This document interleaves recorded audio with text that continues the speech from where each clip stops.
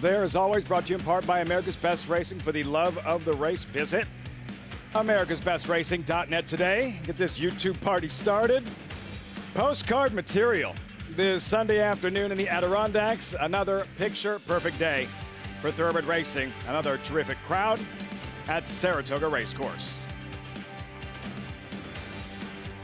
Just outside the paddock, welcome everyone. I'm Lafitte Pinkai. It was electric here yesterday. More than 38,000. Great racing, great stories, terrific day of thoroughbred racing. A typical Saturday at Saratoga. We have lots to recap, plus another 10-race program about to get underway. Let's take a look at today's schedule, brought to you by Claiborne Farm. First, just moments away, start of the early pick 5. Pick 6 starts in the 5th. Featured Mahoney, race 9, main track, fast turf courses, firm temperature, very comfortable in the high 70s. I welcome in my co-host, champion jockey Richie Migliori, Paul LaDuca. Gentlemen, not a lot of time to mess around. Two-year-olds are on the track. Let's get right to it. Paul, what'd you come up with in the first? Well, I came up with a 10-horse, actually, in the first race, getting on the turf for the first time. Fernando Abreu, a son of Canteros. They actually handled the turf okay, and I thought this horse had decent numbers, at least on the dirt. This isn't the toughest field, Mig. The one I can understand why he's the favorite, because he's kind of the only horse that's really ran. Yeah, and then he stretched out, and obviously he wanted no part of a mile and a 16th. They're getting back to what he wants to do, but he was well beaten turf sprinting. I'm with you about the 10-3-0. He's by Cantaros, gets 15% turf sprint winners, and I like this horse's work on the turf, and from what I understood, he turned some heads there. Post-parade, see how they look. Deccan Prince for 3-time four-star Dave winning rider Luis Saez. Yeah, and he's turning back in distance. Big ride on Casa Creed yesterday. Probably getting back to a more appropriate distance for him. Number 2, Legal Catch, a lackluster debut at Belmont last month. You'll see him next, I promise. Nice long look at the favorite, 9-5. There he is, Legal Catch. Yeah, first-time gelding with Dylan Davis and James Begg, who's brought in some horses in here with some intent. They've been running okay. Number 3, Don't Let Me Down, a first-time starter by Tourist, a former four-star Dave winner. Definitely turf pedigree on the male side of this family, not quite so much on the female side. God's Glory debuting colt for the God's Glory stables. Yeah, there's God's glory everywhere. We are on God's day, I guess, on Sunday. If you're ever going to run this horse, it's on a Sunday. Straight from church to Saratoga to bet the horses. KBC Aleda, owned and trained by Joe Sharp. Yeah, a horse that's run okay on the dirt. Has some turf works, not tremendous turf pedigree, though. MCRR, I literally just about tripped over Rudy Rodriguez about 10 minutes ago. You know, this horse has a tiny bit of ability, and Flavian Pratt taking the iron, Size is taking the irons. The problem with this horse has been the gate. Same with Star Attitude, trouble getting out of the blocks in his debut. Yeah, should be more experienced, maybe break better. Again, not a horse that's screaming turf to me from a pedigree standpoint. Rock Chalk, Florida bred, not a Jayhawk. Yeah, I know, right? Rock Chalk Jayhawks, they're the Kansas Jayhawks. George Weaver been on a little bit of a roll. You get to Aaron Cancel, who won the finale yesterday. Excalibrate, Mike Luzzy does a mean Elvis impersonation. Yeah, and he enjoys doing it too. Excalibrate, out of a mare that won on the turf, this is her first fall. 3-0 finally on the outside. Most experienced 4 starts thus far. And you get Shawnee Sean on, Sean Bridgman. We haven't seen him much on that many mounts, but this horse has shown speed, and I do like the pedigree at 8-1. Again, there was a restriction with this race, maiden special weight, all sold for $50,000 or less, or did not meet the reserve in their most recent sale. You could play that early pick 5 coming up, by the way, in your brand new Naira Bets account. When you sign up, Toga 200, earn that $200 deposit match after your first deposit. Bet any track, anywhere, anytime. Join now at NairaBets.com to earn your $200 deposit match. So we say hello to the 4th member of our broadcast team, Acacia Clement, standing by in the winner's circle. Acacia, what have you observed from these 2-year-olds as we get closer to post time for the opener?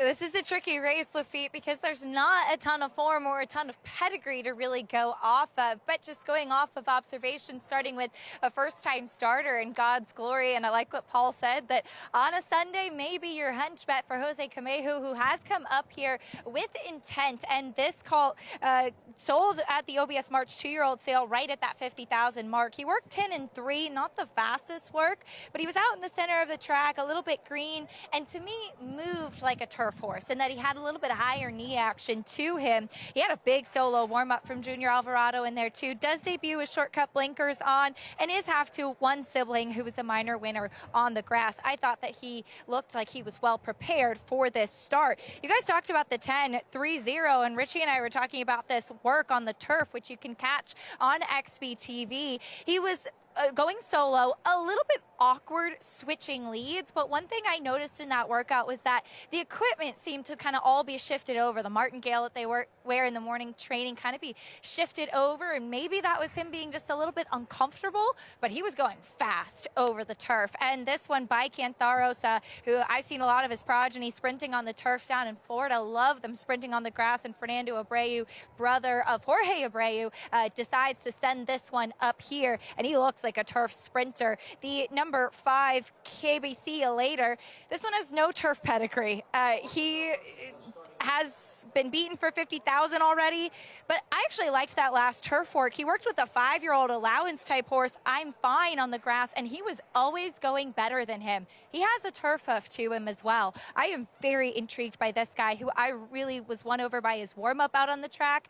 After the warm-ups, he was the one that really caught my eye most. Finally, your favorite, Deccan Prince, no problems with this one. He seems like he has a really light mouth, and we've seen that in his last couple of races, and that he has the tendency to bear out. Seems like a tricky horse to ride. Is your 8-5 favorite. Lafitte? Luis Saez aboard Deccan Prince Acacia. You both went with an 8-1 shot, 9-1 shot, and 3-0 at the gate. Yeah, just like Cantaros is getting turf sprinting. He's got experience. And, you know, sometimes a rider like Sean Bridgman, who can still ride, just needs a horse to ride, Yeah. you know, will get overlooked, or you'll get a couple extra points, Paul.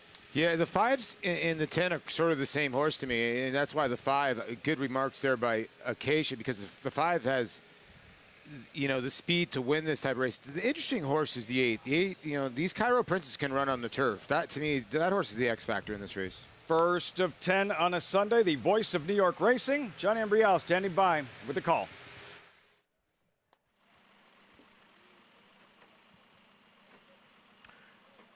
There in the gate.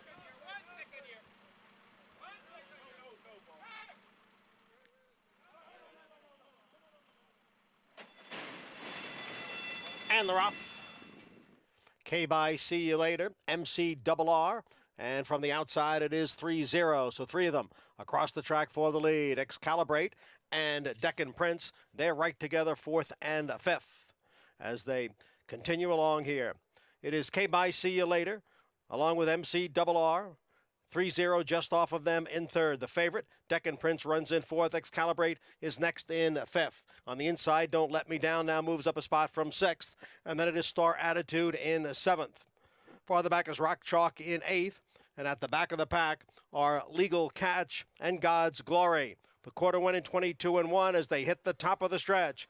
K-Bye, see you later, is the leader here. On the outside, moving up now is Don't Let Me Down. Don't Let Me Down, trying to get closer now to K-Bye, see you later, who's holding on to the lead. Rock Chalk is now coming on the extreme outside. It is K-Bye, see you later, with Rock Chalk in 2nd. K-Bye, see you later. Breaks his maiden in the Saratoga opener. Rock Chalk was 2nd, a photo for 3rd. KB, see you later. Tyler Gaffleone, back from Louisville, winning the Arlington Million yesterday at Churchill Downs, strikes in the opener for Joe Sharp, owner and trainer. KB, see you later. Good speed from the start, was able to get to the hedge or the rail. Obviously, the rail is way out. And, you know, I just think position is so important, and he ran good, but he got the best trip because he had the most speed to take advantage. Well, we talked about it. It was either the 5 or the 10. One of these 2 horses you were hoping was going to take to the turf course, and Acacia hit the nail on the head, said, hey, there's no turf pedigree here on the 5, but moving well over it. She saw the work. She loved the work over it. And you know, Lafitte, I thought the 8 was the X factor in here, and that horse ran on late, and I would think a little bit longer for George Weaver next time, but K-Bye, see you later, won this race at the gate. Something to build on for Rock Chalk, but too much KB, see you later, Rich. Another look, deep stretch. Gaffleone, prop uncocked, now goes to the right hand. KB, see you later, responds. And one thing that stands out to me about this jockey colony, I think it's the influence of some of the older riders. Young riders don't go all in when they turn for home. They kind of build their horse into a finish, like that crescendo. And I think that's something watching guys like Joel Rosario and Johnny Velasquez, that the younger riders are really picking up on it. And that's why you got to ride with good riders, Paul. Good habits rub off. Yeah, it's kind of true. It happens in all kinds of sports. I mean, losing is contagious, and sometimes when you watch one of your idols do something a different way, or you're watching somebody ride, you're like, wow, I should ride like that guy, or I should not ride like that guy. Well, you can learn as much from somebody you shouldn't, but what was the natural? Losing is a disease. No such issues for KB. See you later. The winner in the opener, results, reaction when we come back as our coverage continues. Saratoga Live on a Sunday at the Spa. Stay tuned. He was just put together like a machine, and he had a great mind. Everything about him was what you'd want. Tis the Law pops the cork in the champagne. Tis the Law is going to win the first leg of the Triple Crown. I've never seen him get tired. Respect the law. Tis the law. His structure is just perfect. His bone is perfect. He's left the others behind. He's going to win the Run Happy Travers. He's everything you would look for in a horse. RaceLens is the most in-depth product in horse racing, with unique features found nowhere else. True odds, predictive analysis, and pace projection. RaceLens. It will change the way you follow horse racing and take your game to the next level.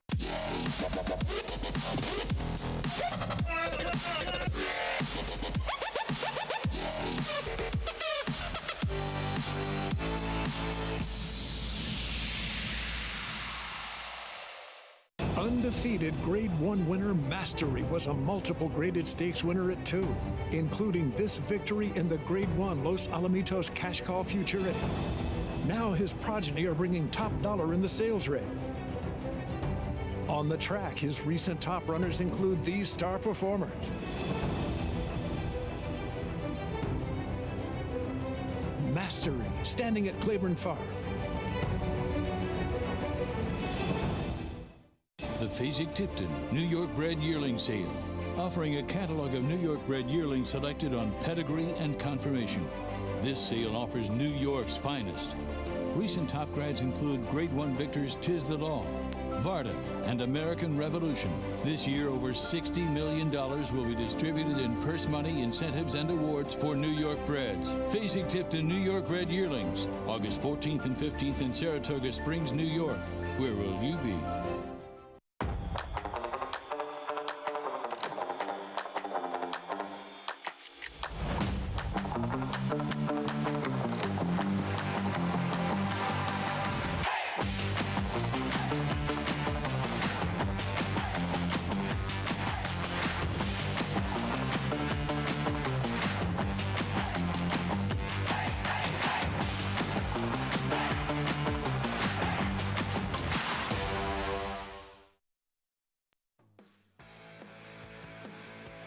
Just getting started on Saratoga Live, as always, brought to you in part by Claiborne Farm. 100 years doing the usual, unusually well. And Paulie for Joe Sharp, the 1-2 finish in yesterday's Fort Larned as well. Yeah, he had a great with Intrepid Heart running a great second. Twilight Blue. Twilight Blue held him off deep in stretch with Tyler Gaffleon, and they team up again here for the winner. And the winner got a little ice bath. Most of the time you see ice baths with football coaches, they cringe. Now with the horse, K-by see you later, it was like, oh, that feels great. 1160 on top. Well earned. Yeah. Good aggressive ride by Tyler. Aggression's good, especially in turf sprints. And he went in with a plan, and he executed his plan. Yeah, he did. It can be a while before they go back to the main track with KBC later. Yeah, after that performance. Right? I think they might have found what he wants to do, right? It's kind of crazy how in this world, like, this horse is not bred for turf, whatever. And then Acacia takes a look at the horse, goes, you know what? This horse is actually looks like a turf horse, worked over the turf. That's why I've always heard from trainers, and Tom Amos always used to tell me, you have to check all the boxes, long, short, turf, whatever. And he checked one box, and boom, it hit. Chad Brown won with a cloud computing on grass yesterday. It happens. Never know. Yep. Acacia standing by with, is it Joe Sharp that's with Acacia? In the winners go? No, winning jockey Tyler Gaffleon. 50-50. Acacia 50-50. I'm in. It was a good guess, Lafitte, as Tyler Gaffalione joins me here, fresh off an Arlington Million win, too, off the plane and back into the winner's circle at Saratoga. Tyler, okay, bye, see you later. You rode him on the dirt, though, and he'd actually worked really well on the grass and really seemed to take to it today. No, that was the thing. We worked him over the turf course over on the Oklahoma last week, and he had a great work, drug me around there the whole way, so we were pretty confident coming into today.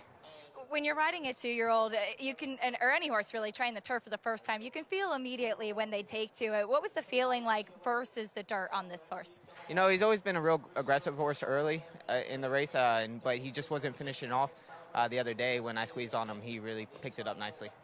As mentioned, you had a big day riding yesterday at Churchill, winning the Arlington Million for Brendan Walsh aboard Santine. Talk to us a little bit about that and just how special that was for you. It was amazing. Getting to go back home to Kentucky it was nice.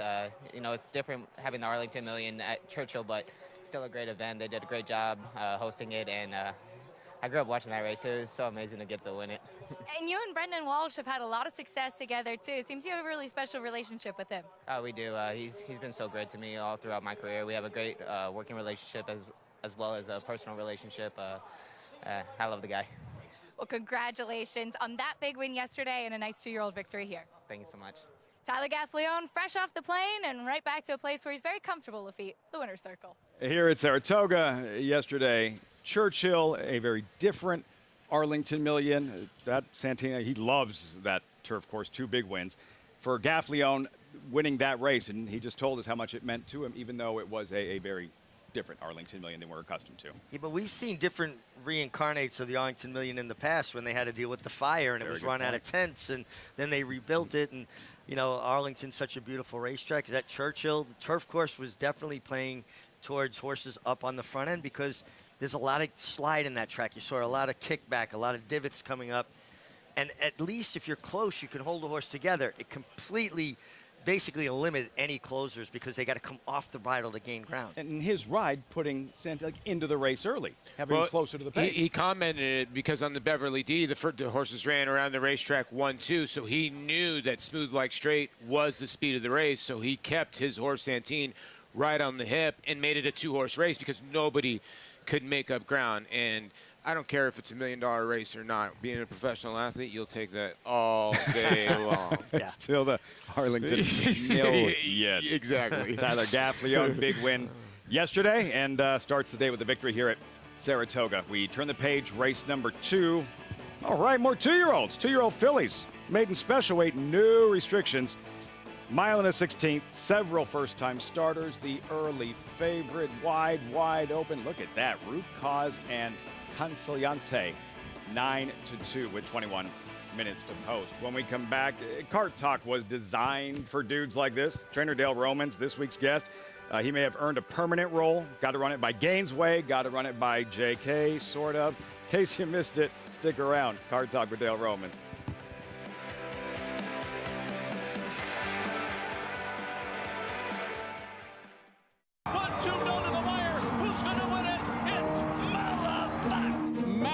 Gets up to win it in the Central Bank Ashland. And Clariere will win the cotillion. Here comes Malathaat. Here comes Clariere on the outside. They're coming to the finish, and it's going to be Clariere. Clariere and Malathaat on the outside. It's a showdown in the Shuby. That's going to go to Clariere. Curling, the classic sire. Who you betting on? How about an app created specifically for horse racing? Nairo Bets. We specialize in thundering hooves, fist pumping, and boosting your bankroll with robust weekly promotions. And offer betting tips from actual horse racing experts. Bet all day and night, nationwide. Get the action and thrill of horse racing with Nairo Bets. The momentum continues for War Dancer as Dancing Buck scores a decisive victory on the Saratoga turf. And it is the New York-bred Dancing Buck who wins it. And Elegant Dancer scores at Monmouth. It's War Dancer's Elegant Dancer, winning by 6 lengths. Interesting note on War Dancer I just got. He is the leading third crop sire for winners and earnings on turf. So he is certainly off to a blazing start at stud. Now with 34 wins in 2022 and over $4 million in progeny earnings, War Dancer is a sire on fire.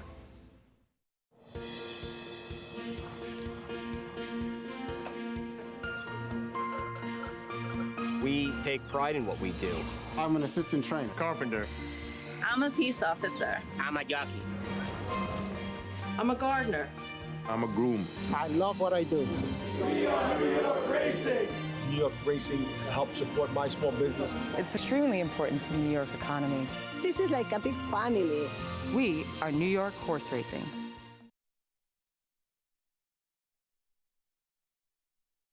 Of course, the showdown is happening. Free to enter handicapping contest following New York Racing on our show. Place your picks now. Watch your name climb the leaderboard to earn real prizes. Get started at NYRA.com/showdown. Trainer Dale Romans, if you're watching this show, chances are you're familiar with the resume. You know, he was born in Louisville and an Eclipse Award-winning trainer 2012. He's won a Dubai World Cup. He's won a Preakness, multiple Breeders' Cup races. That's the trainer. That's the resume, Dale Romans. And then there's the person, Dale Romans. Very quick-witted, a great storyteller. And my favorite part, the fact that he completely ignored the no smoking sign on Jonathan Kitchen's golf cart.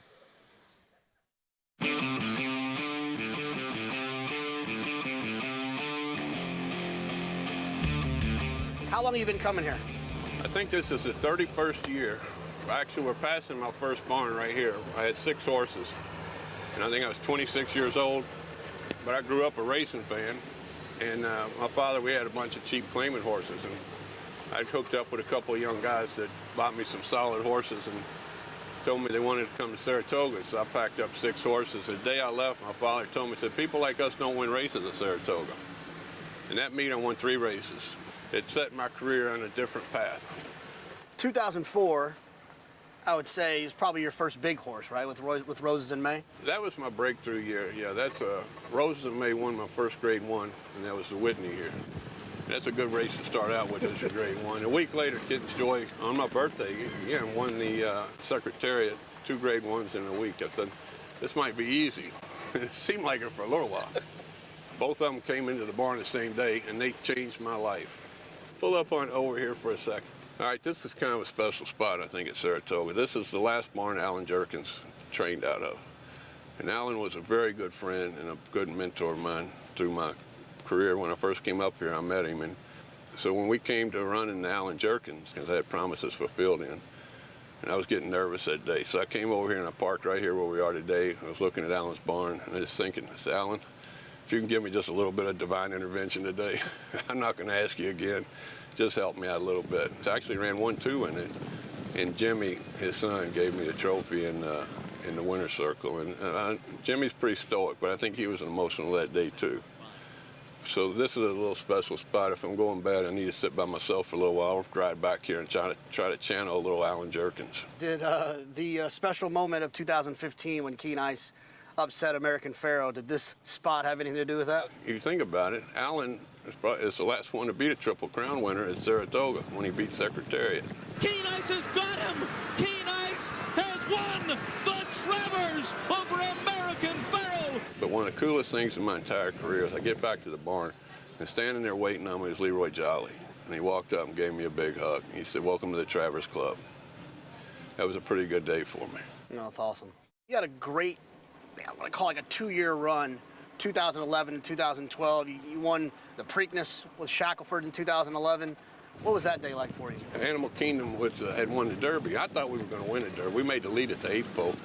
And so we had a rematch come Preakness, and we got to the lead, and we kept on going. And here comes Animal Kingdom flying, and he almost got to us. But Graham's a good friend. That was a great Triple Crown run for both of us, and it was a great time. And that year at the Eclipse Award, we must have taken 500 pictures with people. We were 2/3 of the Triple Crown, they kept calling us. I get the sense from you that you were literally put on this earth to do this and to do nothing else.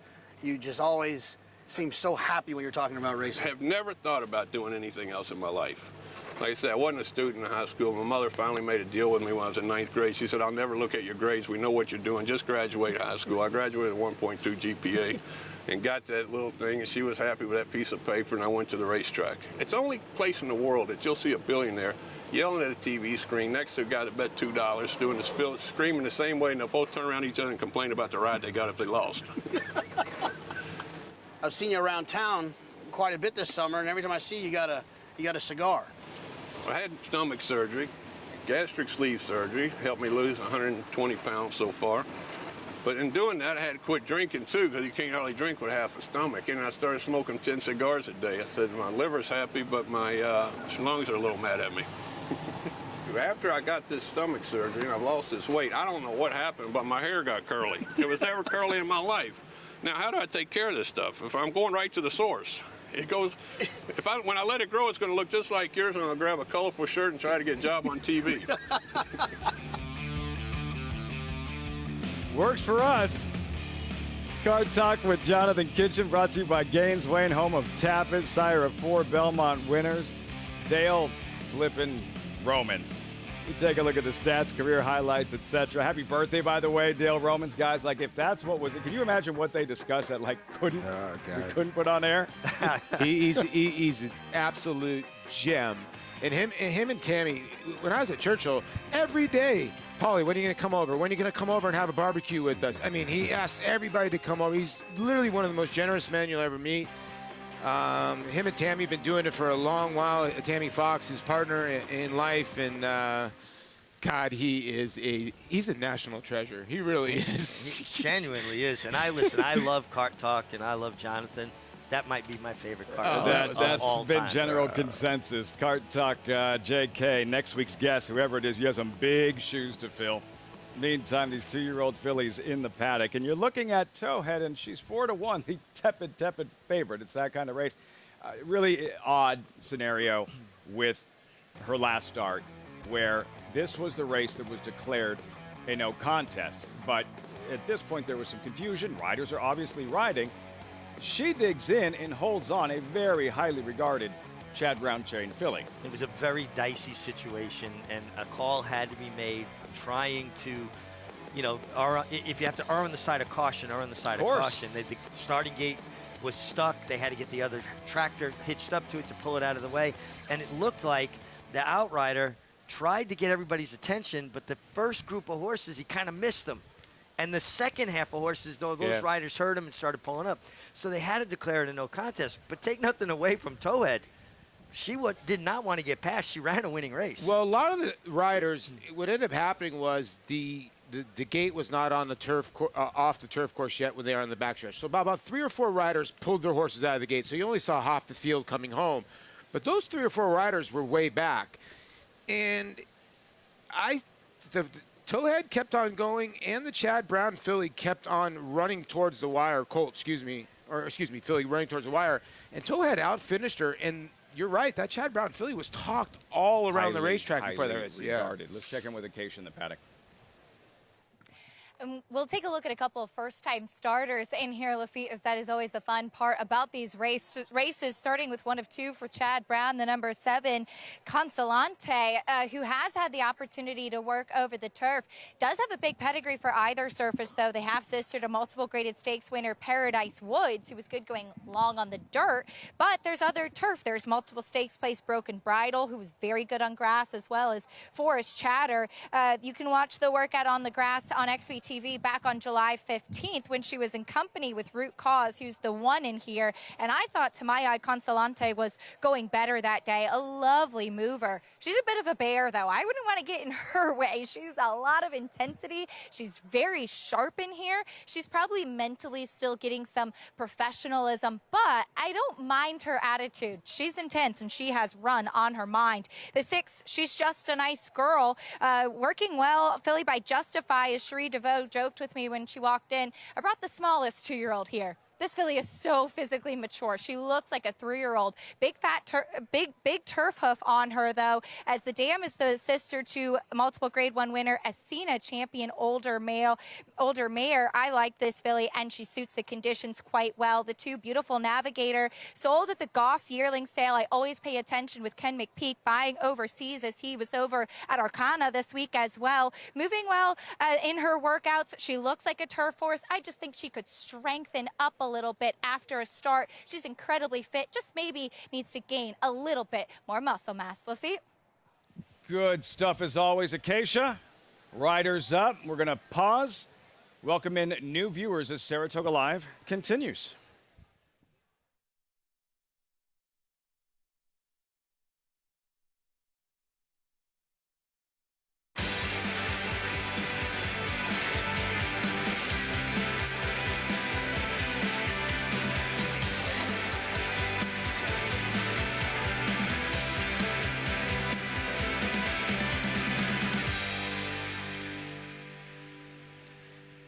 Hello, SNY viewers. This is Saratoga Live. As always, brought to you in part by America's Best Racing for the love of the race. Visit AmericasBestRacing.net today. Just outside the paddock alongside Paul LaDuca, champion jockey Richie Migliori. I'm Lafitte Pinkai. One race down and 9 to go. We've already seen one 2-year-old race, and now we have another. Paulie, this is all about the future. These races are all about potential. We get excited for the 2-year-old races at Saratoga, a post-parade brewing. Who'd you come up with in this wide open competitive second race? Yeah, it's a really, really tough race. I came up with the 7 in here for Chad Brown and Joel Rosario, but you can see the betting board. It is very, very close. It's the lowest is 16-1 down to 5-1. Root Cause was your early favorite for Chad Brown, but it spread all across the board. Back-to-back 2-year-old races. Start the Sunday card at Saratoga. You get 7-2 favorites in the Kentucky Derby. I think that's how wide open this race is. It is wide open, and one of the things that we lean on is pedigree. One of the, for horses that don't have proven form, and I think there's some really interesting pedigrees in here, Paul. Yeah, just before the post parade, I know we just joined SNY. I love Jacob deGrom, so now you can go on. A lot of the viewers right now sharing that same sentiment. Spunk, showing some of that. Spunk. You're going to see a lot of it with lightly raced horses, inexperienced, some first-time starters. There's Tyler Gaffleone, who already won the first race on the afternoon. A call to post. Towhead, who is the tepid choice at 7-2. Root Cause to kick off the post parade. Jeff Drown's debuting filly. That's Zandon's owner. Yeah, filly that sports 2 turf workouts. We've seen that with Chad Brown. If they work well on the turf, he runs them. She is, to me, more of a dirt pedigree. Beautiful Navigator, first-time starter, owned and trained by Kenny McPeak. Yeah, Luis Saez gets in the irons, and this is a horse that's got a unique pedigree, an Irish-bred horse. Coexist, Javier Castellano won with a $71 first-time starter this week. Javier Castellano riding in terrific form, really has found his confidence again, his timing. And Anthony Dutrow has worked this horse twice on the turf, and I like when I see those turf works. It, kind of points out they saw something that gave them confidence to run on it. Spunk have to treat her like a first-time starter. Exits that race, declared a no contest. There is Towhead, who finished in front in the race, declared a no contest. She likes turf. I mean, it was a crazy situation, but she did run well. Didn't count, but she ran well. She's just a nice girl. The debuting filly here by Triple Crown winner Justify. I love this horse's pedigree. You just don't know if Cherie has this horse cranked first time out. Cherie DeVoe, she's a heck of a trainer. Gonzaliante, Alpha Delta Stable, debuting homebred. Very well bred. Also a half to Paradise Wood, who was more of a dirt horse, but the mare did have a couple of 3 turf winners. She looks good. MoMA, Wertheimer Brothers, first time starting homebred. Yeah, you have to love it. They worked this horse over the turf, got to see what she was like, and then gave her a nice little spin over the regular track. Flavian Pratt had 3 winners yesterday. Forever Dixie got smacked, leaving the gate in her debut. Estrella, first-time starter by 5-time 4-star Dave winning trainer Bill Mott. Yeah, and this one out of a Rockport Harbor mare. I guess that's where she gets her gray from, the Rockport Harbor side, but she's been working well in the morning for Bill Mott, 10-1. Last Sunday, we met Pink Hue in a race just like this. Potential superstar. Who will we meet today? Today's schedule brought to you by Claiborne Farm. This is the start of the early Pick 4. Pick 6 starts in the 5th. Featured Mahoney is the 9th. Main track fast. Turf course is firm. It's beautiful up here in upstate New York. A very comfortable temperature in the high 70s. So the warm-up continues. We're looking at Root Cause, a contender drawn inside the debuting filly for Chad Brown. And we say hello to Acacia Clement. Acacia, you watch these fillies in the paddock. Now what are you noticing as they warm up? Well, I'm really excited about this race. Lafitte talked about a couple of first-time starters back in the paddock, and we'll check in with a couple more here. Looking at the 3 Coexist for Tony Dutrow, as Richie had mentioned, she has worked over the turf course and did so quite well. 2 works back, she was in company with La Mazel, who debuted and finished a useful 4th on the turf here for at Saratoga for Tony. She was traveling beautifully inside that day. She's been very sharp. The Dam is the sister to multiple graded stakes winner My Boy Jack, who ran on both turf and dirt, though probably better on the main track. But this one looks well spotted for here. The only thing is that she was a little bit reticent to link up with the pony in the post parade. She was really energetic. I like her physically. I think she's still figuring things out, but she's beautifully put together. The number 10, Estrella, to the outside, affiliated by Mendelssohn, as it does seem that his progeny might be a little bit of the later type, but obviously there is a huge pedigree here, as some good horsemanship by Jose Ortiz. She's just a nice girl, acts up a little bit on the racetrack, but as far as Estrella does go, this filly is the Have to Tell Your Daddy, who won the Bernard Baruch, and Dinah Drive, who just won the Lure, two horses who have done quite well for Tom Morley, and both turf horses. She looks well spotted. She looks very, very quick, too. There's not much of her. She's a little bit of a lighter frame, but she's incredibly fit, especially for a Bill Mott first-time starter. And there is the kind of mentality that Bill doesn't necessarily win first time out with two-year-olds, but he can have one ready to go, particularly the fillies, as they do often tend to be a little bit further along. I did land on She's Just a Nice Girl, acting up a little bit out there on track, but overall, I thought that she just suited these conditions so well, and this should be a really exciting two-year-old race. Lafitte? The filly Acacia, who earlier, for those of you just joining us, told us it looked like a 3-year-old, big, mature. She's just a nice girl. Acacia's top selection. Just to her outside, Paulie, that filly, Consoyante, you're just going with her, correct? Yeah, the filly by Quality Road, Forest Wildcat on the bottom side. You get Joel Rosario, who's just been running lights out. And you got the two works over the turf track before, two dirt work. So, you know, Chad got to see what this filly can do over the turf course. And you literally the guy that's been literally, he's just been riding so confidently, and especially over the turf course. Joel Rosario for Chad Brown, Consoyante, and the tepid favorite, Richie, Towhead. Now, again, a very unconventional situation where she crossed the wire in front by a flared nostril, a millimeter. We'll take a look at it in a race that wound up being declared a no contest. What happened? Yeah, there was a malfunction with the tractor that pulls the starting gate off of the turf course. And they had about 30 seconds before the horses were going to run into the gate. They had to make a decision. And they basically started hollering at the riders to pull up. The first group of horses didn't hear, but basically these were the horses in contention. And these riders just kept riding as though they had no clue that the gate was in the way, and by the time, obviously, the gate was out of the way, she was passed, and she fought back. You got to admire and appreciate how game she was. They didn't know anything about a no contest. The fillies are throwing it down, Paulie, and the filly Towhead Beat, trained by Chad Brown, came in with a big reputation, highly, highly regarded filly. It was a giant effort. You know, this was a horse that only run 2 5.5 furlong races, and then goes out and runs a 1.16 on the turf. I know that she got away with slowest fractions, but again, she was able to battle back. She was on the wrong lead, too, on the rail, too, was able to battle back and show a lot of fight. So, you know, it's almost like one of these things, like, do you bet horses that get disqualified right back? You know what I mean? Like, and a lot of people stay away from that situation. Is there going to be a better filly than her? But her last race was impressive. She dug. Tyler Gaffleone won the Arlington Million yesterday, Churchill Downs, and won the first race on the program here at Saratoga. Of course, you can always get the past performances following the races on today's show and the stats, trainers, jockeys.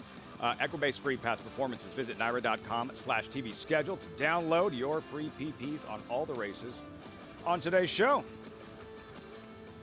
And Richie, these races are, we get excited for the Travers. We get excited for the Whitney and so many big races. Yesterday, the 4-star day, but the 2-year-olds at Saratoga. And in races like this, these are the types of events that could wind up producing horses that wind up in the Breeders' Cup Juvenile Filly Turf starting gate. We see it every summer.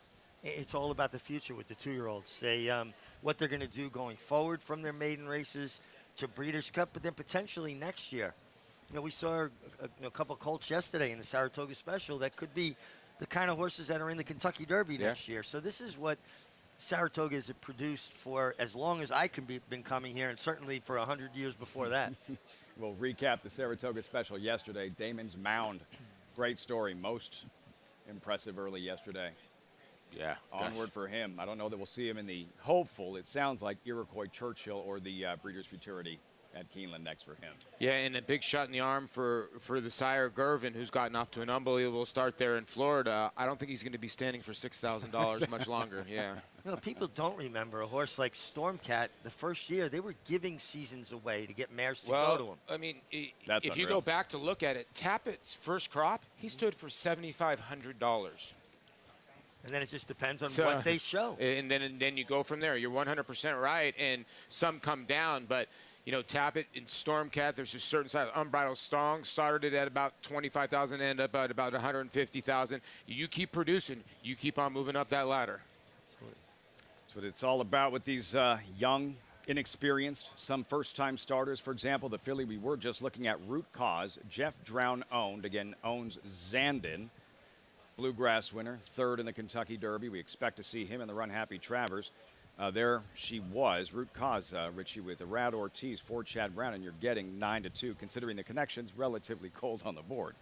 Yeah, but we've seen Chad Brown win with horses that didn't take money this meet, and I think you kind of tread lightly there because he's going to be right more than he's going to be wrong. And obviously, Root Cause and the 7 Consciente, they've been working together on the turf. They both were head and head, but I thought the 7 Consciente was just going slightly better of the two. I don't try to figure out Chad.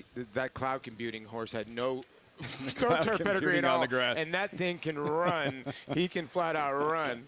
Oh, goodness. Brown with Root Cause, represented by a couple in here.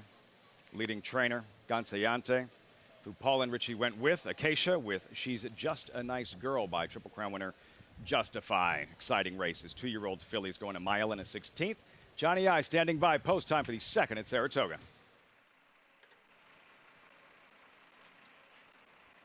Waiting for Forever Dixie and Estrella.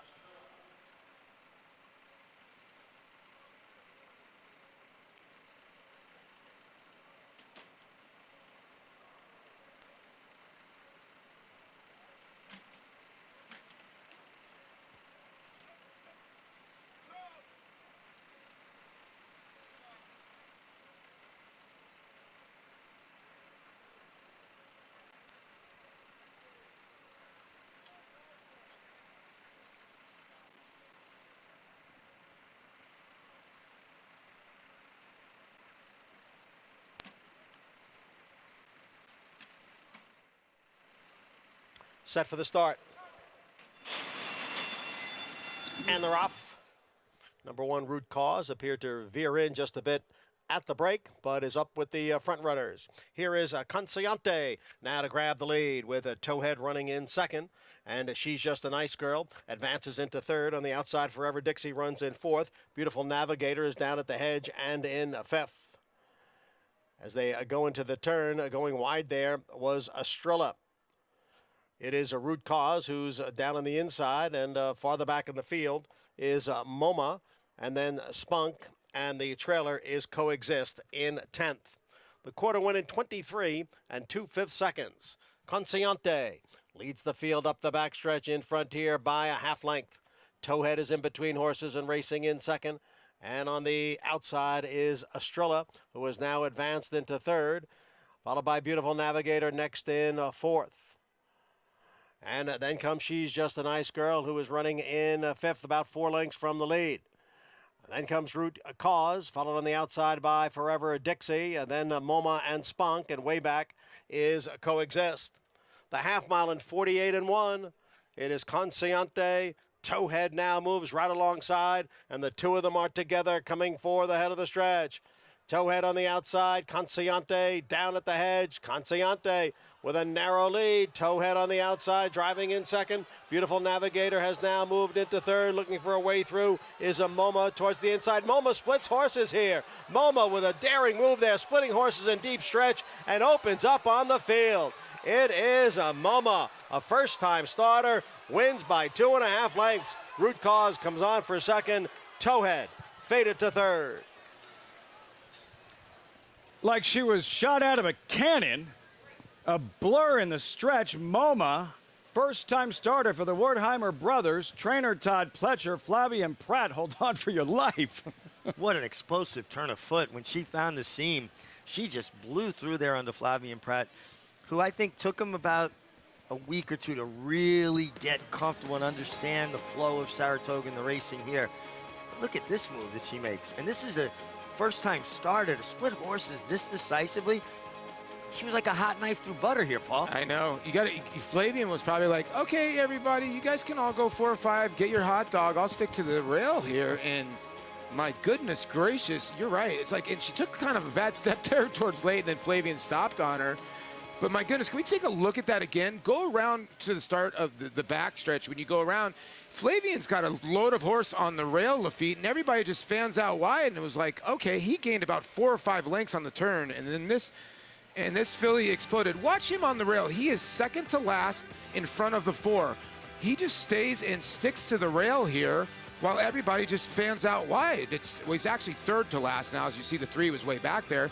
But he's got a load of horse right here, and he stays patient, Mig, because he's like, you know what? I'm not going to go around horses. I'll just sit and see if I got a spot. And boy, did he get a spot. This is discipline. You have to have discipline to do this because he had a lot of horse. She's carrying him.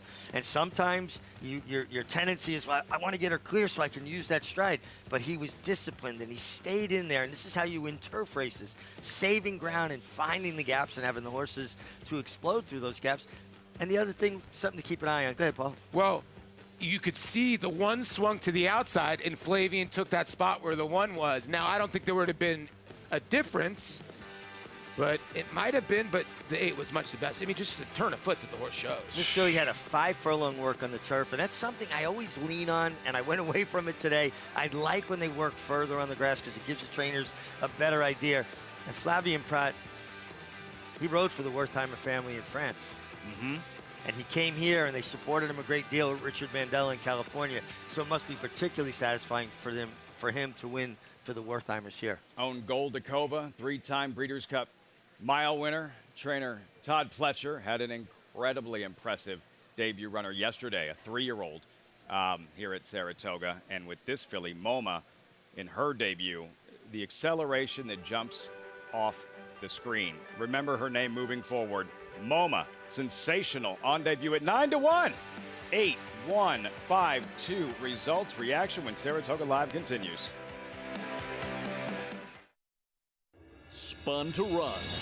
In the Breeders' Cup Dirt Mile, he defeated a loaded field that included multiple Grade 1 winners Omaha Beach and Improbable.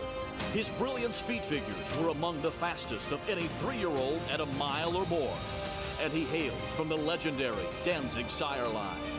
Multiple graded stakes winner, millionaire, Breeders' Cup champion, Spun to Run, standing at Gainesway.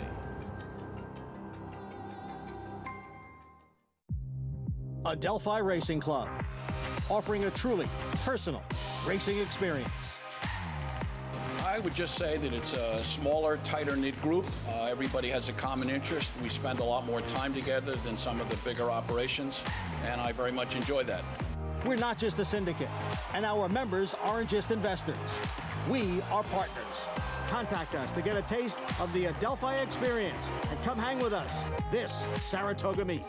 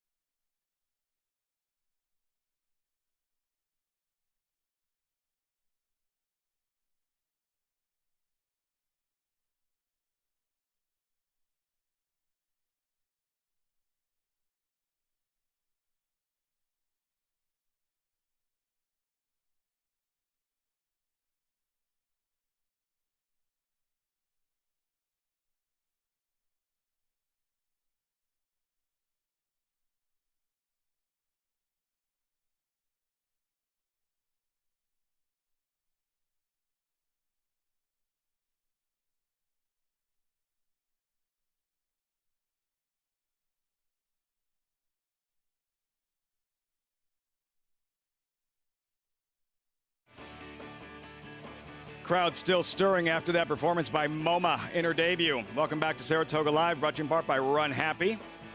His debut was awesome. His King's Bishop here at Saratoga, sensational. Now the sire of winners on all surfaces, dirt, turf, and all weather. 1863 Club located on the clubhouse turn. Great food, great view. 3-story facility, terrific spot to spend the day at Saratoga. Maybe not as good as the winner's circle, but close. MoMA, for the Wertheimer brothers, Flavia and Pratt, and winning trainer Todd Pletcher standing by with Acacia. MoMA impressive on debut, and Todd, she's such a leggy, tall drink of water. It seemed once she got her feet underneath of her, what an acceleration on the turf. She really did have a nice kick, turning for home. She didn't jump well, which actually worked to our benefit. Flavian was able to tuck over in a good ground-saving spot and save ground all the way around there, but I love the way she kicked on the last part. I noticed she kicked on really well in that turf workout, too, and she worked 5 furlongs on the grass. How much of a benefit is it to be able to kind of put the miles on the turf in the mornings? Well, it gave us the indication that she liked it. You know, she'd been training well on the dirt up until we got to that 5/8 point, and then she sort of bottomed out a little bit. And she gave us a little bit of a turf impression when we put her on the grass. It was pretty obvious that she moved forward on it. I wanted to ask you about a horse that debuted yesterday, a 3-year-old Expressman who put on a little show back in the paddock, but super impressive on track and a big figure coming back with a 107, I believe. How did he come out of the race, and any thoughts on future plans? We came out of it well, yeah. Like you'd said, he was pretty active in the paddock, and you know, didn't give that indication to necessarily do that in his debut, but it was a very impressive run, and he seemed to come out of it well. You know, probably take a progressive approach to it and come back in allowance race and see what happens from there. I can't wait to see him next time. Congratulations there, and with a nice 2-year-old filly here, Todd. Thank you. Todd Pletcher, as he has a nice 2-year-old turf filly, a very impressive dirt colt yesterday, Lafitte. It's good to be Todd Pletcher. Real good. The 14-time Saratoga champion trainer. You see the results. Acacia, thanks so much. So, MoMA, Expressman, can you lend perspective to how fast that is? 3-year-old, first-time starter, 107 by her speed figure. It's such a fast speed figure, and that doesn't even tell the whole story because he won by 7 1/4 lengths, and the last 16th of a mile, Javier Castellanos wrapped up on him, and he's cruising through the wire. So he could have gone faster. I don't know how much faster, but obviously he didn't need to. That was impressive. No, it's eye-catching. It's one of those ones visually you don't need to really look at the number, but when the number comes back, you're like, wow, 107, you know, a couple horses, not many horses debut at 107. I mean, I've seen some great debuts. You talked about Run Happy, one of the most electrifying debuts. I still, on track, Golden Sense, won by like 12 or 14 first time out, was an unbelievable debut. But you run 107, you're running. Just like MoMA, some horses just jump off the screen. You're watching college football on a Saturday, you say, that guy, like, he's playing on Sunday. Yeah. This filly, she has a bright future moving forward, and it's a prospect for Todd Pletcher. So, yeah, he's got a loaded barn, young prospects moving forward. We step forward to the 3rd race here at Saratoga. First look at dirt racing today. Just a $16,000 claiming for sale race, 3/4 of a mile. Fillies and mares, big Q.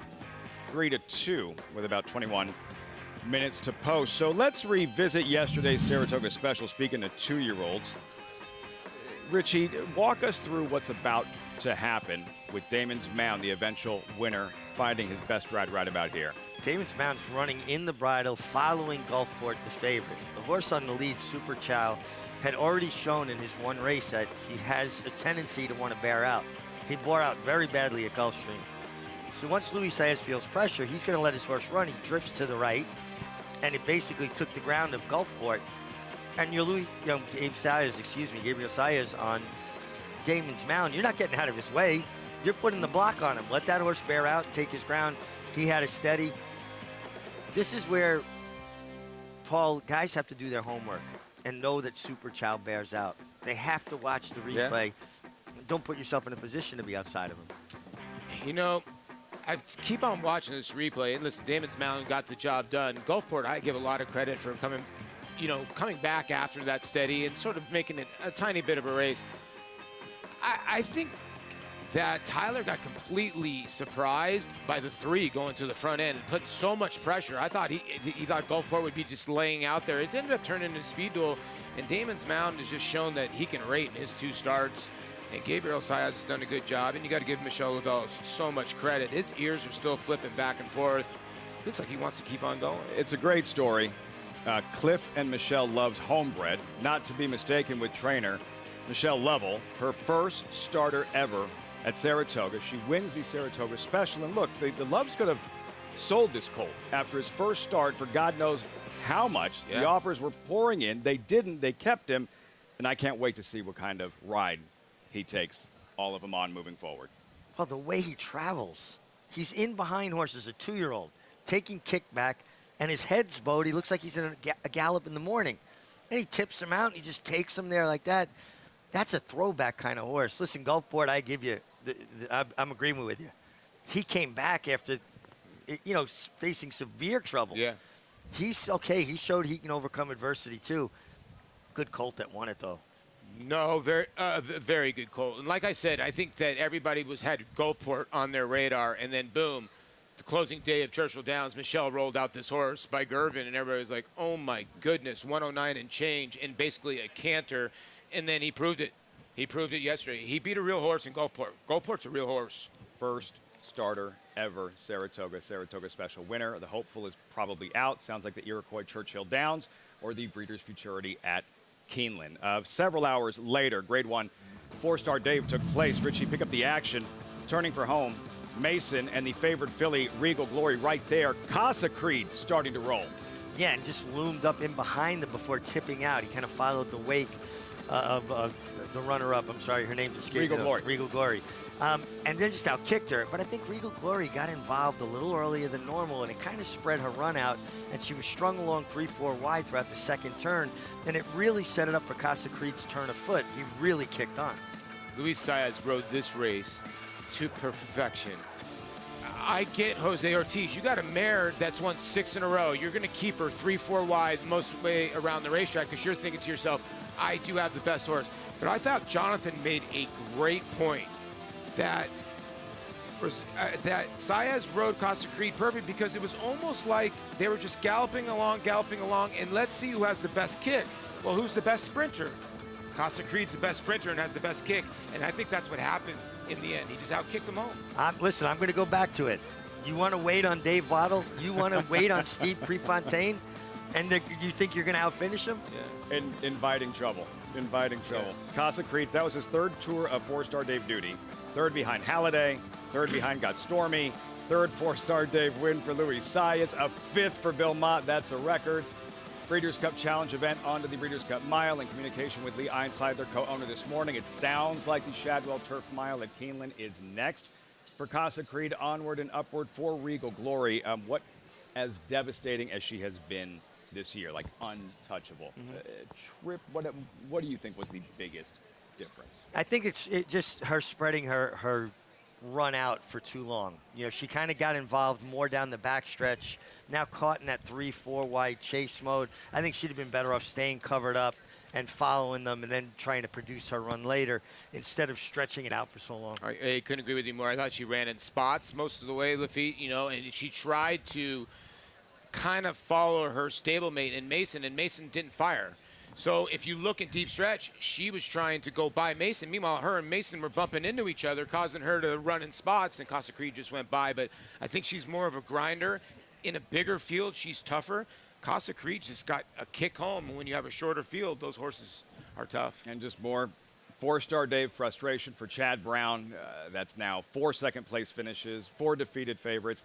This one, for whatever reason, has eluded him. Something tells me he will get his before long. Just didn't happen yesterday. 4-star Dave, as we mentioned, Breeders' Cup Challenge event. Here at Saratoga, Life is Good won the Whitney last week. Still ahead, Sword Dancer Ballerina Travers weekend. Flower Bowl Jockey Club Gold Cup closing weekend. Breeders' Cup Challenge races at the Spa. Horses in the paddock for the third. Nothing glitzy about this one. Blue collar, $16,000 claimer. But Big Q is here. Class drop, been facing tougher. Will it all add up to a W today? We'll find out in 15 minutes.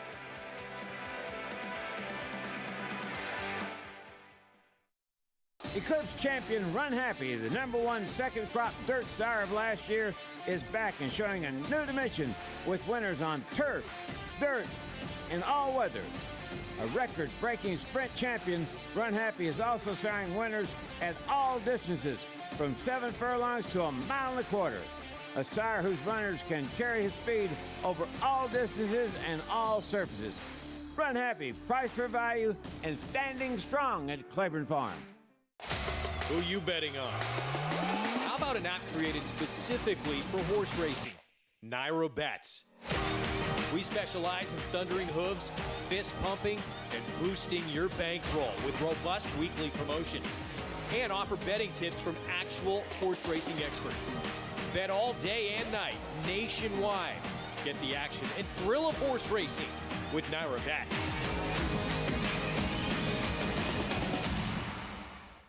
The breeding industry is governed by one principle. Performance determines success. And Constitution has won! Now, he's earning his stripes by siring stars. Independence Hall wins the Hagyard Bayette. Law Professor just in front, and Law Professor. American Revolution, fireworks in the stretch here in the Cigar Mile. Constitution, a natural-born leader. Racetrack Television Network brings you every race, from every track, on every screen, every day. With monthly packages starting as low as $5, RTN gives you great value and access to more live HD streaming and race replays than anyone. Visit RTN.tv today to sign up and watch on almost any device, including Roku and Amazon Fire. RTN has packages that start at $5 per month.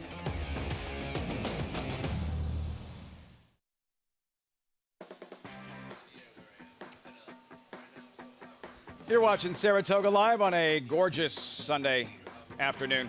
As always, brought to you in part by Claiborne Farm, 100 years doing the usual, unusually well. First dirt race, updated odds. Race 3, as mentioned, modest crew of $16,000 claimers, fillies and mares, 3/4 of a mile sprint. Looking at Shadalamo, currently 9-2. We check in with Acacia with this Race 3 paddock report. Acacia. And Lafitte, we'll take a look at your favorite big Q on that big drop in class. Ford trainer Gary Siaka tried the turf last time, and Making My Move just really ran all of them off their feet that day. And she didn't really look like a horse that was overly turf meant, but she had been the type that just didn't carry a lot of condition behind the saddle. And as we often say, sometimes those who are a little bit more angular behind, lighter behind, have an easier time pushing off on the turf. She's actually strengthened up quite a bit, but by her standards, out of that last race, and she's definitely a dirt horse instead.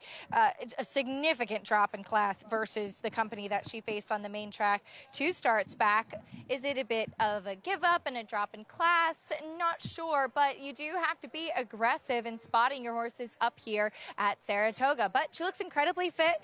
She has some tactical speed. She's been a horse that's been honest and consistent, and she is certainly the one to beat in here. Looking at a couple of others, the number 1, Prairie Fire, is a reclaim for Charlie Baker, an angle that I always find interesting, particularly for a horseman like Charlie Baker, who is so sharp, and I really respect, and also interested because he used to own this horse as well as train her, and now he claims her back, and this time for owner Mike Dubb, who likes to win races and be aggressive up here at the spa. So she drops in for the 16. She last won at the $20,000 level. I think she fits here. She's super fit, and she is sharp, putting the tack on too. She was bumped last time out, and I think just taken out of her game a little bit more. This is the right spot for her, particularly getting to go the 6 furlongs once again, and just more than anything, that reclaim by Charlie Baker really piqued my interest. The number 6, Happy Sophia, is also taking a significant drop in class. I know she goes out for lower profile connections, and she's one that wouldn't take as much attention as Big Q, but I don't have any problems with her. I think she actually stacks up really well. The front wraps do on, but that's something that we see quite often from the barn too. She's really well muscled. She's actually a lot stronger since I last saw her. She's going to be a generous price in here, and I do think that that drop in class makes a lot of sense for Happy Sophia. Lafitte? Happy Sophia at 11-1. Acacia, these are $16,000 claimers. This year's Kentucky Derby winner claimed for $30,000. At what point? The segue, because guess who's back? Back in New York. Rich Strike, the Kentucky Derby winner, has arrived. Here he is arriving at Saratoga. Doesn't care what you think of him. 80 to 1, 8,001. He won the Kentucky Derby, and he's running in the Travers, Mig. And he'll hope that he gets some pace. I mean, he got an incredibly fast pace in the Kentucky Derby. He's not going to get that in the Travers, but he certainly didn't get any help on the front end in the Belmont Stakes. No, and it's pretty crazy that Curlin... on his toes. He's on his toes and feeling happy. I'm sure he loves it up here. This is the kind of racetrack that maybe he will like. He loves Churchill Downs so much, and we've seen that Churchill Downs horses have done really, really well here. And Curlin, what a sire. Never got his Derby, but one of his grandsons won the Derby.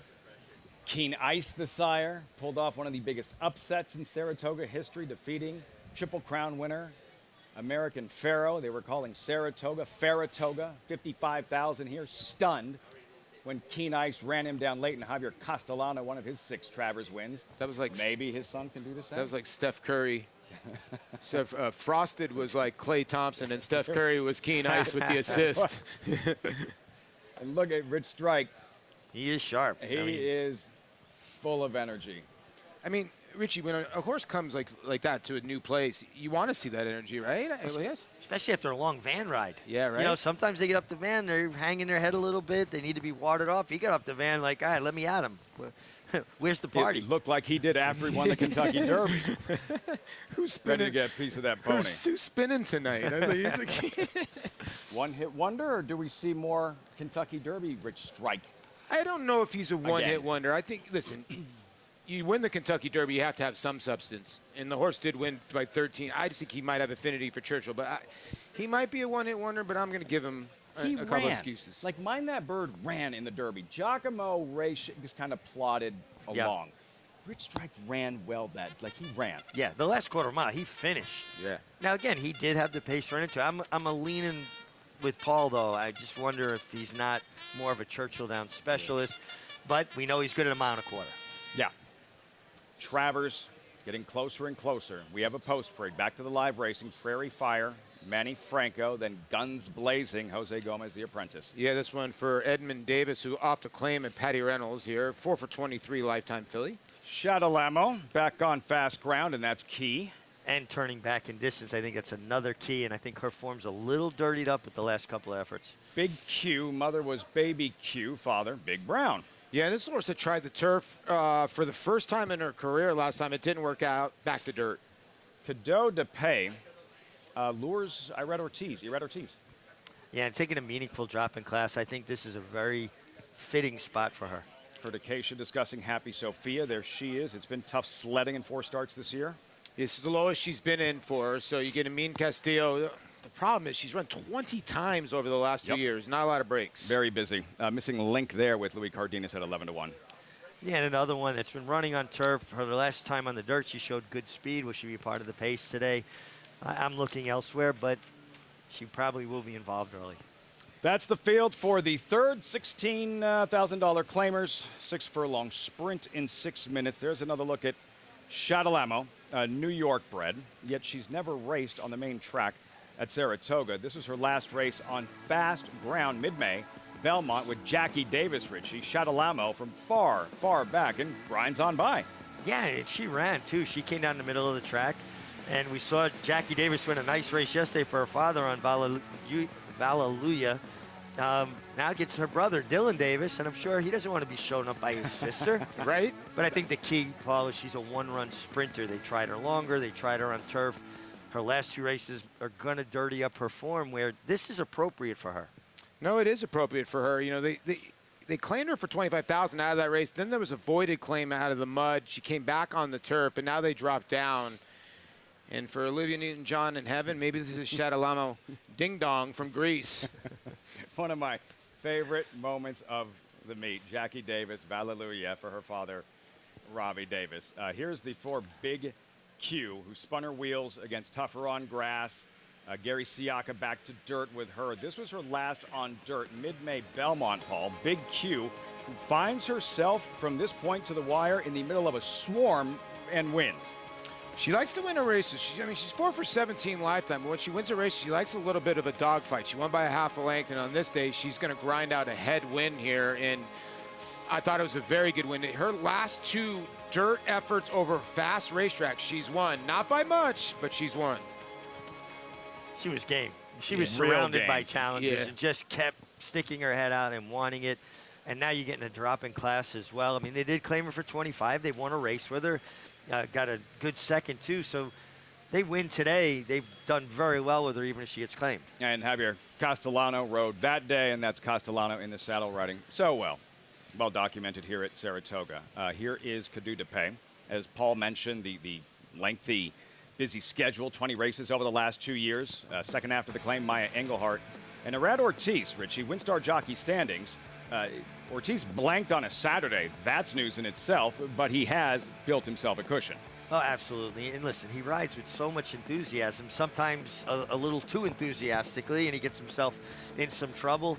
I think sometimes you just got to allow the horses to do more of the work and not try to put them on your back. But, you know, a guy that rides hard, whether it's a 16 claimer or a grade 1. After today, 16 racing days. Where to go?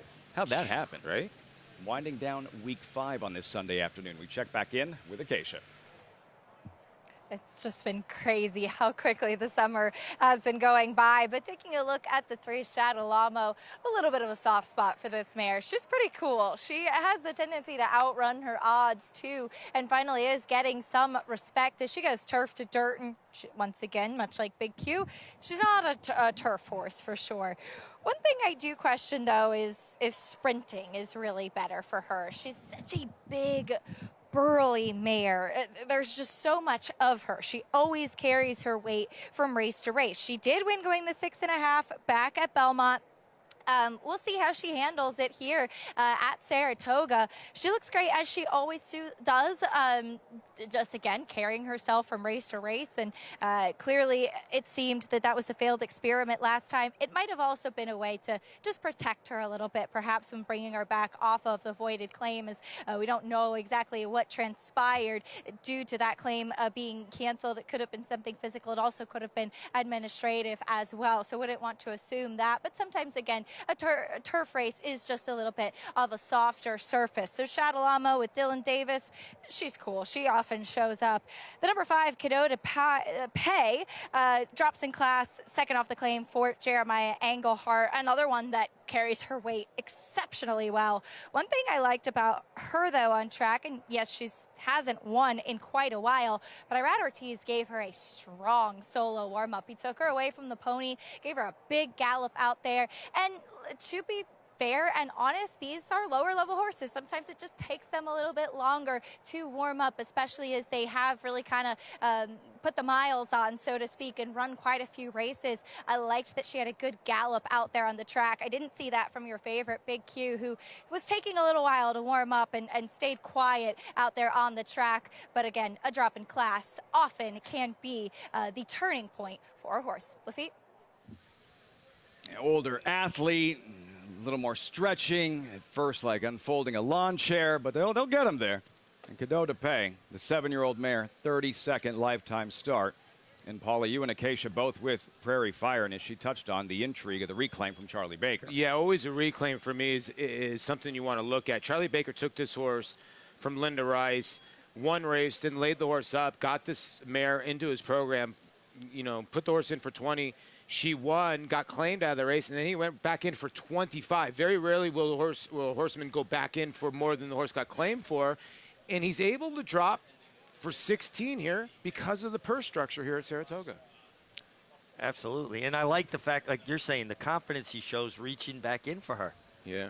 You know, and he feels like he has her whole card. Interesting, like Acacia talked about, that it's for Michael Dubb, and he actually owned her himself last time. Michael Dubbs second in the owner standings, a couple of wins behind Seth Klarman. Do you have an all-time, who is your all-time favorite claimer that you rode during your Creme de la Fête? That didn't take long. 16 wins on him from the time I was a 7-pound apprentice till I was a journeyman. Was on him here when I fell and cost me Saratoga. Came back and won like 4 more on him. So I won 16 races on him. I loved him. Bittersweet. Yeah, he was going to drop you one at one time. It was basically what you're well, saying. Well, it wasn't his fault. Somebody ducked out. But no, he was incredible. And then he was at the Wallkill Correctional Facility in the TRF herd. Used to go up and visit him. That's awesome. Creme de la Fête. Some fan favorites and jockeys' favorite. Doesn't have to be the Triple Crown winners, the Grade 1 winners. Sometimes something different. It's a horse in races like this. This is a $16,000 claimer. They tried just as hard. 2-1 favorite at post time. Big Q. Johnny I standing by. There in the gate.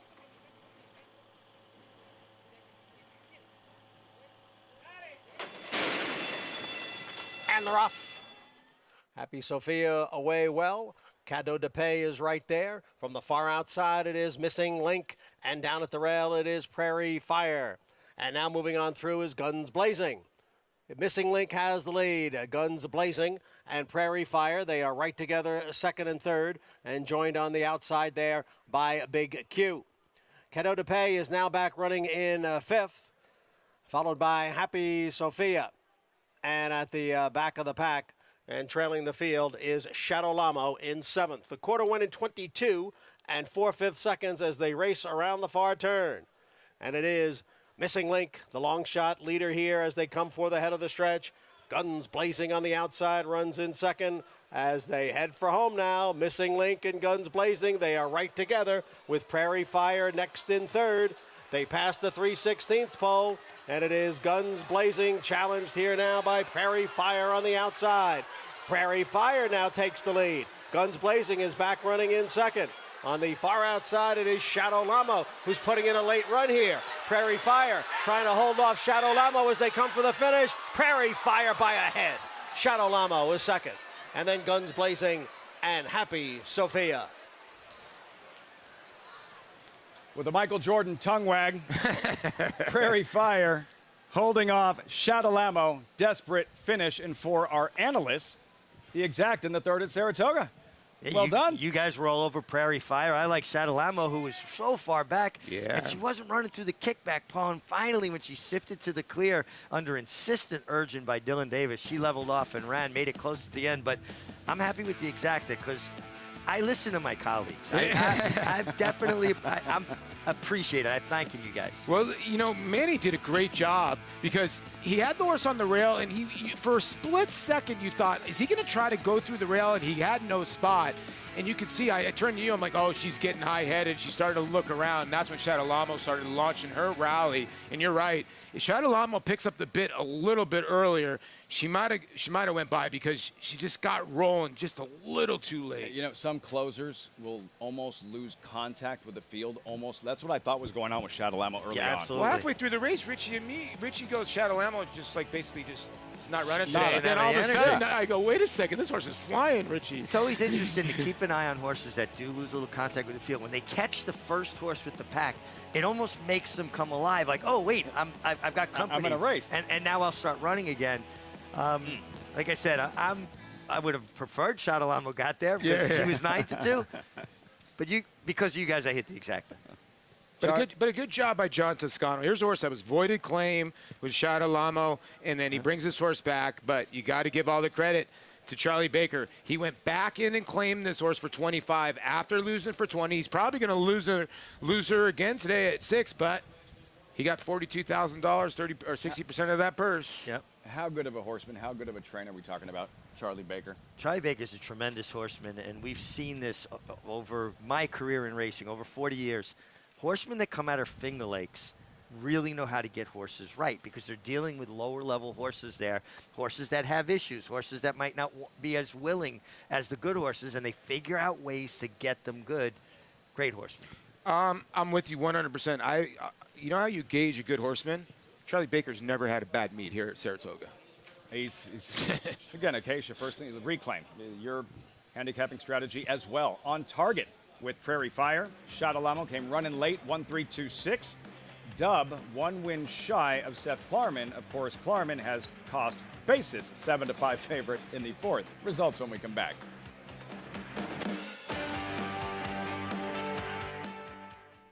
Speightstown. Munning. Echo Town. It's Echo Town for Joe Talamo and Echo Town raced away. And Echo Town is drawing away in the stretch. Echo Town wins the Allen Turkin Stakes. A sire line so prolific, it repeats itself. Echo Town.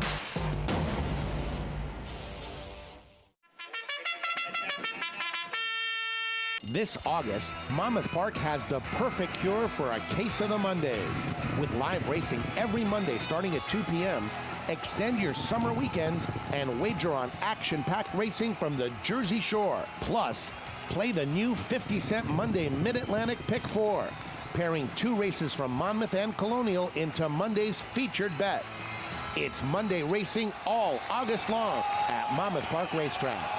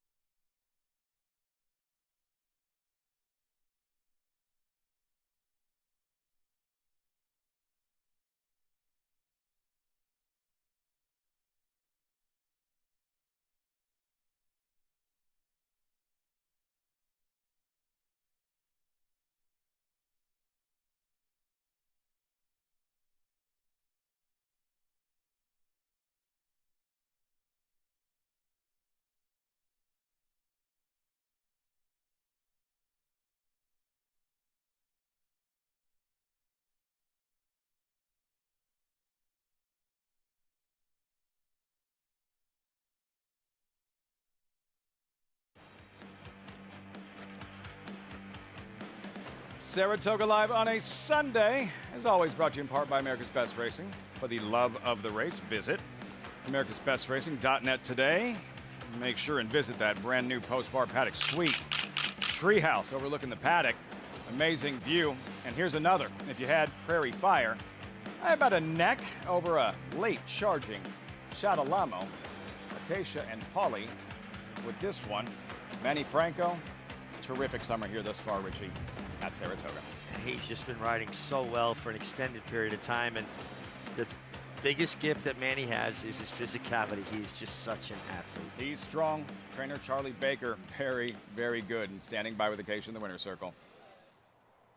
A reclaim of Prairie Fire turns into a win. And Charlie, you had actually owned this mare before you dipped back in for her to run her for Michael Dubb today. What was it about her that prompted you to claim her back? You know what? She's always been a hard-knocking filly. She was a better horse over the years. She's getting older. I think she's getting weird and tears getting to her. But she was always a hard-knocking filly. So I figured for 20, 25, we're around there. You always can go back up or down wherever you got to go, and she'll be productive. So that was a reason, really. Mike called me about her, and I said, she's okay for the 25. We got to see how she comes back and go from there. So when she came back, she was a little, not the same, but we figured we'd find a spot where she can win, and we got lucky today doing that. The strength of Manny Franco on display, and she wins, she gets claimed, and that's how you play the claiming game. Yeah, definitely. Mahoners are not big on claiming, so I don't get to play it as much as I would like to. But that's the way you pretty much play it. With what ours tell you where they need to go, and you go from there. You try to use them to win whatever you can win, basically. And as mentioned, we just took a look at that photo, and she was a neck ahead of the late charging Shadalamo, but she dug in gamely. That was a big effort. Yeah, she tried. She's a trier. So, she gave a big run, top of the lane, and had enough to hold the horse off. But that's all she had to do.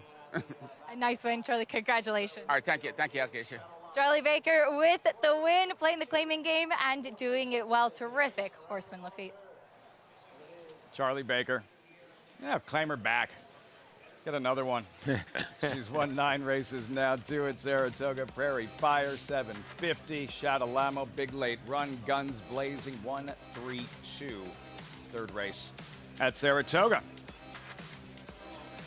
Moving right along, field for the 4th $50,000 claimers coming up. 7/8 of a mile, and the 7-5 early favorite, morning line favorite, is Overlay at 2-1. Klarman, Brown, Ortiz.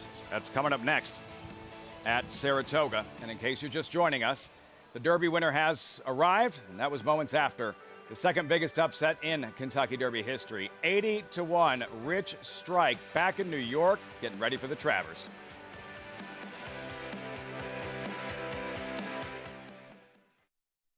This proven son of Giants Causeway has sired 7 millionaires. With over 10% stakes performers, his recent top runners include Tarabi, placed in the Grade 1 Spinaway and Breeders' Cup Juvenile Fillies, Grade 2 winner Plum Ali, multi-millionaire Shivaji, plus these standout performers. Now his biggest book in the past decade will be 3-year-olds in 2022. A proven value sire, First Samurai, standing at Claiborne Farm. You don't have to be a multi-millionaire to get into this game. You can have a few $1,000s and have fun with it. But with the bonds, you're actually going to win. I've had the opportunity to win multiple races. In fact, this year won 2 times in one day, which is almost unheard of to be able to do. This is going to happen with them. You will get into the winner's circle in Saratoga. You will walk that horse in, and you will stand there, look at the crowd, and the bonds will take you there and get you into that winner's circle. And it won't cost you a lot of money.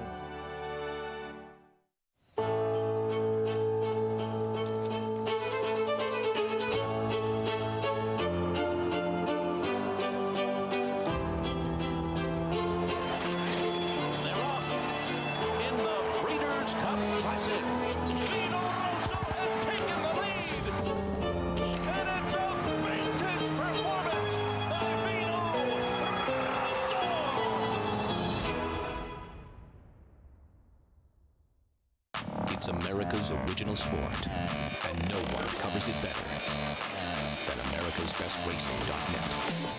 From the sport to the lifestyle, the best races, horses, and destination venues, cocktails, gambling, fashion, and more. America'sBestRacing.net is a sport for you. Live it, love it, bet it.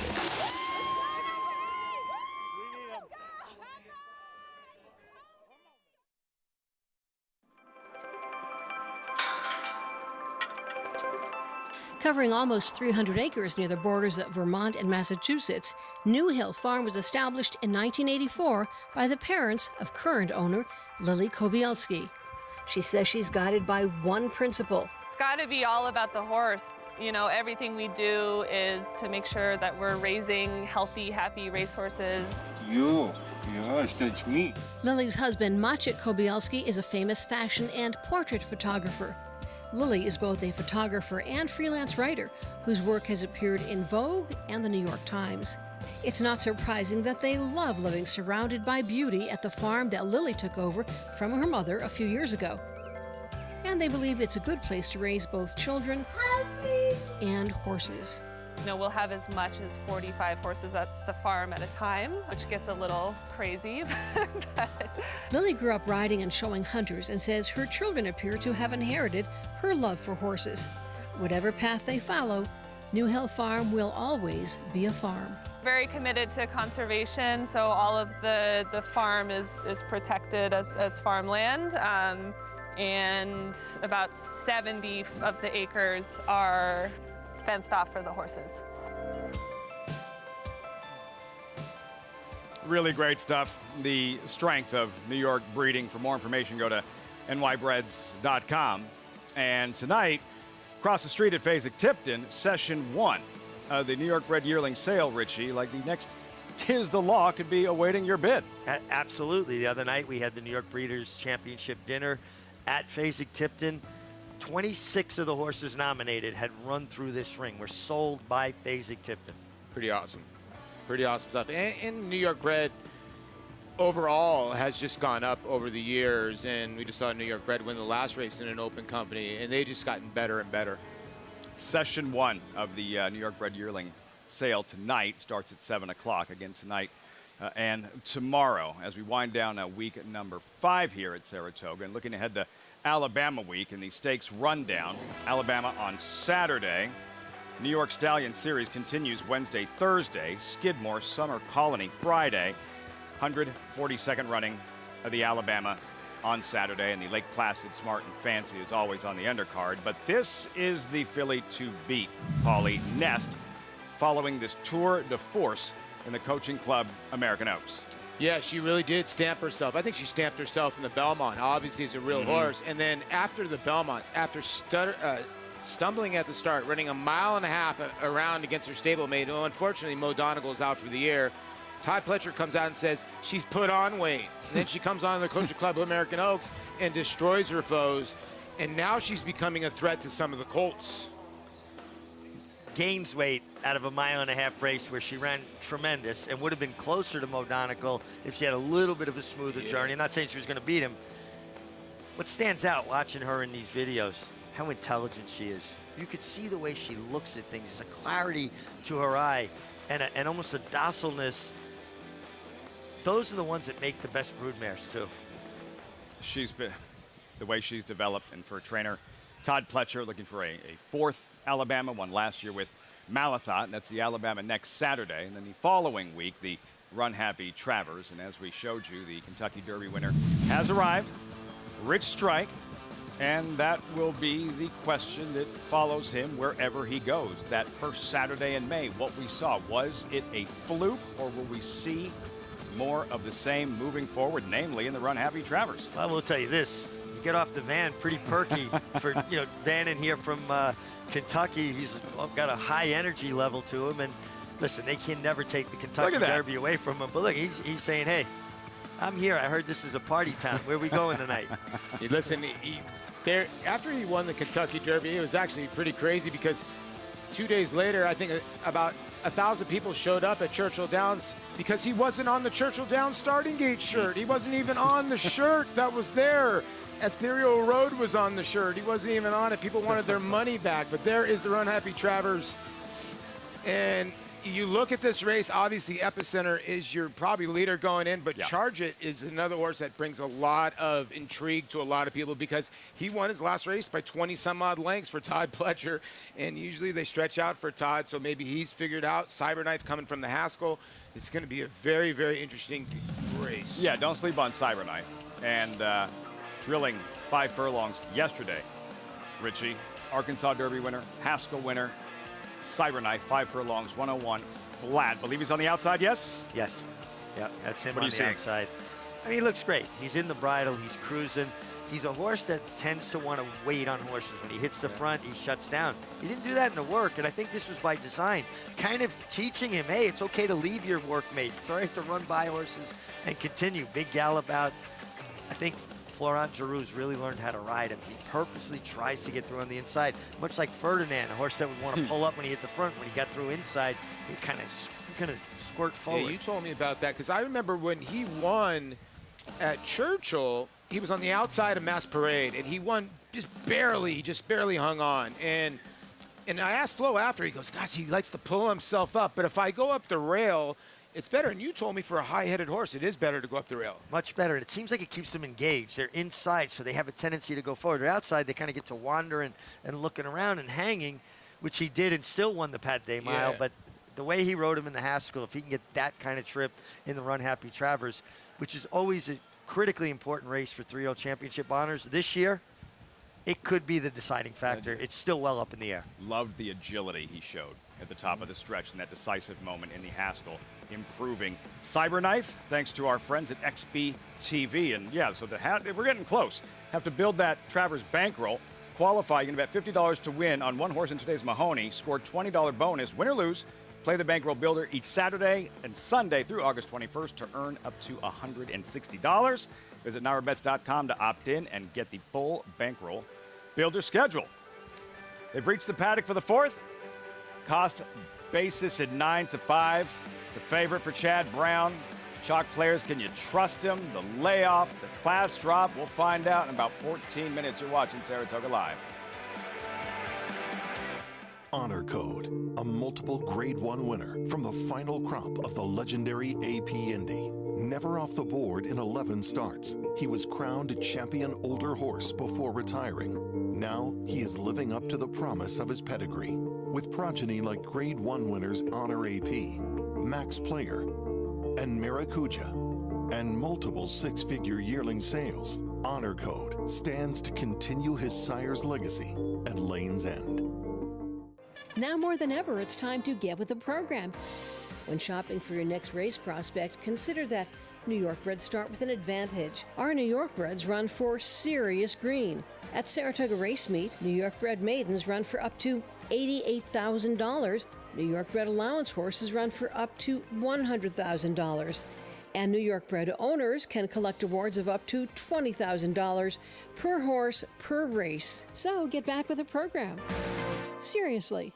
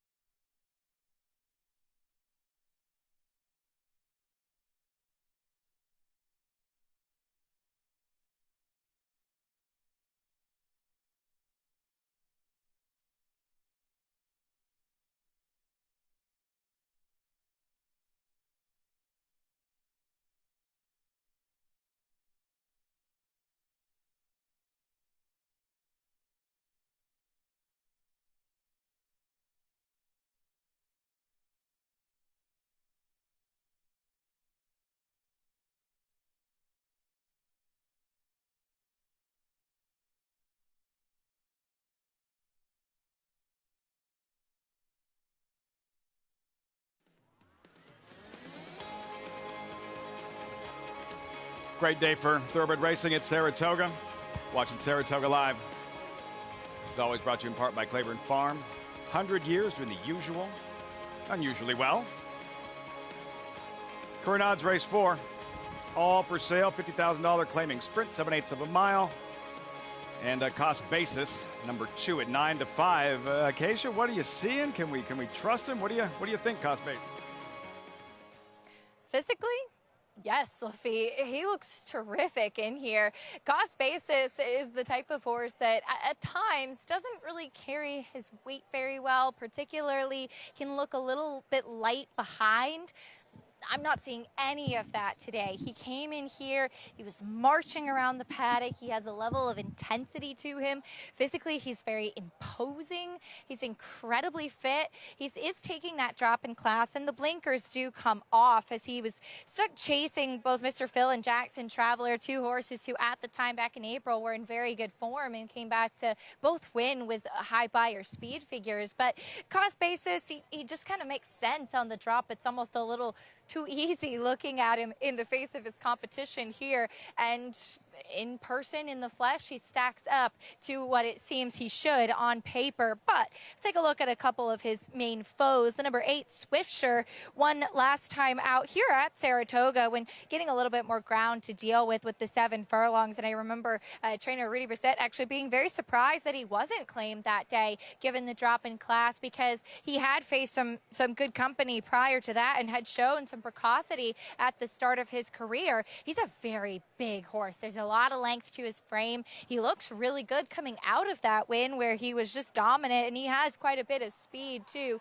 He's eager once again in the paddock. I like them sticking at the 7 furlongs for him. I think that's the right distance, and as is always the case with the horses from the barn, he's beautifully turned out. The number 7, Fire Sword, also takes a drop in class, and he was a horse that just really didn't wow me last time out. He was coming off of the layoff, and it was actually a late equipment change to take the blinkers off that day, as we will often see Wesley Ward as horses get older take those blinkers off when he thinks that they've kind of settled a little bit. They know their job. They go right back on today. The same kind of shortcut blinkers that we typically see Wesley use. And I just thought that off the layoff, he lacked quite a bit of strength, wasn't carrying his condition very well, and he has strengthened up a little bit since that race. Now, Happy Farm was an upset that day. He came back to back it up with a 93 Beyer speed figure in his subsequent start, and 3-2 Zone was impressive, winning here with a 99. So he faced some good horses.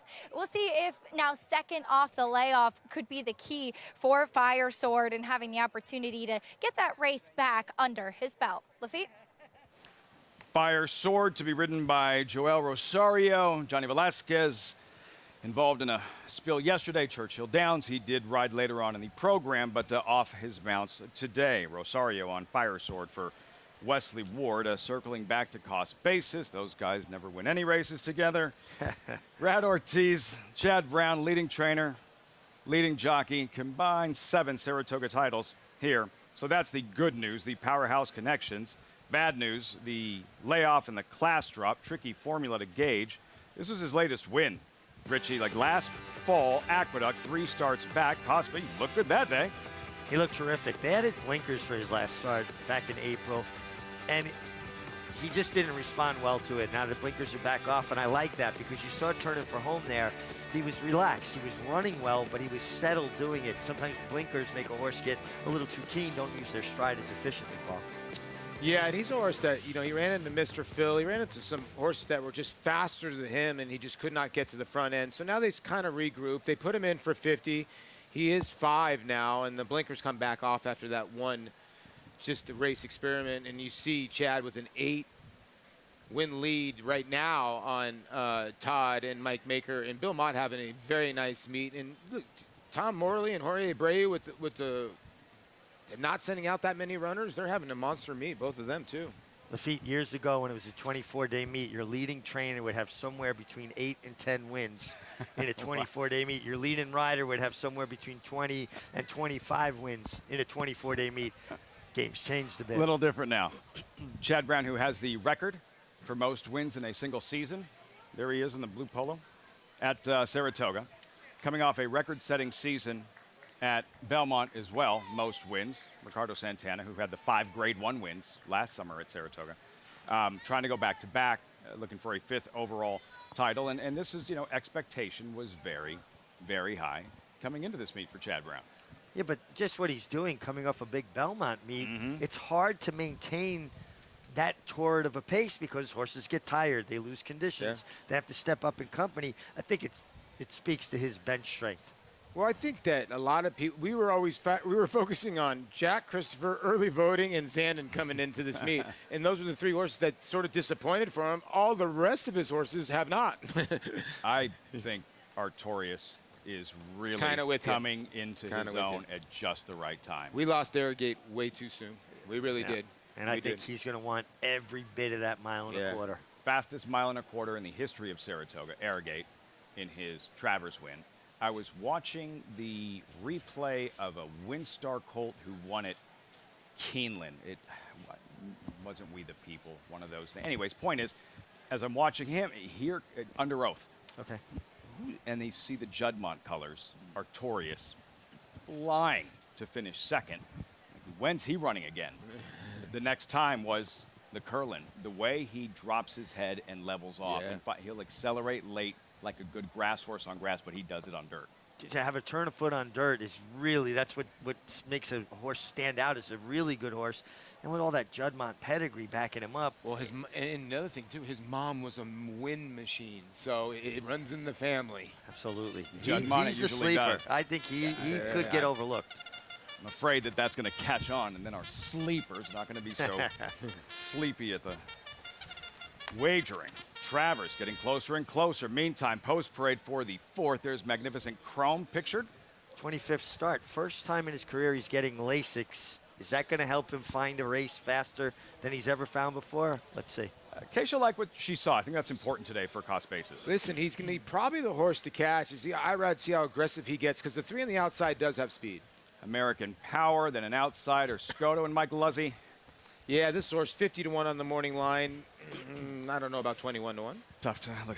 Man, they spelled it wrong, Richie. Jeez. Lafitte's Fleet, a horse that is 2 for 5 at the distance. He's taking on tougher here, but good trainer. Eben, first after the claim, Tom Amos, good trainer. Yeah, and I think this horse has got to look 7 for 35 lifetime from off the pace if they go crazy up front. And Fire Sword, again, Joel Rosario taking over for John Velasquez. Should be a part of the pace. Its blinkers should make him even sharper. Swift Shore, Acacia mentioned, looked eager, has speed, representing outside speed. You know, I'm surprised this horse is 9-2, but this is what we refer to, if you're new to the game, this is the kind of horse that ran a lifetime top last time, so a lot of people will think this horse will bounce or regress. But I go back to his first 2 career starts. He won his first 2 career starts, so he might be going forward instead of regressing. Swift Shore, there it is. Sign up if you haven't. Join us at Naira Bets. Use that promo code TOGA200. Earn up to a $200 deposit match. After your first deposit, bet any track, anywhere, anytime. Join now at NairaBets.com to earn your $200 deposit match. American Power you saw in the Mike Dubb colors. Dubb with a win in the 3rd race at Saratoga. Owner standings, 1 shy of Seth Klarman, who does have the favorite here in cost basis. And as a handicapper, Paul, when you're looking at these type of scenarios, you have to remember we're at Saratoga, where wins are at a premium, and you treat claiming races and class drops a little bit differently. But the time off combined with the class drop, what was your thoughts, cost basis? Well, the issue that you have in this race is when cost basis, American Power, the 3, and the 7, Fire Sword, they all can run giant races when they're left alone on the lead. Now, who's going to be the quick of the quick in here? Cost basis has shown fight before from a tiny bit off the pace. American Power, Fire Sword looks like one way to go. So you have there's some pace in here. Now, whether Irad wants to sit behind the 3 and the 7 in this spot remains to be seen, and where they can pass any horses remains to be seen. But when you're on a 8-5 Chad Brown horse, it'll be very interesting. And I'm sure being fresh, too, haven't run since April.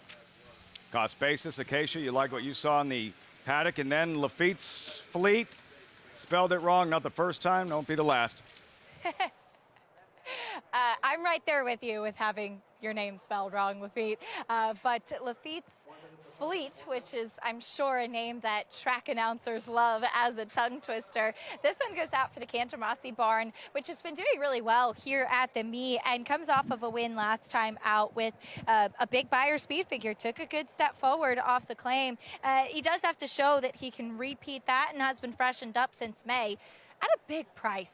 This horse looks tremendous. And to be fair, Murtcan and his brother Elkai, they do such a good job. Their horses always look good, but he had a beautiful solo warm-up with Trevor McCarthy in the saddle. He's dappled out head to toe. He's so fit. He was the horse that was just kind of grabs you when you first walk in the paddock. So I thought, and Richie going with him at a big price, I thought that he was one that could potentially outrun his odds to see if he can repeat that effort for a barn that seems to be in a good groove right now.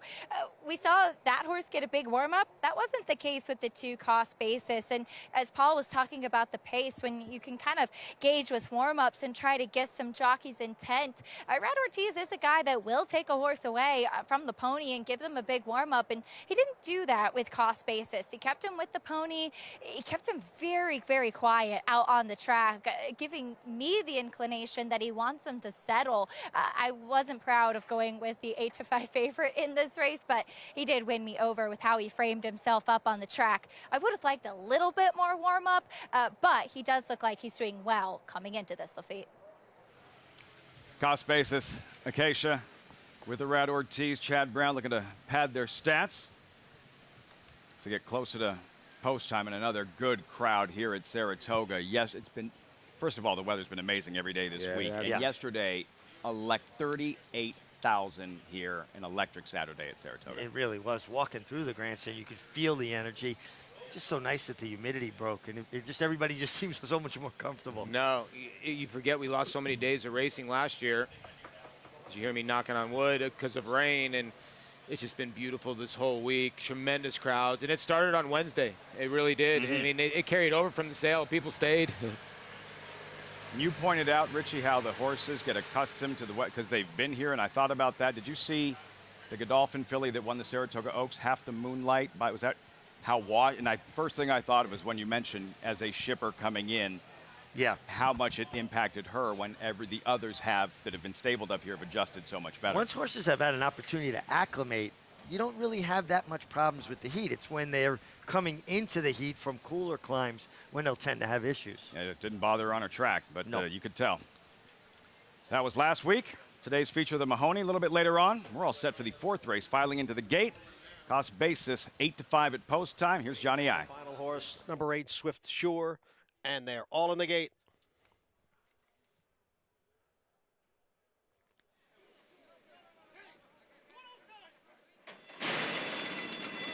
And they're off. There goes Cost the basis. Up to challenge for the early lead. American Power is right there, but it is Fire Sword who moves on with it and grabs the lead. Fire Sword is in front. And then comes American Power. Swift Sure is now moved up on the outside to challenge Fire Sword. So it's Fire Sword and Swift Sure right together, and they open up 2.5 lengths on cost basis in third. And then it is American Power next in fourth, followed by Eben in the fifth. And down on the inside is Magnificent Chrome. And farther back there is Lafitte's Fleet as the field goes around the far turn. Up front, it is Fire Sword who gets away from Swift Sure. Fire Sword is in front. Swift Sure runs in second. Cost basis next in third. Then American Power, Magnificent Chrome, and Eben, followed by Lafitte's Fleet. And Scotto is the trailer. The half went in 45-1. It is Fire Sword who has the lead with 1/8 of a mile to the finish. Fire Sword in front by almost 3 now. Swift Sure in second. Cost basis down towards the rail in third.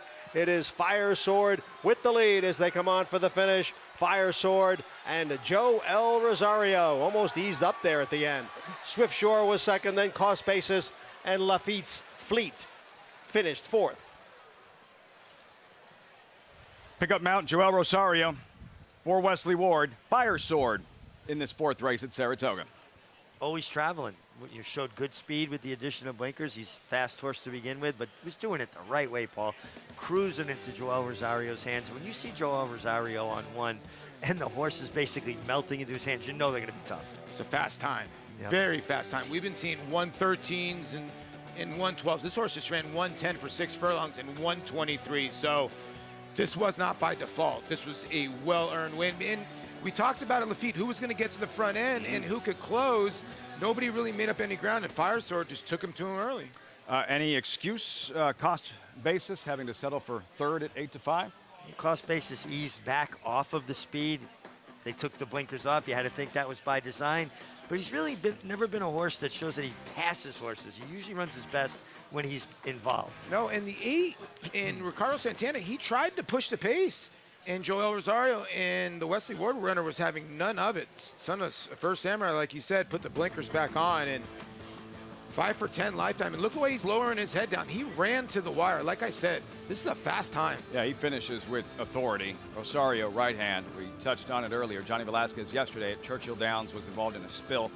He rode later in the afternoon, so he was fine. But today, off his mounts, and Rosario picking up this one.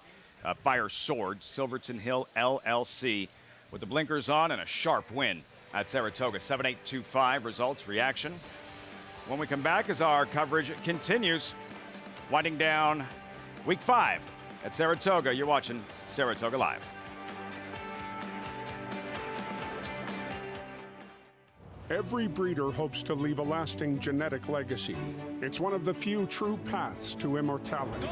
The importance, permanence, and legacy of Alapa is best understood by the influence of Prince Palatine.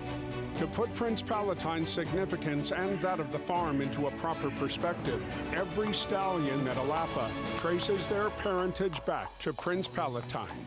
Hill and Dale at Alapa, where the obscure becomes obvious. Need help in finalizing your picks for the next race? Check out the Track Master selections provided by Equibase on every U.S. thoroughbred and harness track on Naira Bets. Use these selections to get quick expert advice from professionals in the business. Check out the thumbs up graphic next to the pick and the wager pad and scroll down for more details on the horse. Track Master Selections, available on Naira Bets and the Naira Bets app. The sun shines bright on Caraconte. His first crops of racing age are showing brilliance on the racetrack with a high percentage of stakes winners. His versatility is evidenced by winners on all surfaces across the globe. And his offspring are lighting up the sales ring. With his biggest and best quality of books in the pipeline, the sun shines bright on this value sire. Caraconte, standing at Gainesway. Racetrack Television Network brings you every race, from every track, on every screen, every day. With monthly packages starting as low as $5, RTN gives you great value and access to more live HD streaming and race replays than anyone. Visit RTN.tv today to sign up and watch on almost any device, including Roku and Amazon Fire. RTN has packages that start at $5 per month.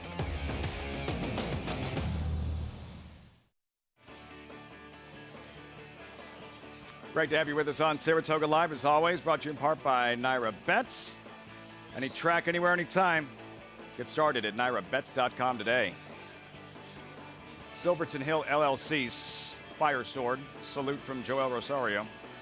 Lightly raced, but a productive gelding. Just his 10th career start. 4-year-old, 5th career win. And the substitute jockey doing a fine job. Joel Rosario standing by with Acacia in the winner's circle. The pickup mount angle, always a good one. Lafitte Joel, though, Fire Sword. You really just kind of eased him to the lead, and he just settled so nicely on the front end. Yeah, he did. I mean, he broke a little bit slow, but then he got show a lot of speed. And then, yeah, it looked like after he got there, he looked very comfortable and looked like he liked to do that. He's not one of those typical Wesley Ward ones that almost beats the gate, but just talk to me a little bit about the confidence you have when you're riding one for Wesley, because you know that they've been trained to show speed. Yeah, I mean, for sure. Yeah, I mean, Wesley is an incredible trainer, and, you know, just thanks always to his opportunity that we have in the past. And, yeah, he's an amazing person. And, I mean, yes, he did really well, you know, like you said, he didn't come out of the way, but he looked like he wanted to lead, and he was happy there. Now, later in the Mahoney, you'll be climbing back aboard Big Invasion, who ran a huge race last time out in the quick call. Talk a little bit about how this horse has progressed, as he's shown a lot. Yeah, he did. You can see all this, you know, last races, so he's really looked like improving. So, yeah, we look forward to him. We'll see what happens. Best of luck later, Joel. Thank you. Joel Rosario with the win here on Fire Sword, but a lot of good mounts still to come, Lafitte. Good to be Joel Rosario. 820, Fire Sword, Swift Sure, cost basis with the layoff, the class drop. Third today as the post-time favorite, 7.82 in the fourth at Saratoga. Later on, the Mahoney dedication just touched on. Big Invasion, Richie. How impressed were you with his overall body of work and his most recent effort?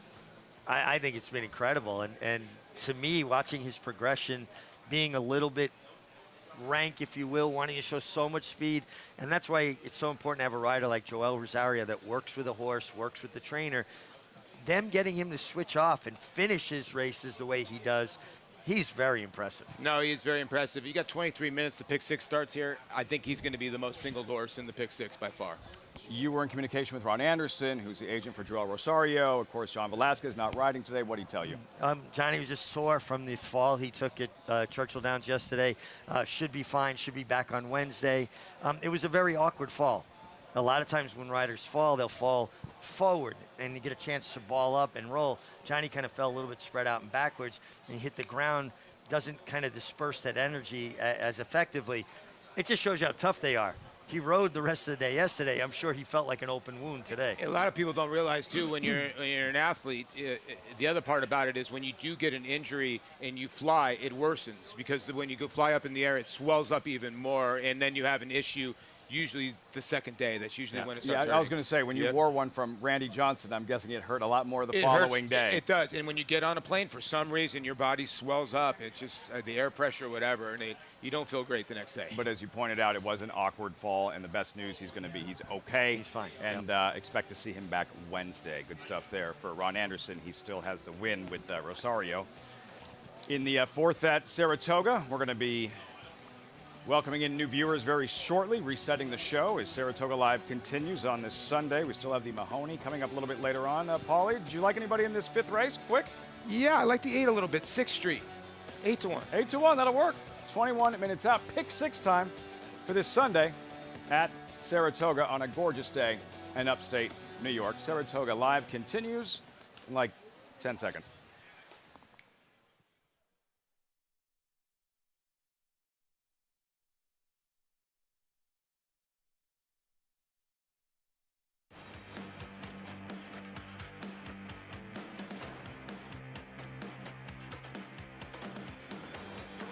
Valley, SoCal, and San Diego, you are looking at Saratoga Racecourse in upstate New York, one of the oldest active sporting venues in North America.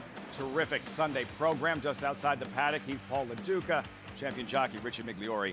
I'm Lafitte Pinkai. The pick 6 is coming up in the 5th race, about 20 minutes to post. So many big stories to recap following yesterday's racing, the 4-Star Dave, the Saratoga Special.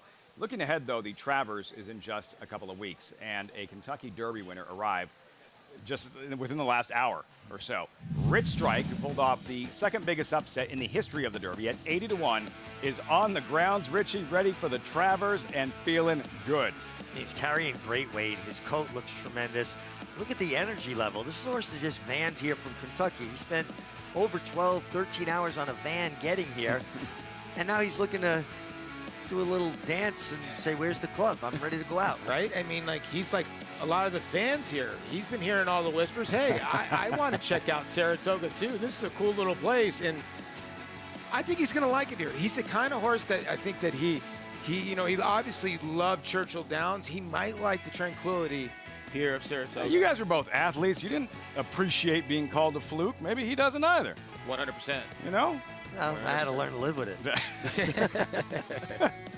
Yeah, fluke for 30 years or whatever it was. Some of the names for the possibles: Artorias for Chad Brown, excuse me, Cyberknife, the Haskell winner, Charge It, who won his last start at Belmont by 100 lengths, Rich Strike, Epicenter, the likely favorite, so impressive in the Jim Dandy early voting, the Preakness winner, and Zandon for Chad Brown, both looking to bounce back after running 2nd and 4th in the Run Happy Travers. But for Epicenter, he looks like at this stage, the horse to beat going into the I think Travers. this is the most competitive Travers I can remember in a lot of years. Yeah, you well, can make a case for almost everybody. Yeah.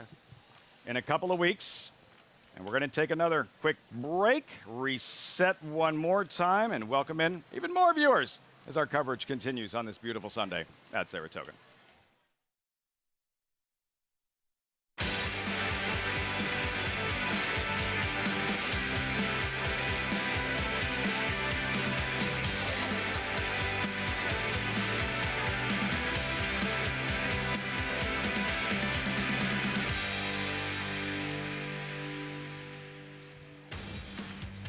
World-class trainer, Christophe Clement, Saratoga Racecourse in Saratoga Springs, New York. There he is. Big chance to win today's big race.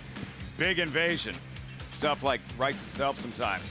Odds on 1-2 favorite in the featured Mahoney.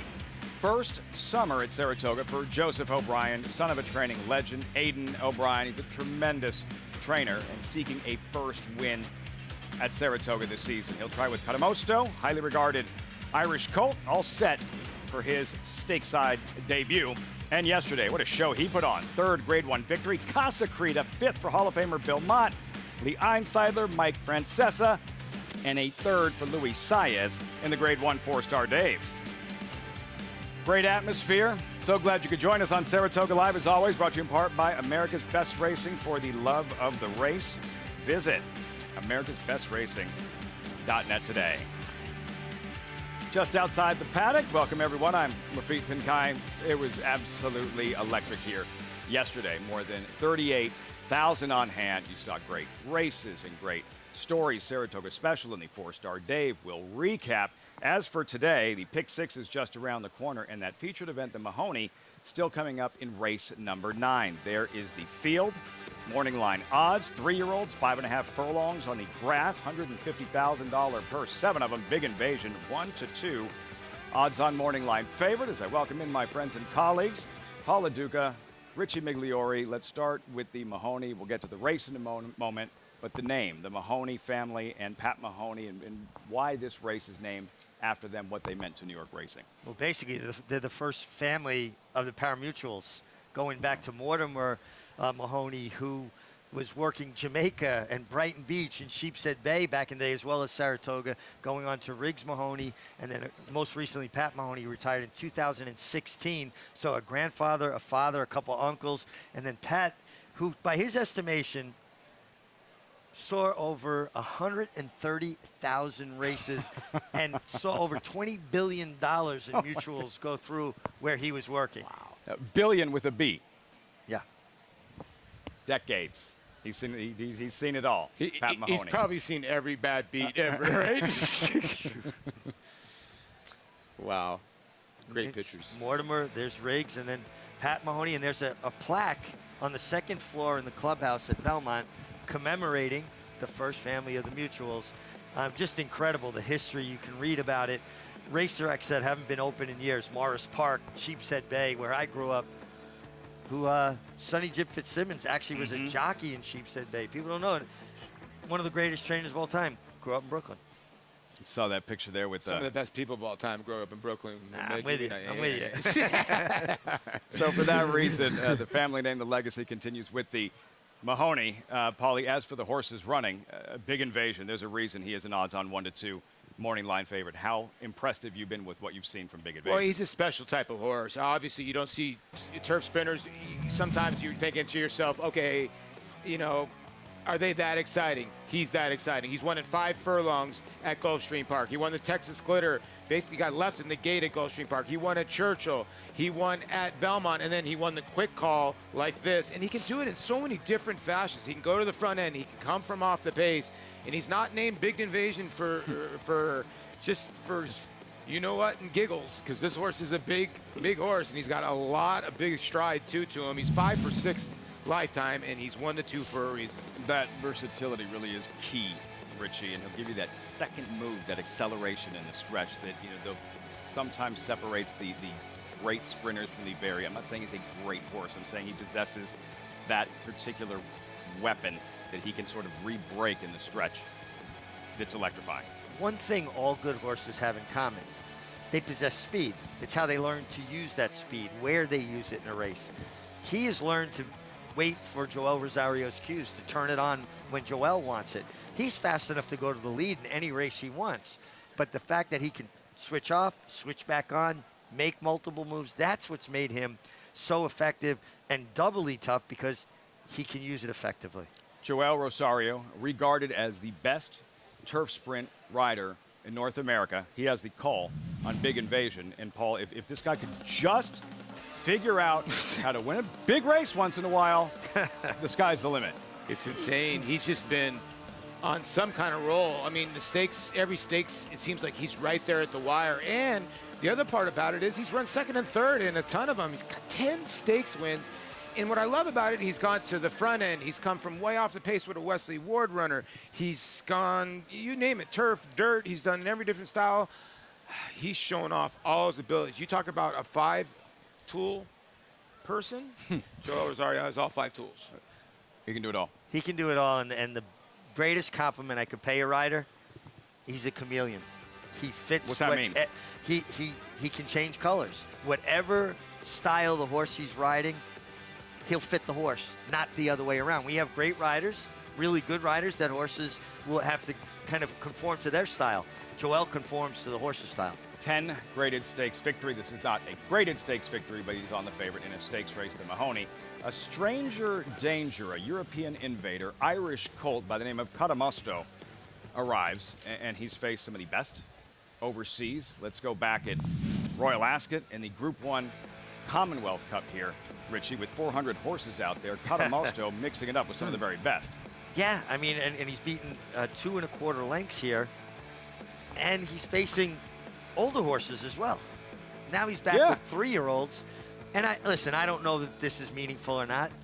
He's run once around a turn. Now, albeit it was on a synthetic track. He made a left-hand turn on debut, and he won the only time he ran around a turn. All of his other races have been on straightaways.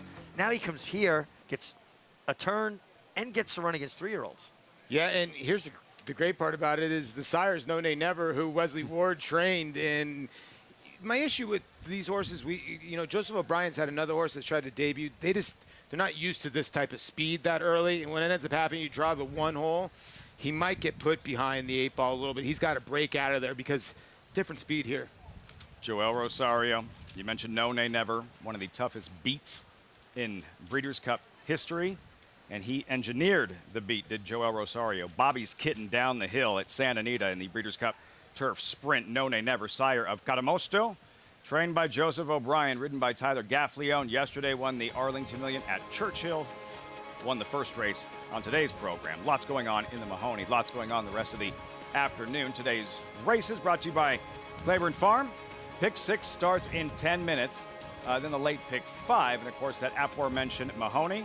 Race 9 post time around 5:39 Eastern. Invite still stands. Join us at Naira Bets. When you do so, want to use that promo code TOGA200. Earn up to a $200 deposit match. Getting close to the Alabama, the Travers. Need to get signed up. Do so at NairaBets.com to earn your $200 deposit match. As we welcome in, say hello to Acacia Clement, standing by in the paddock for this 5th race paddock report. Acacia.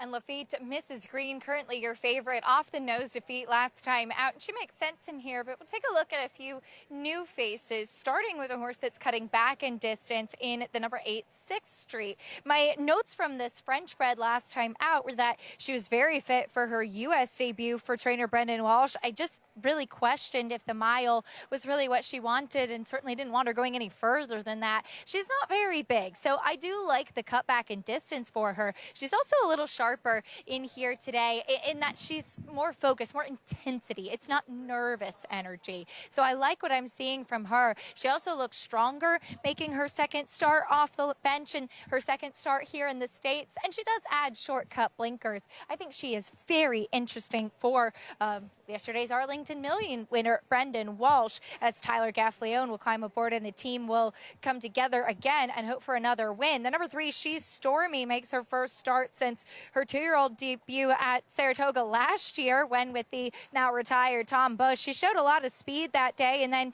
faded between horses, facing Bubble Rock, who turned out to be a decent runner for Brad Cox. She grew a lot coming back here. This filly, who's actually the full sister to multiple graded stakes winner Get Smokin', so she's got the pedigree to be a good one, and she does go out for Jimmy Jerkins. She's sharp, she's on the muscle in here.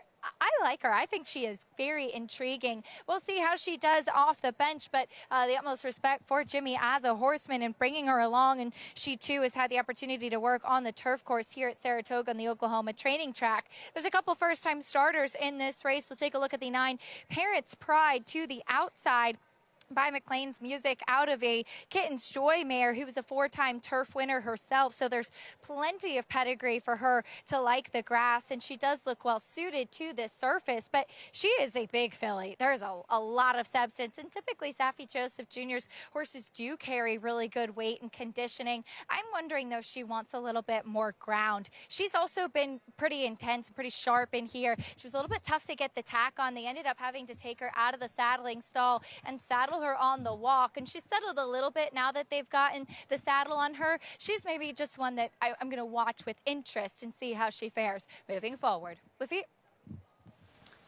We'll monitor closely, Acacia. Thanks so much. Parents Pride towards the outside. 5-1, the first-time starter. Paulie, what'd you come up with this in this maiden turf sprint? Well, I think a lot of people are looking at Mrs. Green, and she's not getting a ton of attention, but she's definitely the filly to beat in here. She's run 3 solid races. Now, I do like the 8, 6th Street, putting the blinkers on, and I think will show a little bit more speed, and that last work is insane. I mean, they've been working 50. I've seen a couple works under 50 with the dogs up. What I mean by the dogs up is, Richie will tell you, they put cones around to save the inside of the race course, the turf course, which means so you're running on the outside, so the times are going to be slower. This horse worked in 47. Is that a real work? That's a sharp work, and turning back in distance out in the blinkers with that sharp work. I really like your thought process about this race. So Acacia mentioned that Arlington Million team, winning team yesterday at Churchill Downs. Another look at Parents Pride, but talking about 6th Street and Tyler Gaffleone. Brendan Walsh. He's got that confidence going, does Gaffalione now, and riding some live horses the first few weeks, and it just felt like there's a lot of hard hit balls right at somebody, Paul. And now they're finding holes, they're dropping, and he's got it working, does Gaffalione. Yeah, you know, it's one of those situations. I had a guy tell me one time, once a 300 hitter, you're always a 300 hitter, and it's sort of like with Tyler Gaffalione. You're going to go through your slumps, but, you know, once a 17, 18, 19% rider, unless you can stay away from injury, well, you got to stay away from injury, you're going to be that same rider. It's all going to even out towards the end. Trying for a second win in the afternoon. In case you're just joining us, want to play the races, don't have past performances, Equibase has you covered. Get all the stats on the jockeys, horses, trainers, Equibase past performances. Visit NYRA.com/TV schedule to download your free PPs on all the races on today's show. Time for the post-parade you saw. She's all class. Mrs. Green, 5-2 favorite. Yeah, in a horse that should be favored. She just got ripped at the line, and she ran a fast race last time. She's Stormy, idle since last summer, now with Jimmy Jerkins. Yes, speed by Get Stormy, and should be forwardly placed here under Javier Castellano, who we've talked about, has been riding tremendously. Glitter Up, number 4, a solid lone turf try last December. It was a good turf try, Lafitte. This horse almost beat a field at 16-1, just got beat at the wire. Linear Thinking, lone start about a week and a half after Authentic won the Breeders' Cup Classic. Yeah, long time ago, and ran long that day, and now gets Jorge Abreu as his conditioner. Libretto, Flavien Prat, 3 wins yesterday. Prat's on fire. Got another win today on a Pletcher runner, and he's on fire. And so is Jorge Abreu. This is a filly by Fastnet Rock. Yamas, 2nd-2 for Jimmy Jerkins. Yeah, could improve off her first start, too. I thought she ran okay, not beaten very far. Could take a step forward. 6th Street, French filly, 2nd start in the States. Yeah, dangerous combination. Brendan and Tyler, they are very, very good together, as we saw yesterday winning the Arlington Million. Parents' Pride, Ken Ramsey, debuting homebred. Yeah, filly looks sharp on the racetrack out of a mare, Avis Kitten by Kitten Shoy, who was a stakes winner on turf. And circling back, you got a quick glance at She's All Class. There she is, first of 2 first-time starters. By Gunrunner, that alone requires attention. Well, Gunrunner's been a terrific sire, but very small sampling. He is 0 for 8 with his turf sprinters. And, you know, he stands for $125,000. They paid $60 for this filly, which doesn't mean anything. They go into the sale price. Sometimes they're still runners, but I'm kind of with Mig. I'd give the horse a little one over before I'd bet him next time out. Jose Ortiz aboard. Ready for the pick 6. Get started in the 5th race. 4 minutes out. Hanging out at the 1863 Club as Saratoga Live continues on Fox Sports 2.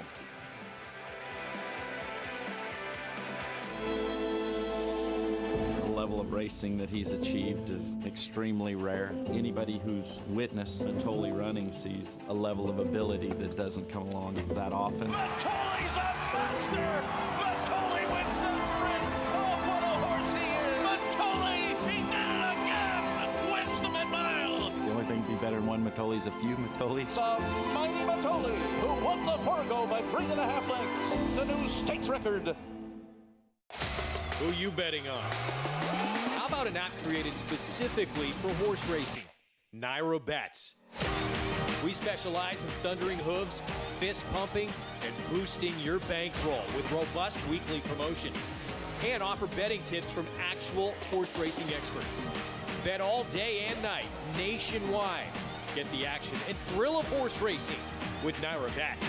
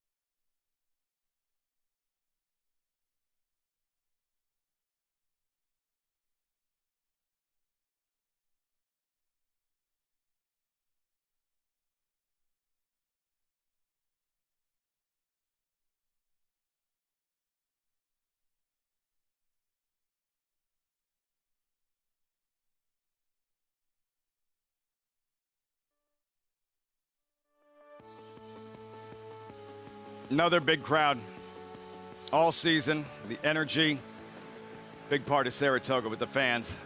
And Saratoga Live continues with the coverage brought to you in part by Claiborne Farm. 100 years doing the usual, unusually well. They'll be sprinting on that turf course shortly for the 5th race, the Pick 6 on this Sunday program. And number 2, Mrs. Green, is the 2-1 favorite. Jose Lezcano in the saddle. Had 3 wins on a card earlier this week. And earlier this meet, Paulie, you were referencing this race where Mrs. Green, she's going to lose a heartbreaker in her first try at the meet. Well, if you think about it, she hits the front end in 55 and 4. I mean, that's rolling. And she just gets run down in 101, just shade under 102. I mean, 101 and 3. That's rolling over this racetrack. I don't care. So to me, a lot of people will look at her and go, okay, she's had 3 chances. This was a winning race. She just got tagged at the wire. She did. She ran a winning race, and like you said, made, kind of that move into the teeth of it, part of it, and just got nipped and fought all the way to the wire. Mrs. Green, that was a tough one. Jose Lezcano, Linda Rice, 2-1. Linear Thinking, number 5. Acacia, yeah, it's again question. It's about rust here. When again her one start about a week and a half after Authentic won the Breeders' Cup Classic at Keeneland in 2020. Yeah, that is the question for her. She was very headstrong back that day, too, and has been headstrong leading into her works here. She looks fit off the bench coming back for Jorge Abreu, but taking a look at your favorite, Mrs. Green, I agree with Paul. I think that you can really kind of gauge her off of that last effort, as I do think the 5.5 suits her quite well. I thought that 7 furlongs was too far for her, 2 starts back, and we just typically don't see Linda Rice winning first time out. So gauging off of that last race, I think she ran a big effort that day. She's kind of smaller and stout, and she had a strong warm-up from Jose Lezcano. The number 4, Glitter Up, she goes to the turf, and her lone turf start was strong back at Aqueduct in December. She's half to 4 turf winners, including Sand Dancer, who Tim Hills also trained, and he was just kind of this ageless turf sprinter. She's got plenty of pedigree for it, and Timmy Hills is well familiar with this family. And as you can see next to the lead pony, she's a big filly. She's a little bit more contained out on the track today under Dylan Davis than she was last time. It seems that he's kind of gotten a feel for her, and I don't think that she's one that you can leave out with that pedigree as she goes back to the grass today. Lafitte? Richie, not leaving her out? No, I really liked her one turf effort, Lafitte. Back, last fall. December, yeah. Yeah, well, basically last winter. And the course had a little bit of give to it, and I think that kind of lent for her to getting run down. I think she's naturally quick, but doesn't need the lead and should be in a good spot. At 9-1, I think she's worth a swing. Dylan Davis aboard, and as Acacia mentioned, nice and relaxed, settled down, stepping forward. Paulie, are you expecting Mrs. Green to find the lead? I would think so, or at least I would think that he's going to push out of there, Jose Lezcano, because she's rateable. Mrs. Green, 9-5, the favorite, all set for the Pick 6 post time for the 5th live from Saratoga. Here's John Embrial. Race 5 and the start of the Pick 6.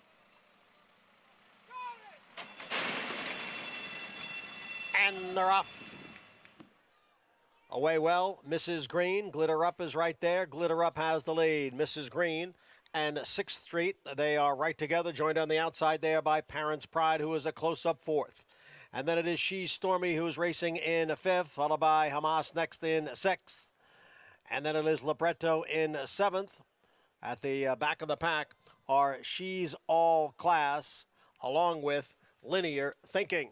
The quarter in 22 seconds as they go around the turn and approach the top of the stretch. It's Glitter Up and 6th Street. They are right together. Parents' Pride on the outside, joining the front runners. In behind horses is a Mrs. Green, who is looking for a way through. And then it's Yamas with 1/8 of a mile to the finish. Mrs. Green now splitting horses and coming on to take the lead here. It's Mrs. Green in front. Parents' Pride on the outside and Glitter Up down at the rail. But Mrs. Green is the winner here as the 9-5 favorite. Close for second between Parents' Pride and Glitter Up. The final time, 1 minute, 2 seconds. After that gut wrencher, week 2 of the meet, this was a no doubt about it performance from Mrs. Green, accelerating late and putting this field away. just got, listen, she was the best horse, but what a terrific ride she got from Jose Lezcano. He backed off the speed, sat in the pocket, was able to find the seam between horses, and was able to slide through there without much body contact, and she kicked away. But best horse, terrific ride. Yeah, and again, Lafitte, I'm surprised. I'm surprised this horse is 9 to 5. I think people put too much credence in, oh, this horse has had so many starts, these other horses can improve, but you look right on paper and you looked at that last race, she ran the same time and she blitzed this field. Hammered him. Yeah. DJ Stable, Linda Rice, Jose Lezcano. We touched on the 3 wins he had earlier in the week, and yeah, he just had to wait for a seam, wait for a crease. She saw it and immediately turned it on. That's how you win turf races, being disciplined, staying in there, waiting for your spot. You're saving more horse the longer you wait, and then they kick away the way they do. And I think Jose Lezcano is a prime example of terrific rider. Could be leading rider in almost any place he goes. The depth of this colony that he's not going to get quite as many opportunities as some of the other guys. Okay, we're not going to go David Donk here, okay, but we're going to go with Linda Rice. We got to remember now, Linda's been riding Irad a lot, but when she wants to go to her go-to guy, it's been Jose Lezcano for a long time. I will definitely not contradict you there. Long-running narrative throughout the course of the meet. Richie, right here, Lezcano, Mrs. Green, as she's got her rhythm and her momentum, and he's saving ground riding that far turn. Richie, let me ask you something. Like, you want to bull through the hole so quickly because you know you got the horse, but you got to be so much patient, don't you? Yeah, well, that's it. You don't want to overreact or panic or overcommit. Wait to see how it kind of starts to shake out, which he did. And he saw that the 8 was drifting a little bit. He had enough horse. Once to get her shoulders in there, it was all over. But key to the race, broke sharp, got his position going forward, sat in the pocket, and then just having the discipline to be calm, cool, collected, stay there. For a moment, I thought she was going to get the door slammed in her face. I did too. For a moment. And I liked Glitter Up and I liked 6th Street with you guys. Stable. Oh, wow. That's the best thing I've ever seen. If they don't show up, bring cutouts of them. Fatheads. That is fantastic. That There's is Aaron awesome. Yagoda with the cutouts. That is so good. That's the best thing I've ever seen. That's so great. good. Oh. Love it. Mrs. Green. That is too good.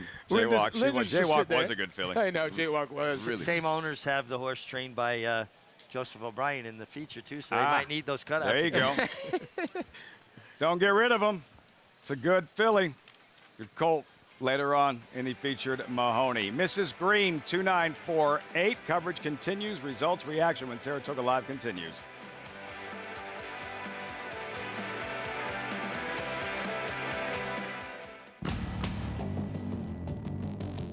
Whether it's Division I or Grade 1, top athletes have certain traits in common.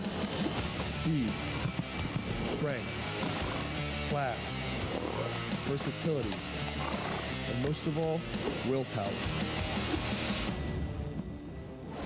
Claiborne Farms Stallion, War of Will, was a Grade 1 winner on both dirt and turf.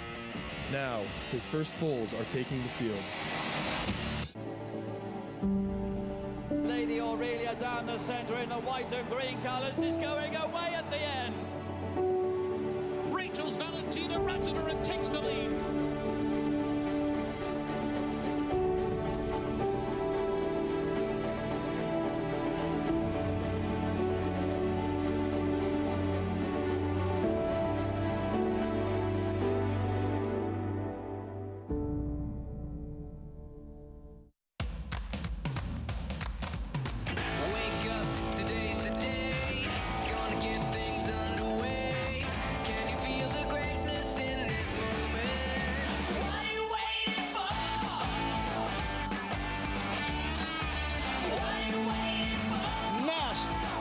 The best.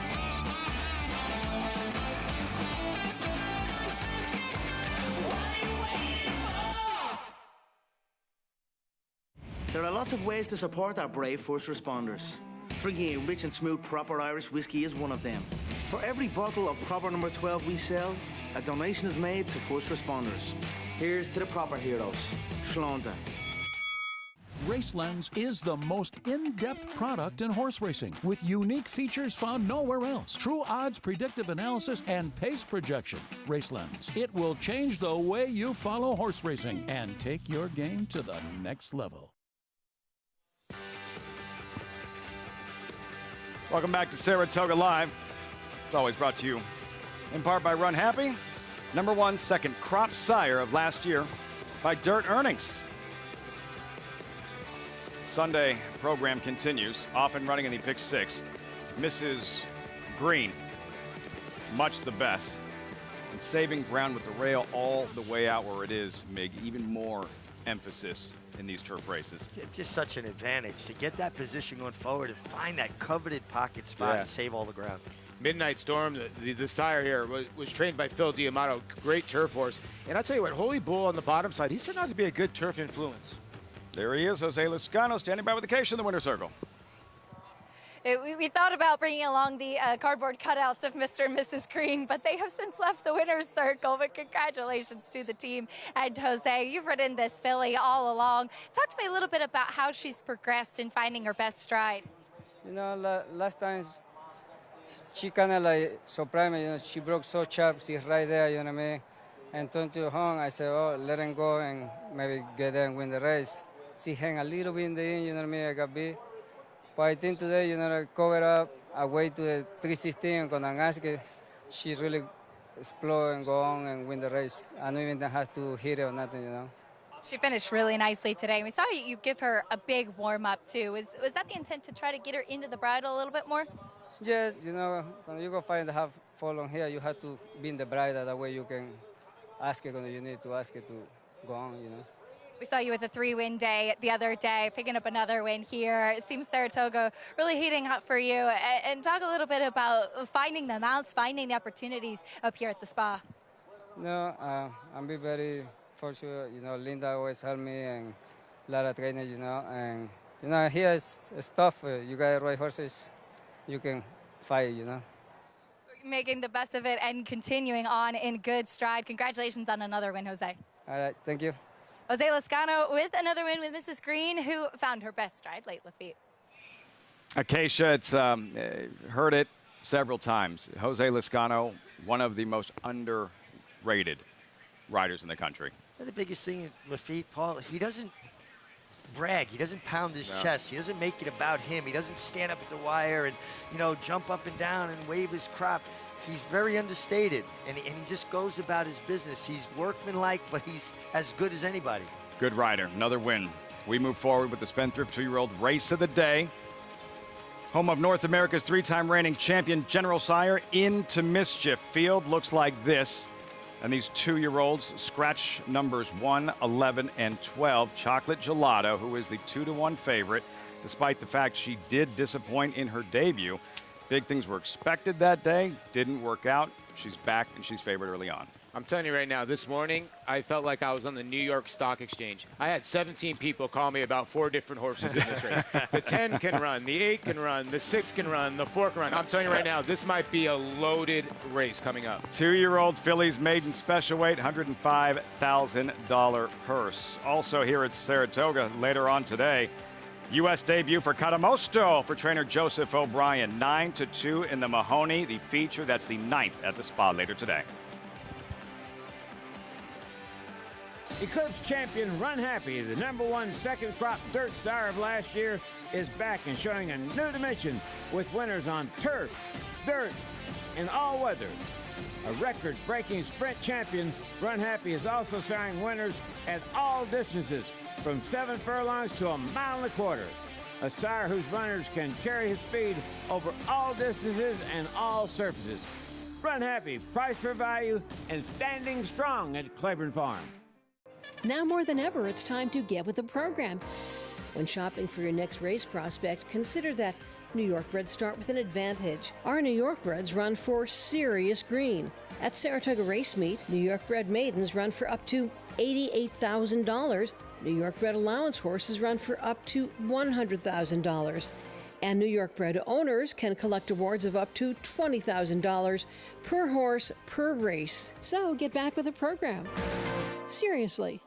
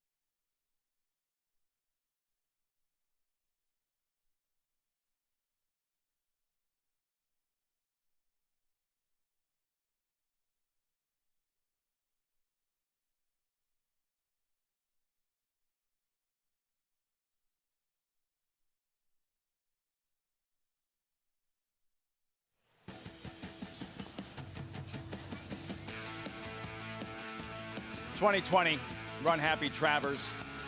'Tis the law. There's nobody here. It was during the pandemic. I said it once, I've said it 1,000 times, Richie. I will always wonder what it would have felt like in a packed house, 50,000 here, 40,000 at Saratoga, watching a New York bred do that in the Travers.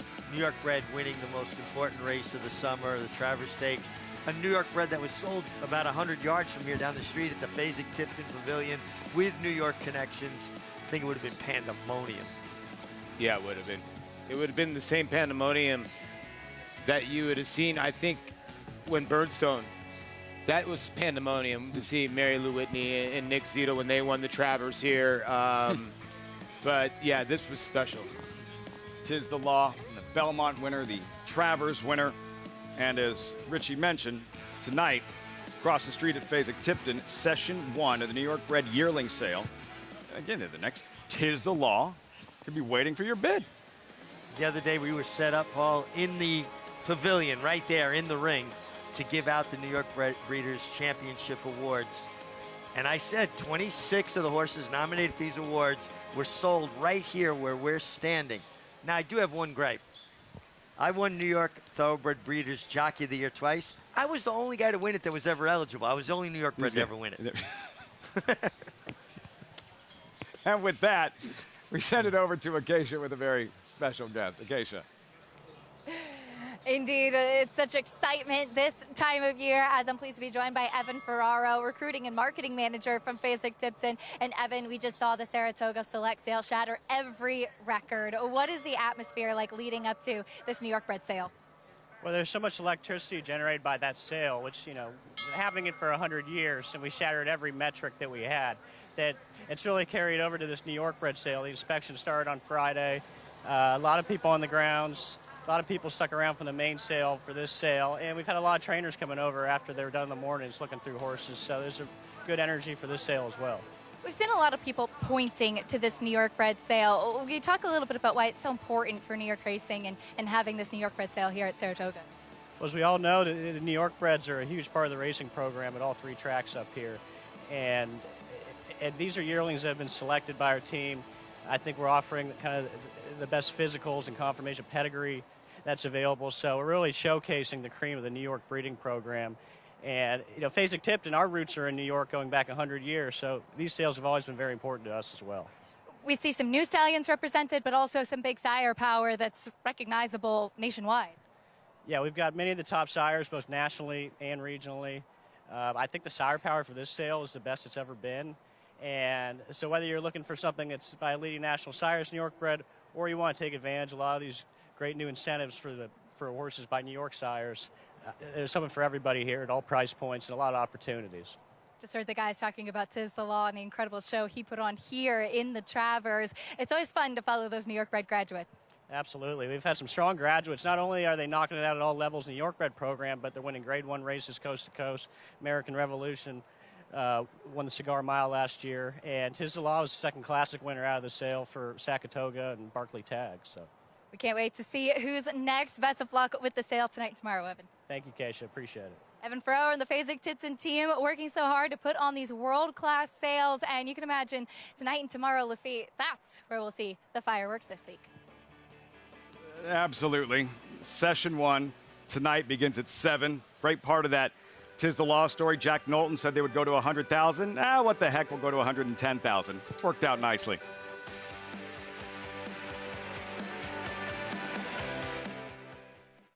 The breeding industry is governed by one principle: performance determines success. And Constitution has won! Now, he's earning his stripes by siring stars. Independence Hall wins the Hagyard Bayette. Law Professor just in front, and Law Professor. American Revolution, fireworks in the stretch here in the Cigar Mile. Constitution, a natural-born leader.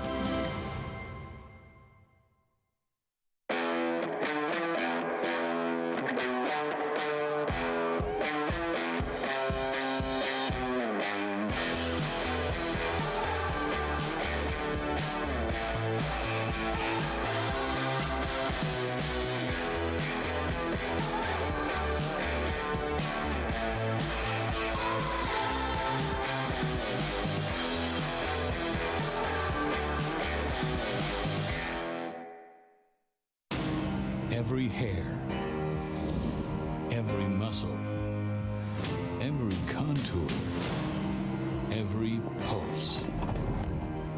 In the juvenile, Essential Quality has won. in the Belmont, Essential Quality has won the Belmont Stakes.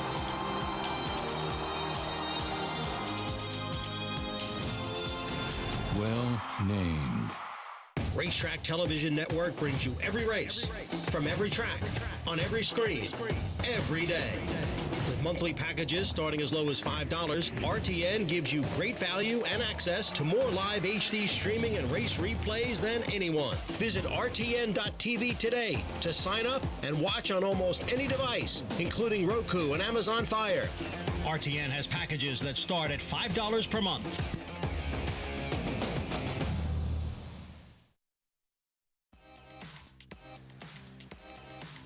Getting set for the late pick 5. 2-year-old fillies maiden special weight. Field and updated odds. Live look in the paddock. There is Royal Poppy. First time starter by Classic Empire. Precocity. Trained by Ray Handel. But Paulie the favorite. 8-5 now. Chocolate Gelato. The good news, the edge in experience. The bad news, she was a heavily backed favorite opening day and just didn't work out. No, she didn't. She sort of broke kind of flat-footed a tiny bit, and then she got into the bit, and I thought she raced okay. But, you know, Richie and I kind of looked at this replay the same. We actually thought she really didn't have much excuse. I thought she had every chance. She was always in position. She broke well enough. She's got dead aim, and then she just... Now, listen, to be fair, the winner had a race under her belt, and maybe that was the difference. But, you know, again, Todd's horses get better with the race. I'm not convinced. She kind of really gave it up a little bit late. Yeah, 55 cents on the dollar. She didn't run. It was just more was expected. But it was only one start. One start, not a career. 8-5. Yep. Let's see what Maggie thinks. Maggie Wolfendale joining the show. 2-year-old fillies here. Maggie, several first-time starters. What are you seeing? Never stop writing in these 2-year-old races, Lafitte, as you always got to get your notes in for these young horses, because ultimately that's really all you have to go by, except when you have a horse like Chocolate Gelato who has the experience, and she looks great here. Don't get me wrong. If anything, she's strengthened up out of that race. So she has the experience edge, which we have seen this week with the younger horses oftentimes be an advantage to have. But let's take a look at some of those horses who have not run and by Spendthrift Farm Stallion, Into Mischief, Interpolate, for trainer Chad Brown. There isn't much to go on in the immediate family. The dam was unraced and the full sibling won on the synthetic. But if you go back a generation, she is a half-sister to Shamoose, who was second in the Breeders' Cup Juvenile Sprint and also a Grade 3 sprint winner on turf overseas. So looking at her here in the paddock, she's a little bit on the smaller yet handier side. It just feels as though maybe she needs to strengthen up a bit. That was my one critique of her. But what I do like a lot is watching her workouts over the main track here at Saratoga. 2 back, she broke very well out of the gate, and she just seems like a really competitive type of horse, which is often the case with the Into Mischiefs. They may not be, you know, the prettiest of movers, but all they really want to do is run, and she has been so professional, really has her head in the game so far in the preliminaries as they are going on the walking ring. She's walking with a purpose, that's for sure. As we'll take a look at number 4, Uppercase, Daughter of American Pharaoh, unraced dam.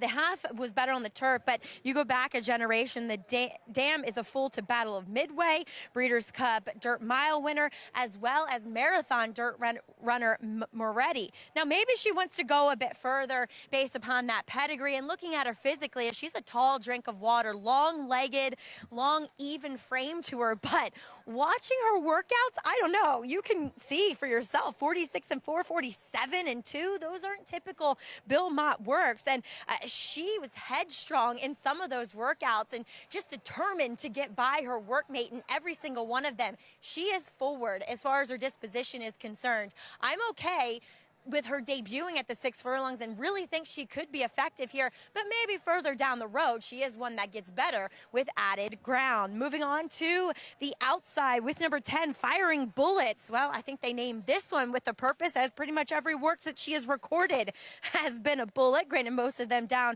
at Mark Cassie's training center, but her ones here at Saratoga have been quick. 59-2, 47-3, 47-4, and I think they bought her for that 9-4 work. She was not asked very much, which I think is really impressive. She just looks really quick. Now she's getting a little bit keyed up here as time has progressed in the paddock, which I don't love to see. I'll keep an eye on her out on the racetrack, but she just looks fast.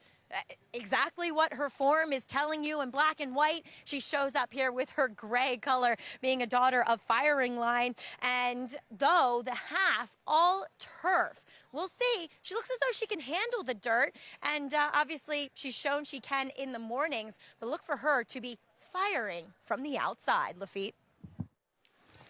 Fast. Works for me. Firing Bullets. Javier Castellano. 9-2 here. Riders up. Post parade shortly. Spendthrift 2-year-old race of the day. Proud moment for Spendthrift. 3 of them represented by Spendthrift Stallion, Into Mischief, Interpolate, Twin Mischief, and Zia Ready with a call to post in this lucrative maiden special weight event. $105,000 purse. We start with Take Charge Brianna 4. Dwayne Lucas, Willis Horton, homebred. Yeah, Dwayne had a horse yesterday that ran off the screen, and this one comes in with a 34-3 bullet drill. The pro. Interpolate. Yeah, nice steady work tab by Into Mischief. Mare had 1 winner, but albeit on synthetic. Upper case, OXO Equine, first time started by Triple Crown winner American Pharaoh. I mean, Maggie hit the nail on the head. You just don't see Bill Mott horses work this fast. Royal Poppy, the Florida bred debuting filly. Yeah, the Vamera, who has 1 other foal race, a 2-time winner. 2nd and 2 fillies by Into Mischief, Twin Mischief. Yeah, and I think this is one of the fillies that's maybe getting lost on the board. I think she's got a good pedigree for Steve Asmussen, and you're getting Joelle aboard at 11-1. Human Element intact. Mike Rutherford, homebred. Twin Mischief, number 7 by Into Mischief. Zia Ready, cold on the board. Yeah, very cold on the board. They worked around the turf. That always makes you feel like then they go back to the dirt. They're kind of searching for what a horse really wants to do. And then the favorite. What will she do in her 2nd career start? Chocolate Gelato. You know, over the years, you know, Todd's such a good first-out trainer. He's actually better 2nd time, so this horse probably will improve. Always laughing for Arlington Million, winning trainer Brendan Walsh. Out of a mare that's a producer, she said 6 foals to race, 5 winners. And Maggie said she expected to be quick. There she is, Firing Bullets. Reportedly in the morning, she's a rocket ship out of the gate. Now, they might have to catch her. Just going to be seen if she has enough stamina, because there are some runners in here. 4 Hall of Famer Mark Cassie, Firing Bullets, start of the late pick 5, Spendthrift 2-year-old race of the day. They'll be breaking out of that starting gate. 3/4 of a mile dash and back to Chocolate Gelato. And we'll see how much she does improve. What she does have is the edge in experience over most of her rivals. And last time she was chasing a filly that had a race under her belt. Maybe she just got tired chasing a horse that had a little bit more foundation. Well, now she's the one that has a little bit more foundation. It's a big plus. It really is. We saw it yesterday. Nobody was beating that Dwayne Lucas horse who won off the screen and ran 111 and change, but that was the only horse in the race that had a race, and so it is giant, especially over this tiring racetrack. Todd Pletcher had a 3-year-old yesterday debut in a 107 buyer speed figure, off the charts, insanely fast. And Interpolate, winding up, and that's what Maggie commented on, just an absolute pro in terms of how she was handling everything, experiencing this in the afternoon for the first time. What a pretty mover this daughter of Into Mischief is. I mean, she really just floats over the ground. Has kind of a physicality, a look that makes me believe she'll probably appreciate going a bit further. But, man, watching her gallop over to the backstretch, she had to elevate in my eyes. Manny Franco aboard. Just had a conversation of Tis the Law, a terrific work he did with Tis the Law. Interpolate, 1 of 3 by Spendthrift Stallion, Into Mischief. Polly, back to the quick firing bullets. All eyes will be on her right from the start. Yeah, I think they will be. The 4 affiliate, she looks tremendous too. I love the way her ears are forward too. Yeah. This is a tremendous group. But when you look at the 10 firing bullets, it shows it's right on the form. And the way she's handling herself, I like the way she's calmed down. She's bowed down a little bit. She's in the rocking horse position. The issue she's going to have here, she's going to have to clear this field from the 10 hole because early in the morning she's been coming out of the gate like a firing rocket, like her name. But is she going to have the stick? She's got to stick around because there's going to be Chocolate Gelato probably right behind her. You have Uppercase who's been working a storm in the morning before. So to win from the outside post, your one worry is, Mig, you don't want to break outward with the outside position, right? No, horses are like water. Sometimes they'll flow to empty space. But Javier, obviously, Hall of Famer, he's going to have her attention, keep her mind going forward. But young horses will tend to go to the path of least resistance. Yeah. Maybe that's the best way to put it. See Tyler Gaffley on there. Big smile. Lots to smile about these days. On Take Charge, Brianna for D. Wayne Lucas. Maggie, you've kept your eye on Interpolate. What are you seeing? She won me over in the post parade, and really, honestly, I was between. I talked about the 3 horses that I liked in the paddock, and she was included. I don't mind Uppercase still, and obviously, Firing Bullets. She relaxed when she got on track. But you want to talk about the right kind of action and the right kind of professionalism first time out, and to boot, you're getting 7-1 on a Chad Brown horse. I know it's not the turf, but I'll take it. Like I said, I'm not going to be surprised when the 4, 10, or even the 8 win here, but she's the one that won me over in the post raid based upon that swift, quick action. I talked about maybe the fact she'd won a bit further than this down the road, but she moved more like a sprinting type, and I love her. I just really like her disposition. She just seems like that typical into mischief, that I'm just going to beat you because I can type of mindset. As we'll take a look at number 2, Take Charge, Brianna. She's the one with some experience as well as Chocolate Gelato, as she comes out of a race in which I do think there was won by a very promising Todd Pletcher filly in Kaling. She got shuffled back early to last, made up some ground while running on late wide down the lane. She just didn't look fit at first time out, and she was a little bit obstreperous and just bewildered and unsettled prior to going in the gate that day. They kept her in the saddling stall kind of facing the back, which is typical of Wayne to do with his horses, just to kind of keep them more settled and focused and attentive to their handlers. But she's handled herself much better. Well, I don't think she's 100% there fitness-wise. And let's be fair, Wayne does put a lot of conditioning on his horses. She has taken a step forward from that first effort. She does come in here with a strong blowout, going to 3 furlongs and 34-3, as we'll move to probably ensure she breaks better this time. Number 9, Always Laughing. Elegant filly, very laid back too. She's just taking it all in here at the spa. I feel you, girl. It's a nice day. Wouldn't mind a hammock under a tree reading a book. But needless to say, I like her. I'll watch with interest, but she gives me the feeling that she's going to want a little bit further than this, to be fair. And she's a generous price of 18-1. So don't let me talk you off her. I would just take the wait-and-see approach with her, Lafitte. Yeah, see, I'd prefer the one Maggie described as like fast, firing bullets, as opposed to the one ready to take a nap. Always Laughing. That's just me. And we're just here. Late scratch, number 7. Zia Reddy, 42-1 at the time of the announcement. Zia Reddy is out. So a late scratch here before this 6th race. Spendthrift 2-year-old race of the day, and Into Mischief filly. We'll have to wait another time to see her make her career debut. Well, and there are examining veterinarians stationed at the starting gate, and if a rider doesn't feel like the horse is warming up satisfactorily, it's one of the safety protocols we have in place. The horse will be scratched to have a full physical exam before the horse can even be considered to compete again. They need a jockey Uber. We should even get that. Where they can give the jockey Uber. Untapped resource. Yeah. He could use it right there. Yeah, he needs a jockey Uber. He'd be all over it. You know what? You're thinking outside the box, and I like it. I like that idea. I also like the idea of providing phonetic pronunciations for first-time starters in past performances. I love that idea. You just showed me a website that we can get pronunciations. I like the 4 a little bit, guys. Uppercase. I liked her warm up. Uppercase also was a Meadow Stable horse, was in the same crop as Riva Ridge. Wow. He was by Round Table, and he was a stakes winner himself. So she's got a lot to live up to. But they recycled. Wait, what did the horse do? Uppercase was a stakes winner. He was the second best 3-year-old in Riva Ridge's crop for Meadow Stable. But this horse's granddam was Rigoletto, a Grade 1 winner. He's got a tremendous pedigree. Recycle that name. They did. I tell you what, the 4 and the 10 are taking a lot of money into this 8. I guarantee you both of these horses can run. I'm with you.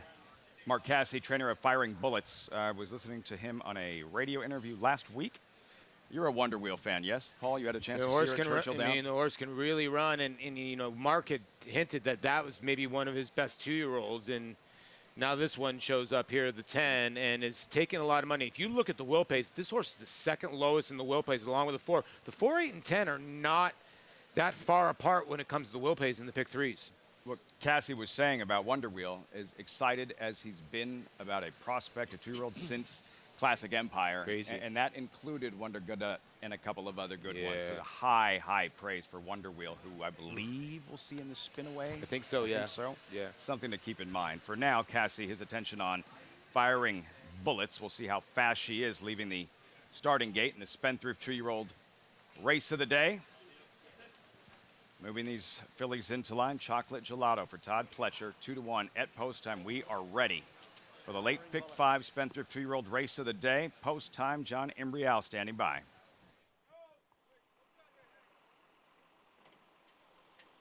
There in the gate.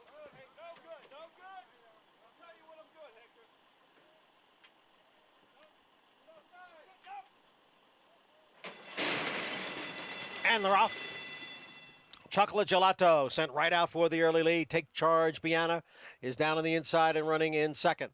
And then comes Twin Mischief next in third, followed at the rail by Interpolate as they race up the backstretch. It is Chocolate Gelato who has the lead. Interpolate now comes on through to grab second. Take Charge Brianna is back running in third in between horses.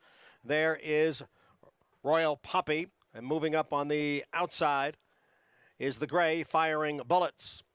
Take Charge Brianna has been shuffled back to 6th. Uppercase is on the outside in 7th. And farther back in the field are Always Laughing. And on her inside is Twin Mischief. The quarter 22-4, the half 46-1. It is Chocolate Gelato who has the lead under a hand ride right now, and she's opened up on the field. Chocolate Gelato has extended the lead here to a half dozen lengths. The battle for second. Take Charge Brianna moving up on the outside and down at the rail. It is Twin Mischief, but it is Chocolate Gelato, much the best here. Photo for second between Twin Mischief and Take Charge Brianna. Interpolate was 4th. A different story today. Perhaps what we expected to see. Opening day, Chocolate Gelato gallops in her second career start for Mike Rapoli, Todd Pletcher, Arad Ortiz. Barely had to move a muscle. I'm telling you, I'm done answering my phone in the morning because all you need to do is bet the horses that have run already. Right? So you don't want to hear that blue horseshoe. I don't care. This horse is beating this horse in the morning. This horse in the morning. You watch the replay of the 8. You really don't want to bet this horse back. The 2 horses that ran almost first and second ran. Uppercase was the only one that actually kind of ran, or no, actually the 6, the Asmussen runner, but the 8 won this race. The race was over 10 steps out of the gate. She broke she was 2 lengths in front before it blinked. Shot. Her ears went up. She was always in control.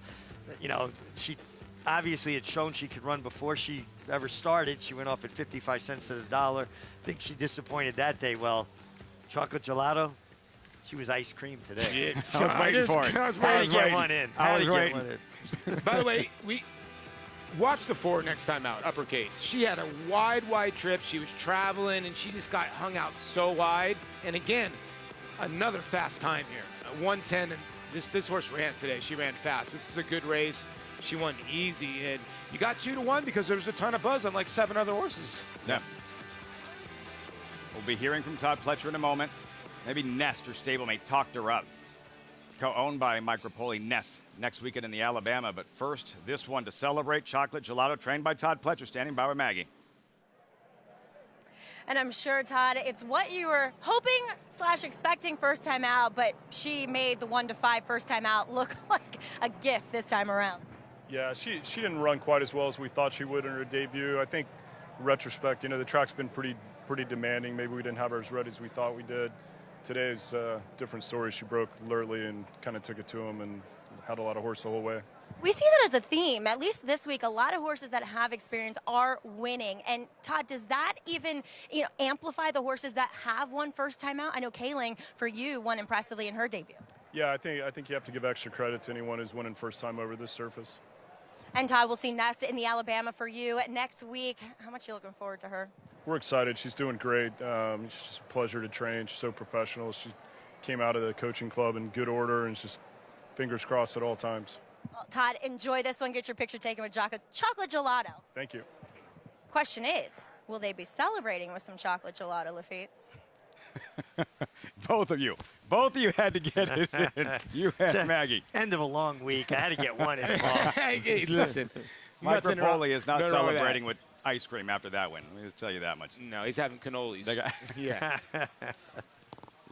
Leave the gun. Take the cannoli. Lafitte, that's the greatest. Chocolate gelato, the practical joke filly. Simply dominant. The spendthrift 2-year-old race of the day. Wait, no, this is a filly with a big, bright future. No, she really is, and she took a big step forward. Hey, listen, she ran well first time.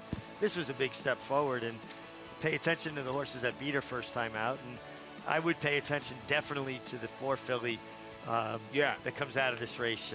She ran much better than it looks. Uppercase, yeah. And don't take anything away from the 6 Twin Mischief, because she was the only first-time starter that actually ran in the race. The Into Mischief filly running in second, a chocolate gelato onward and upward. That's going to wrap things up for us. First, want to get your selections for the Mahoney, the feature today in race number 9, Big Invasion, a big favorite going in.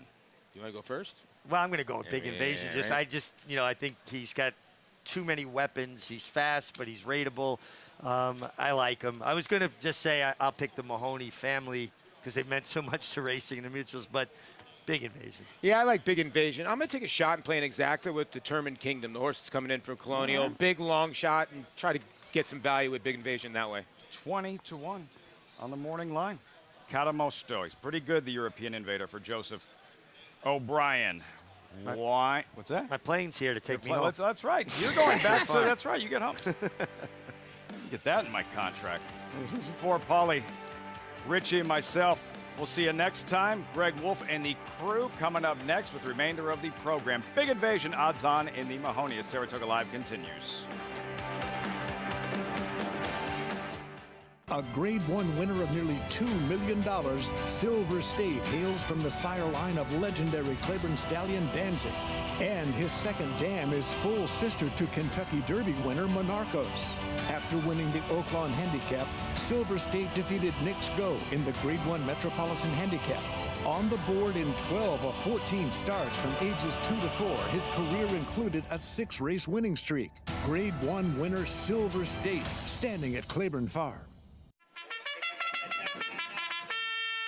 This August, Monmouth Park has the perfect cure for a case of the Mondays.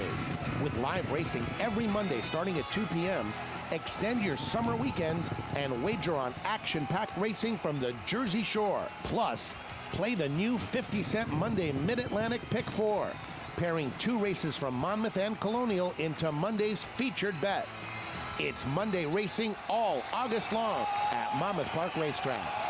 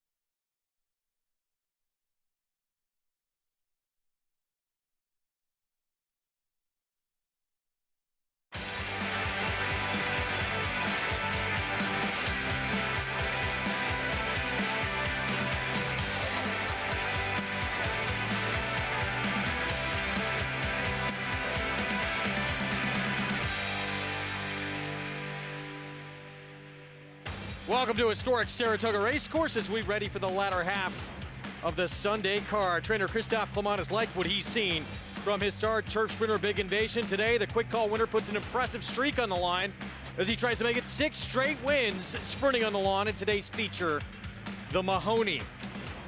Trainer Joseph O'Brien, he's won some of the biggest races all over the world, but he's still seeking a win this summer at the Spa. Can Caramasto be that breakthrough winner? He'll make his state's debut after tackling top company in Europe. And we'll look back at Casa Creed from last to first in Saturday's 4-Star Dave in a signature win and what that means for his Breeders' Cup future.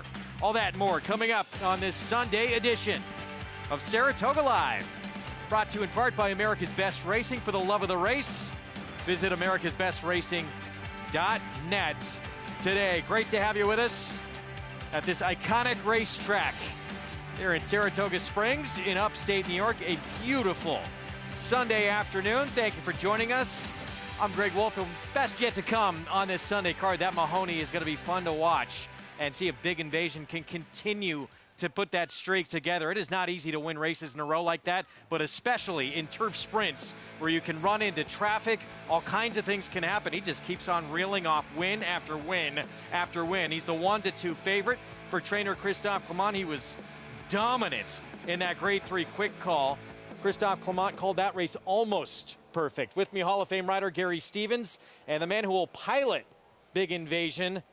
He is on an incredible roll at this meet. I'm a little bit worried.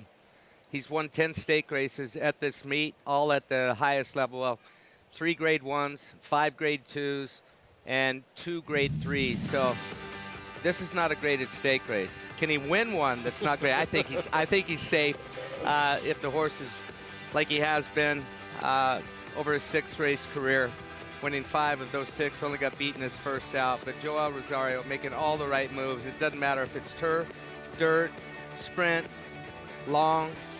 He just winning races. And obviously, he's the reigning Eclipse Award winning rider. He does everything great.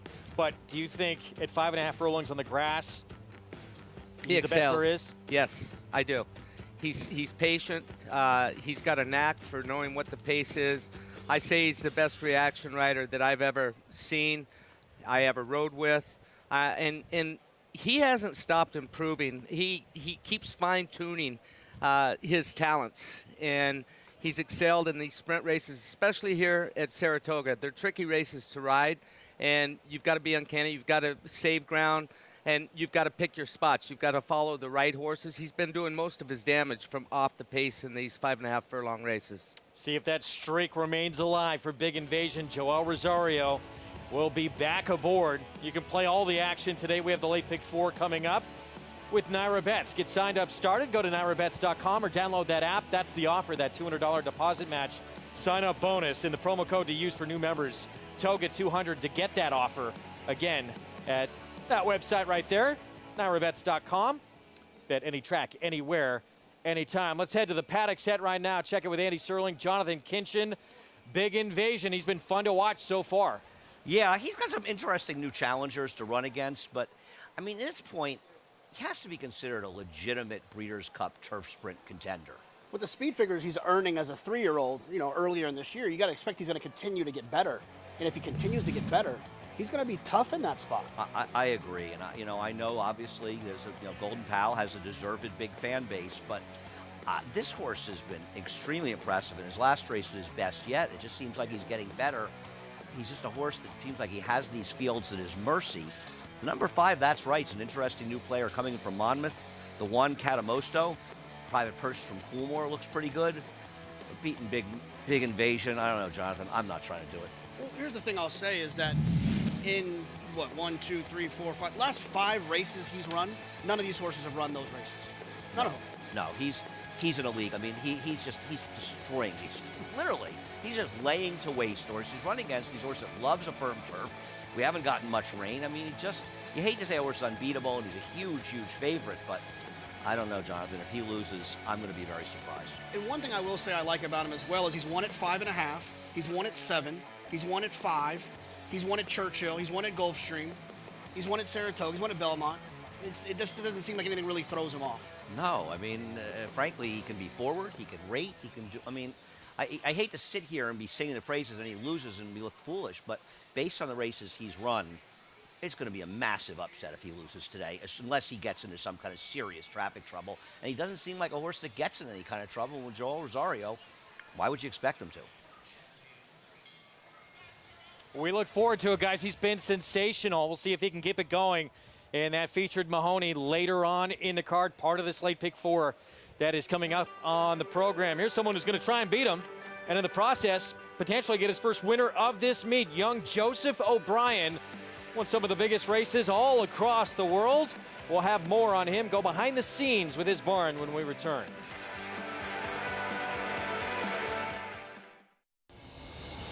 Here comes Tama.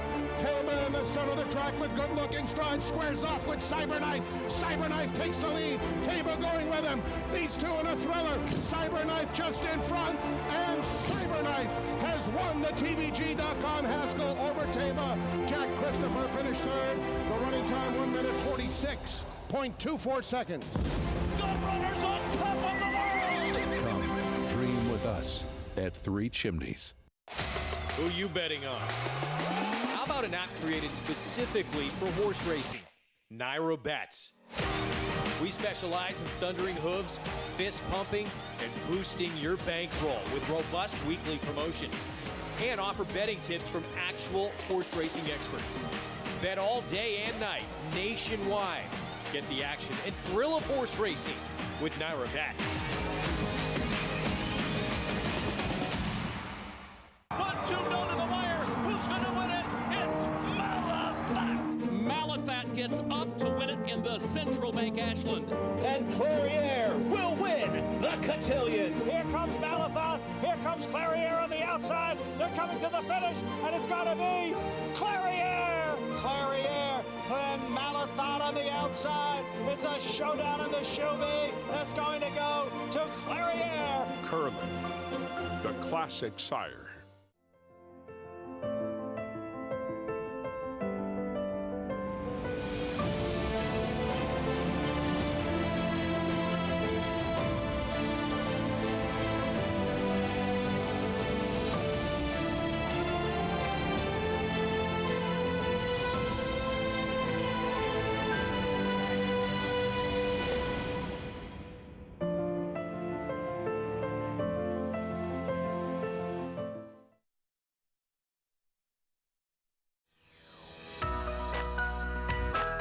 One of his strong selling points is he's the only son of Dubois that stands in Kentucky.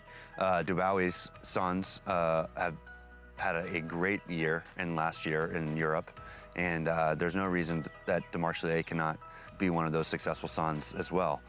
He comes from a great European family. He was basically 3 for 3 in his race career. I know Peter Brand and Chad Brown both thought he had a ton of talent. This horse has got pedigree, so again, he's as well bred as any horse standing in Central Kentucky right now. And being by Dubois, and I mean, the horse had plenty of ability, plenty of talent. Dubois is out of Dubai Millennium, who was by Seeking the Gold. So again, Claiborne connection, just a couple generations back. But Dubois is one of the greatest sires in European stud book history, probably. And that's not hyperbole. I mean, you just look at the results of, he's just so many successful sons at stud as well.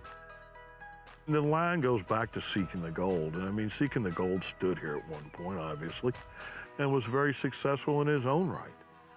Dubai Millennium was a very good racehorse, and Dubois turned out to be a very, very successful sire. I mean, he's probably better than anything in that line at this point. He's a little different sire. He's a more European kind of built stud. He's not one of those big, strong dirt horses like you usually are accustomed to seeing, but he really stamps his foals, which is always a good sign for me. The sons of Dubois right now are lighting it up, so we hope that he's the one. There's just as much money on turf as there is dirt, and it's more aesthetically pleasing, they say. So a lot of close finishes on turf, and it's just, you look out in the fields, that's what the horses are running on. They're running on the turf. So hopefully the trend turns here in the next decade or so in America, where turf sires can be commercial. Our program brought to you in part each and every day by legendary Claiborne Farm. 100 years of doing the usual. unusually well. The pick 4 next. Going to start on the grass. Mile and a 16th over the inner turf. New York Preds allowance optional claiming field. There's a look at Christophe Clement. He'll have Joel Rosario aboard here. Again, they're going to team up in that feature in the Mahoney. They're going to team up here with Home for Christmas. Right now, favored. Bit of a surprise here. Let's get a paddock report and head to Maggie Wolfendale. And Greg, I suppose people are a little apprehensive about taking Spongy, who was installed as a 2-to-1 morning line favorite, because she is coming off such a lengthy layoff here for trainer Bill Mott. But what I can say is that she doesn't look as though she's missed a pretty much exact year of racing. She looks exactly the same as when she was pairing races back-to-back over the summer last year. She's never a filly that's going to look that strong, behind the saddle or across her top line. It's always kind of been my criticism of her. But she's such a big, long, rangy filly that it lends itself well, that physicality, to these types of races, going around of ground on the turf. And she's fit. I like her energy here as well. So I can't really fault her at all coming back in this spot here today for Bill Mott. And look, I know she didn't win her debut, but she's run well at first asking, and she ran well from that February to April layoff too, in which she did it on a wet track. So the turf's definitely her preferred surface too. I'm not going to be surprised when we find Spongy in the winner's circle in about 10 minutes, as we'll move on to number 4, Palace Gossip, as she projects to be the main speed in here. And look, Tony Dutcher knows that it can be dangerous, especially on this inner turf course with the rails down. And I gotta say though, physically looking at her, she does look more like a sprinting type. But this is the right spot to experiment a little bit and see if she can stretch out in distance. In my heart of hearts, I don't think this is the right distance for her, but I see what they're doing. So we'll see how Palace Gossip adapts to going long for the first time as we head across the paddock to JK, who's got a nice pick 4 sequence lined up for us. Guys?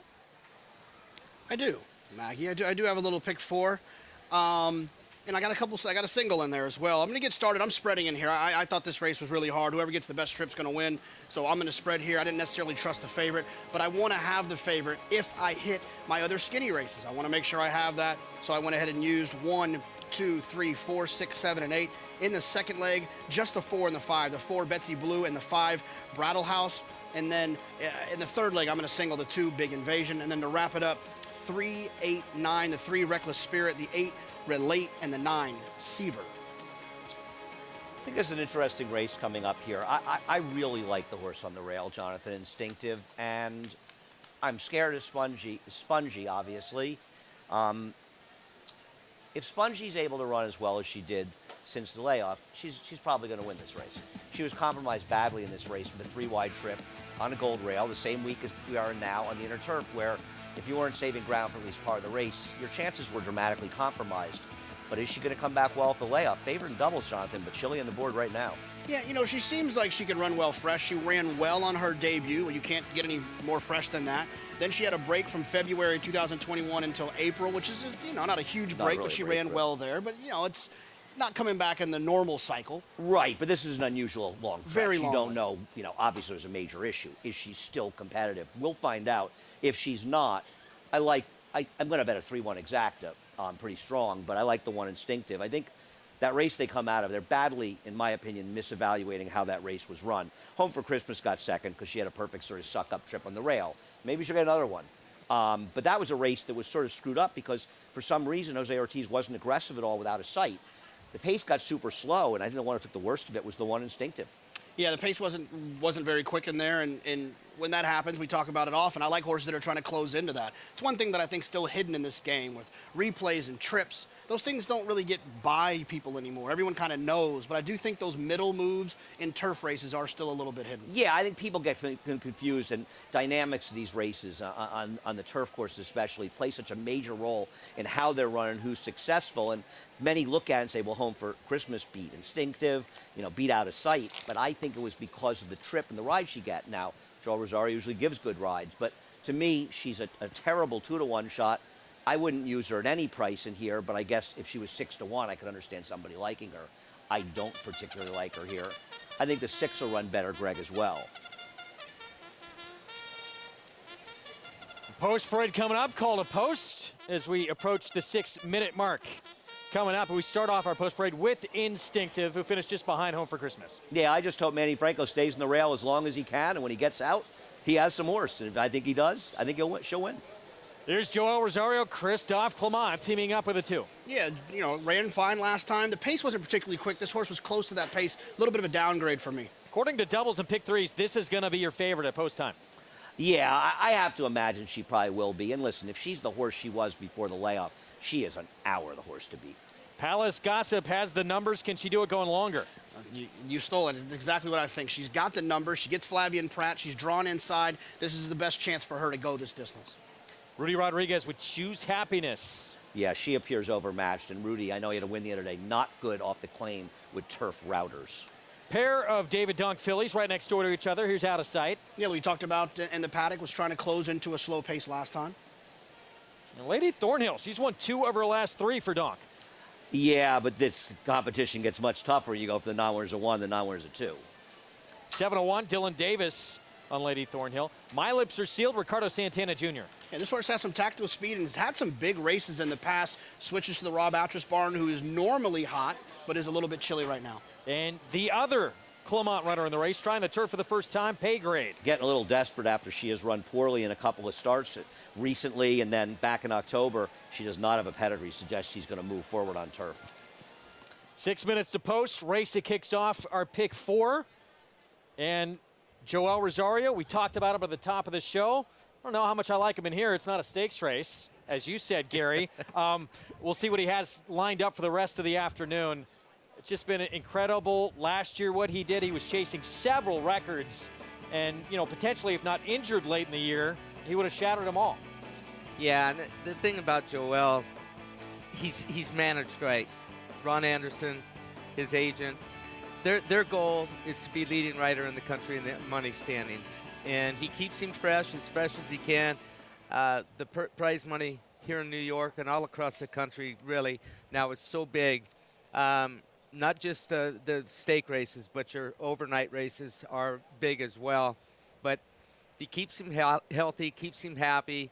That is their look. It'd be great to be leading rider here at Saratoga for him, but that's not the end game. The end game are the big days, and that's what they focus on.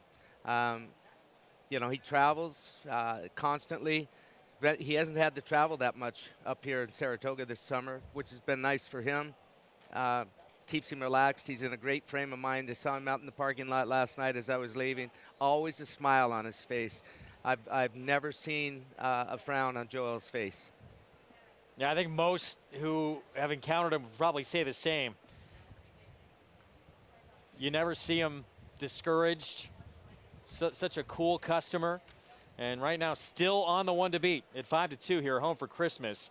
Meanwhile, the meet's leading rider, that's Arad Ortiz Jr. He'll be on board Out of Sight in here. And look, he rides his goal at this meet, flat outs to win it. Absolutely. Look, Angel started this, Angel Cordero, years and years ago, the king of Saratoga. And this is a different meet. These guys come here, it's so competitive. Owners are focused on it, trainers are focused on it, and the jockeys especially. It comes to a different level. The riding level is different here than it is any other time on the New York circuit. This is it. This is the big time. The Big Apple, yeah, it's big time, but Saratoga is the biggest of the big. By the way, I with Chocolate Gelato, it's actually 34 wins, I believe, for Arad Ortiz Jr. as we send it over to the paddock set. Thanks, Greg. The number 6 horse, Out of Sight. You see Irad is riding after Jose Ortiz had been riding this horse for Dave Donk, and I have to imagine that that Dave Donk may not have been happy. It just really surprised me. Why wasn't this horse more forward last time, Jonathan? Yeah, especially because the pace wasn't too quick. It just didn't make a lot of sense. And we talk about it on the show all the time. We don't know what the trainers tell. I just don't understand why. I just don't think that that's what happened. but he should have been more forward. And He's you got a lot of think- tactical speed. Now, she's in a race where there's a lot more speed today, and you like one of the speeds, the number 4 Palace Gossip, who is making a big switch. Now, this is the right turf course to do it on, because inside speed, when the rails come down on the inner, in the inner, it can get carried. Yeah, just one of those situations where, you know, I actually mentioned it, I think, a day or so ago on the show. If a horse is going to stretch out, I think they need to draw inside and have some tactical speed so that they can get into position, get some cover, and save some ground. And that's their best chance to be able to get that added distance. No, I agree. We'll see. And it's not like she hasn't run races, at least sprinting. I don't love her chances, but I can understand the scenario. I understand why you like her, and I can see the scenario where she wins. My lips are sealed. You have to think Johnny has to press this horse, trainer switch or not. This horse is only really successful when she's aggressive, and she won last time without the lead, but she needs to be forward here. Yeah, I mean, every race that she's involved in, she's forward. The ones that she doesn't make the lead is probably because they're going too fast. I love these types of trips for Johnny. I feel like, you know, of the 990 some odd wins that Johnny has, I'd say 900 of them feel like they came with him sitting kind of second or third, stalking outside. I just think he's comfortable in that position. Yeah, and 890 of them were for Todd Pletcher. Let's head over to Maggie for more on the number 8 off the layoff. My lips are sealed. Guys, and my lips are sealed as Ricardo Santana picks up the mount for John Velasquez here. He is known to be aggressive, obviously. The thing is, it feels like there are 3 horses that can go in here, and all 3 of which are sharp. It's not, I find from my vantage point, assessing these horses physically and assessing the way that they're acting, you can suss out a lot of times if there appears to be several speed horses, which one is actually going to be the speed, because they are the sharpest, are the ones bouncing on their toes the most. Well, the 4, 6, and 8 are all on their toes, are all very keen, very eager out there on the racetrack. And we do see Santana with his feet out of the irons trying to get My Lips Are Sealed relaxed. But she looks fit coming off the layoff. She looks strong as Palace Gossip continues to expend a lot of energy. I like the fact that My Lips Are Sealed has settled a bit, but I just don't foresee, and she's a big price, so physically, like I said, she looks great here, but I just don't foresee the situation that plays out in her favor, especially being the furthest outward of those speed horses. Now, number 6 out of sight, like you guys were saying. Sometimes Jose Ortiz can be a bit more passive than his brother Arad Ortiz, so therefore, we see Arad on her. She has always been a high-strung filly, as you can see, as my cameraman and PA have noted. She's wearing the Batman blinkers, aka the hood, on her ears to keep her a bit more settled. But guys, I just don't foresee who's going to go to the lead, because they're all acting that way. And for me, I feel like it's going to play into the hands of the inside 3, the 1, 2, and 3, as we see Spongy go as favorite as of now, guys. Yeah, thank you, Maggie. As expected, despite that long layoff, got to say goodbye to those watching on SNY. You can continue to watch our coverage over on FS2 or on our YouTube page at New York Racing Association as well.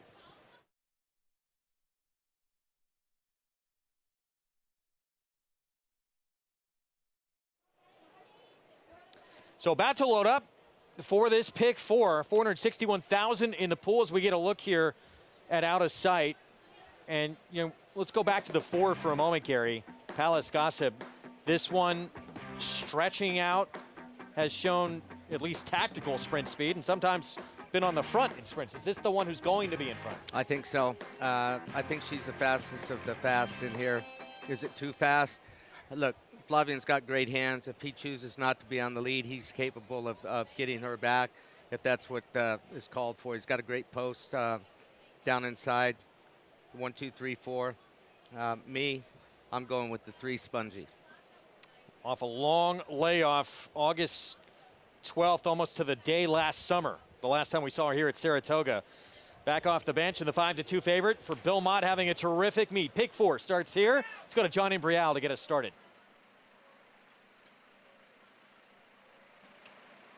They're all in.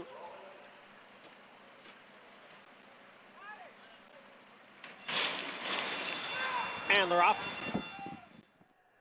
It is Palace Gossip who is going out for the early lead. Home for Christmas down at the rail as My Lips Are Sealed now moves up.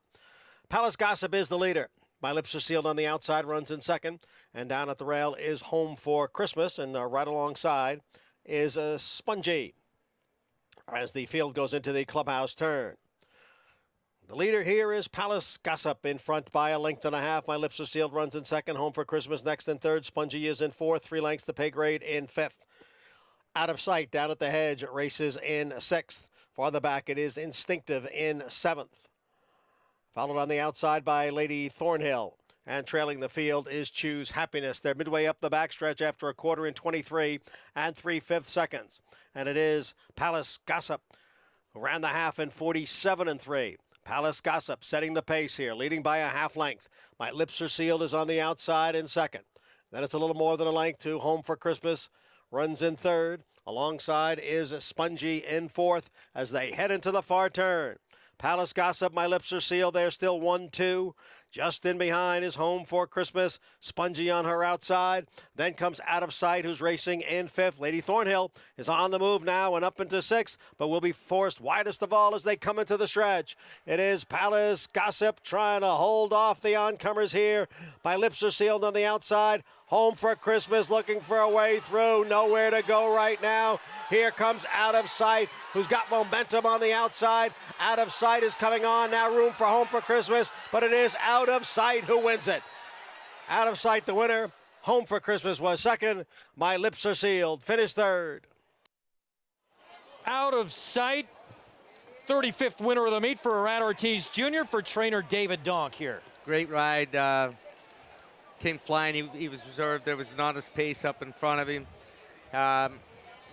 No excuses for anyone but possibly Home for Christmas, but she did get loose late, made the lead, but all the momentum was with Out of Sight and Irad Ortiz.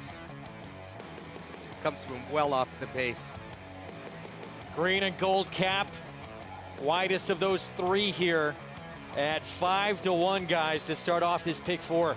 Well, I mean, this was a horse who just had the wrong trip last time out, and Irad managed to work out a very good one. I'll have to take another look and see if he saved ground the whole way or he was too wide. And no doubt Home for Christmas did have that trouble that Gary alluded to in the stretch, but she also managed to stay on the rail for virtually the entire race. I honestly think the best horse won. Yeah, look, I don't think the pace was blazing fast. I mean, the 4 and the 8 both ran really well Moderate. in the front end. They weren't looking each other in the eye.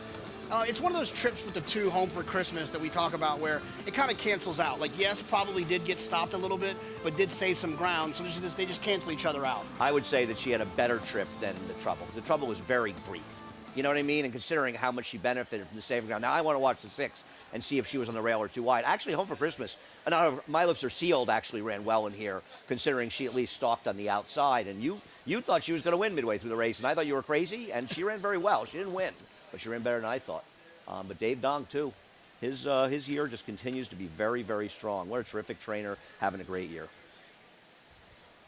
We'll take a look back and see how significant this was. If we get a better look with the 2 Home for Christmas and Joel Rosario. Yeah, the 8 horse, My Lips Are Sealed with Santana, floats over the inside, actually floats out. Joel's in really tight quarters there for a couple of strides, and it looked worse on the pan than it actually was on the head-on. That's why I wanted to look at the head-on. He had to steady briefly, but he got loose at the right time. It was at a critical point when he had to steady briefly, but he got the momentum right back, and it just wasn't good enough. The best horse won.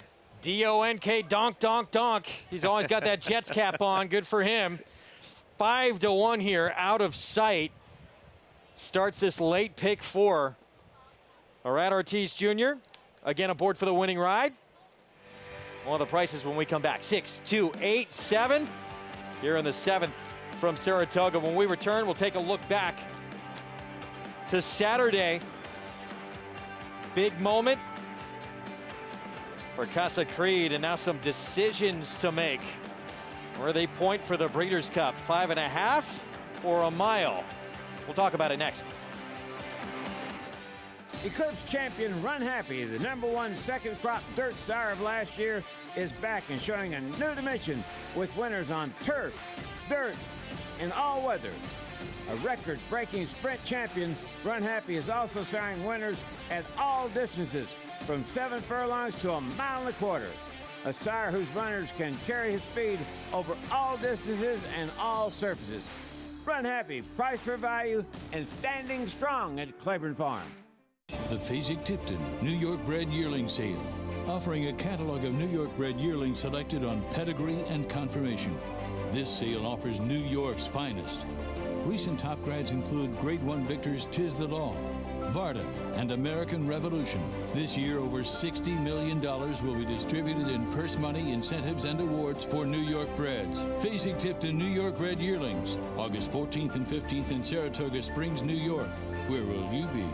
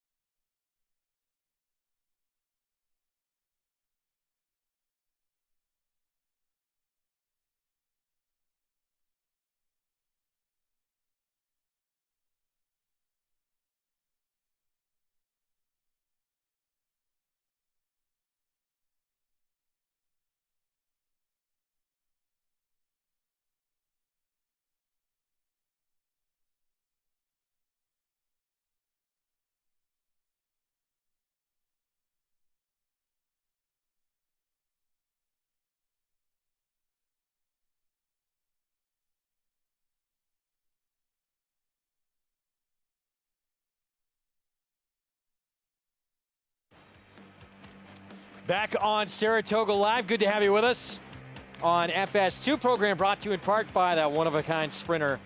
Run Happy had a huge moment here at this racetrack. Never lost in his career while sprinting, and did it all while racing medication-free. Now standing at Claiborne Farm, David Donk, Irad Ortiz Jr., the meet's leading rider, combined to win with Out of Sight to kick off this late pick 4 at 5-1. Irad making all the right moves at this meet. Carries on a 5-1 shot, which we're not seeing a whole lot of with Irad, betting everything that he rides. $13.20. Let's go to Maggie. The summer of Donk continues as Out of Sight.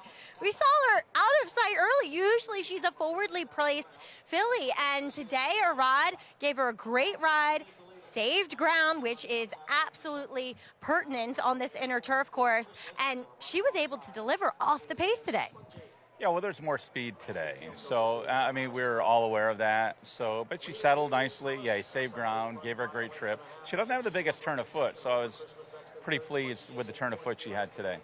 Also, we see her, as well as Lady Thornhill, wearing the hood. And a lot of times you train your horses in them, you bring them over to the paddock in the hood, but these two run with it, whereas the other horses, you take it off them. Talk about that decision to run them in that equipment.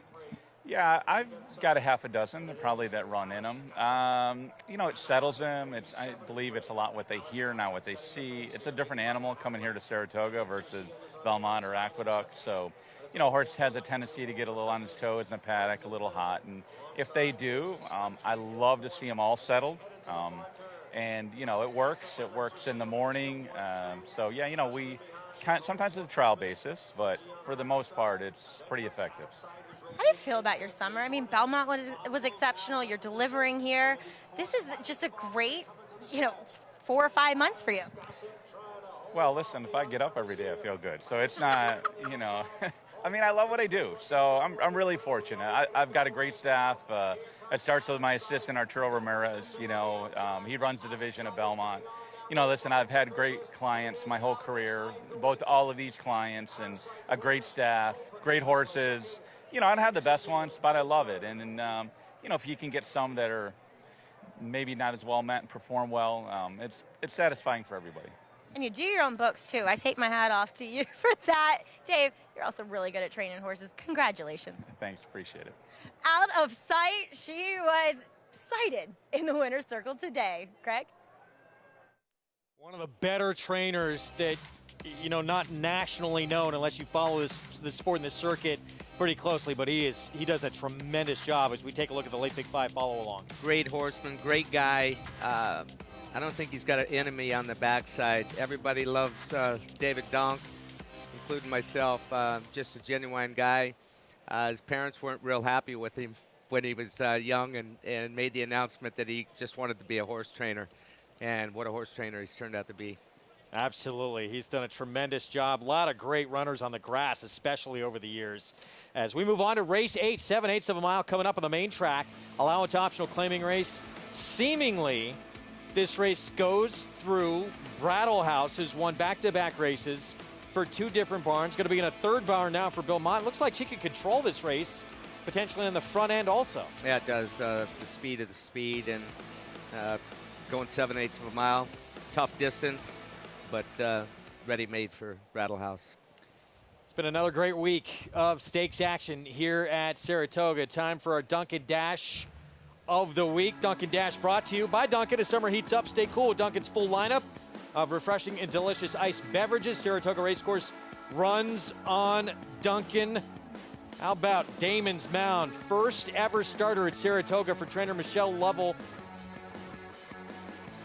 And he was sensational. So much talk about Gulfport, but coming out of the race, it was all about Damon's Mound and his performance. Yeah, it's horses like these that made me get up every morning when I was riding, just looking for that 1-2-year-old that for the future.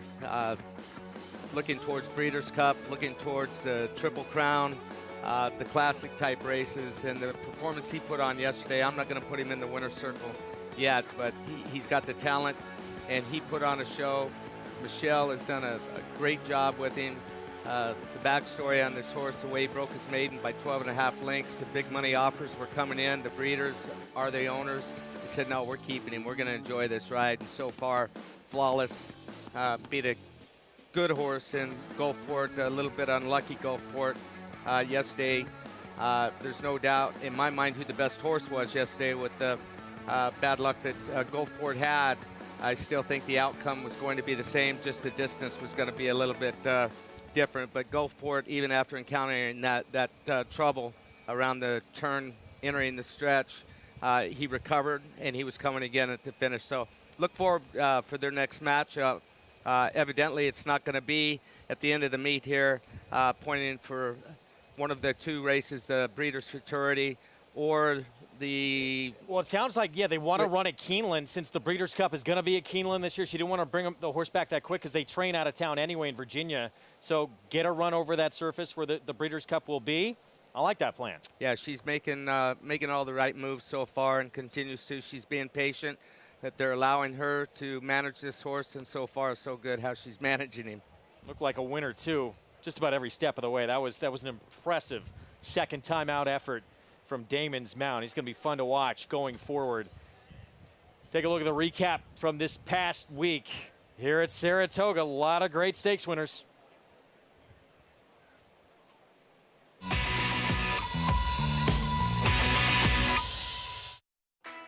Repo rocks on the inside. It is Isolate now moving up.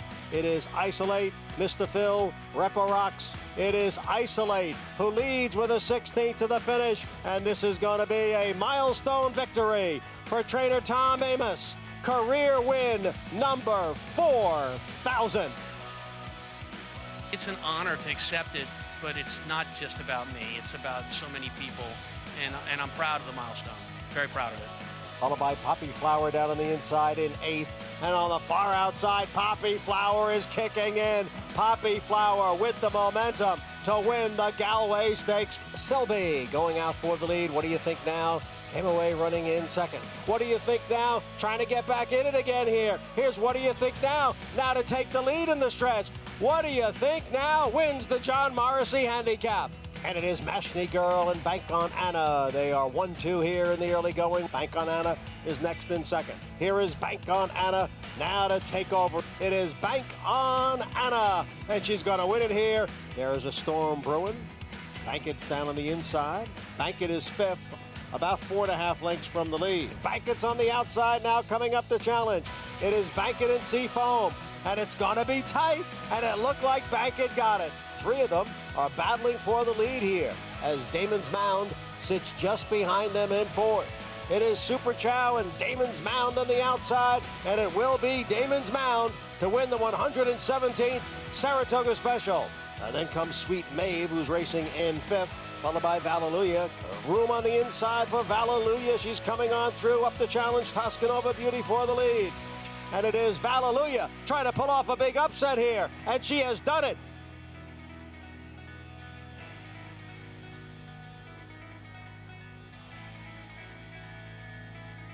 It's incredible. This is the only thing better than this is the Travers, I gotta tell you. The early trailer is Casa Creed in fifth. As the field comes to the top of the stretch, Casa Creed follows the move of Regal Glory, and it's Casa Creed on the outside, and then Regal Glory. Casa Creed, who makes the last move, the winning move. What a great week of racing, and I think we still have Travers weekend ahead. Labor Day with the hopeful, some big performances, and it was obviously Tom Amoss, that big moment, number 4,000, came in that tail of the cat with Ice Lake. Congratulations again to Tom, his family, on a tremendous career. Hallelujah to all of them. You're better than I. I couldn't get it out yesterday. That was, by the way, a state-bred A-other-than win for those connections. Robbie Davis had his daughter Jackie aboard, and you would have thought they won the Travers with that celebration. I started my shift off yesterday with that, Lafitte and I, and that made our day, and I think it made a lot of people's day. Robbie Davis has lived up in Saratoga for years, raised his kids up here. They're locals, and this track means so much to them. And to win with a $51 horse with his daughter Jackie aboard, cool stuff. It doesn't get any better than that. Inside was open, and Jackie Davis took advantage. One of the biggest upsets we've had at the meet. We're going to step aside, time out. We'll be back. A lot more coming up. We'll have more in the 8th. And probably forgot about him. We haven't talked about him much. The Kentucky Derby winner back for more. Rich Strike, second biggest upsetter in Derby history, has arrived on the grounds here at Saratoga, ready to gear up for the Travers. We'll be back.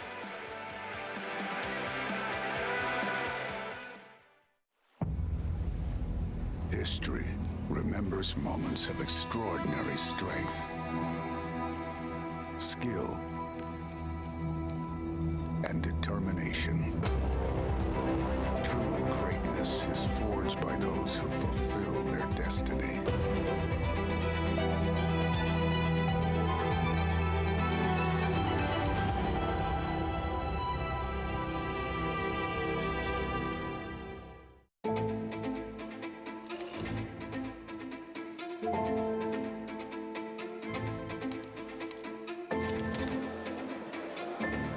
Good morning, ladies and gentlemen, and welcome to the Keeneland September yearling sale. A terrific maternal pedigree, Grade 1 winners, and champions across the pitch. Life is good. Next Go to the back. Good luck. Irish Hill and Duchess View Stallions, proudly standing the ultra-fast, multiple stakes winning son of Uncle Mo, King for a Day, the only horse to defeat 2019 3-year-old champion Maximum Security. Well, King for a Day was basically a clone of Uncle Mo. I mean, good speed, the ability to carry it over distance of ground, real professional horse and a really cool horse to train. Sire maker extraordinaire Uncle Mo, represented in New York by King for a Day. Visit ihdvstallions.com to book your mare today. Racetrack Television Network brings you every race, from every track, on every screen, every day. With monthly packages starting as low as $5, RTN gives you great value and access to more live HD streaming and race replays than anyone. Visit RTN.tv today to sign up and watch on almost any device, including Roku and Amazon Fire. RTN has packages that start at $5 per month.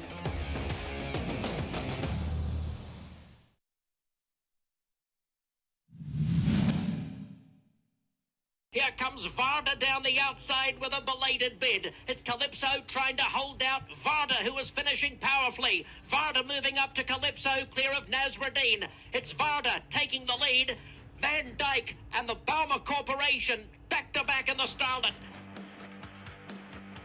Grade 1 winner, Varda, purchased for $100,000 at the 2019 Fasig-Tipton New York bred sale. Just one of the many examples of the quality you can find. Fasig-Tipton New York bred yearling sale, showcasing New York's finest yearlings, coming up August 14th and 15th. Maybe you'll find the next Varda. Multiple graded stakes place, grade 1 winner. A lot of talent up here. 7 o'clock tonight. You be there? If you want to go partners on one. Let's get a group together. On our bankroll. We'll have a cupcake sale after the show. Yeah. Might be a little too rich for my blood. Derby winner has sort of been off everybody's radar. We had the big prep for the Travers here. Epicenter looks so sharp. Laying and waiting for everybody come Travers weekend is the upset winner of the Kentucky Derby. He just arrived on the grounds a couple hours ago. Yeah, look, he looks great coming off of the van right there, full of himself. Got the perfect setup, the perfect ride in the Kentucky Derby. Skipped the Preakness Stakes, well documented, came back in the Belmont Stakes. Didn't run much in the Belmont.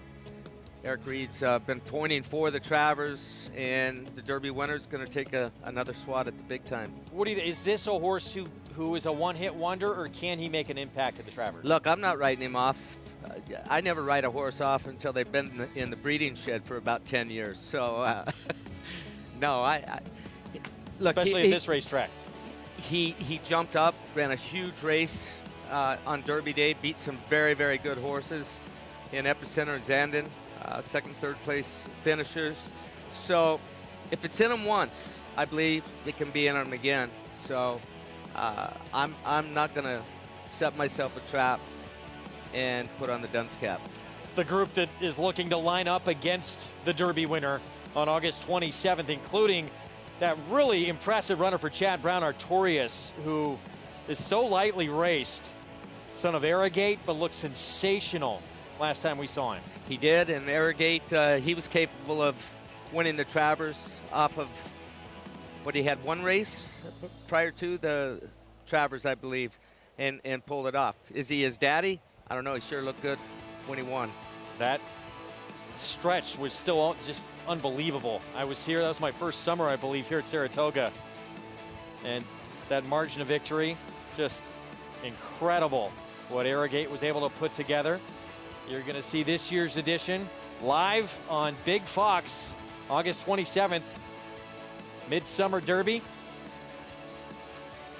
One of the most prestigious races there is in our sport, and a great field assembled for that one. Again, race 8 coming up on the main track. This allowance optional claiming sprint at 7/8 of a mile. Brattle House, the one to beat. Now with Bill Mott. Let's go to Maggie for more.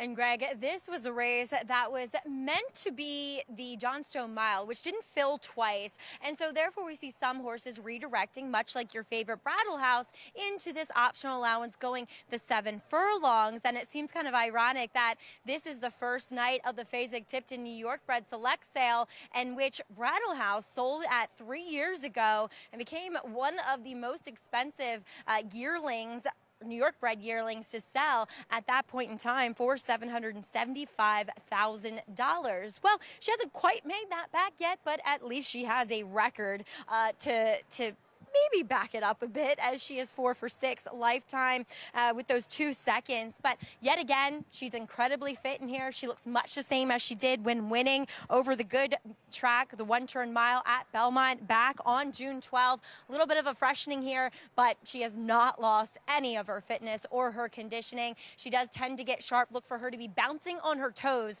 when the jocks are about to get up and they are on the walkway. As we'll move on to number 6, Sweet Wilhelmina. She looks a little modest as far as the company that she's been facing out of town for trainer Scott Lake. But I mean, I must say that a lot of times Scott's horses, from my days in the Mid-Atlantic and when he's run horses in New York, they always tend to look incredibly healthy. And that's what Sweet Wilhelmina looks here. But I do like her last effort, and even the effort before that she comes in here off of.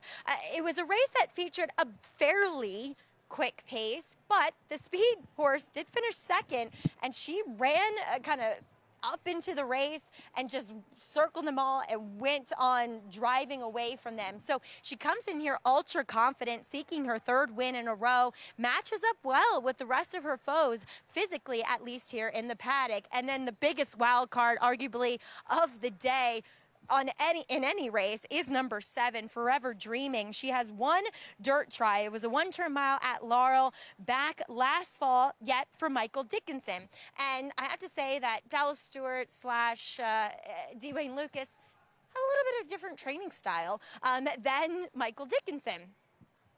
To each his own, all three very highly successful in their own right. But you see bullet for this filly on the dirt as she tries it yet again. And it was an effort down at Laurel watching it in which it just kind of, she wasn't involved, and so the rider just kind of wrapped up on her late.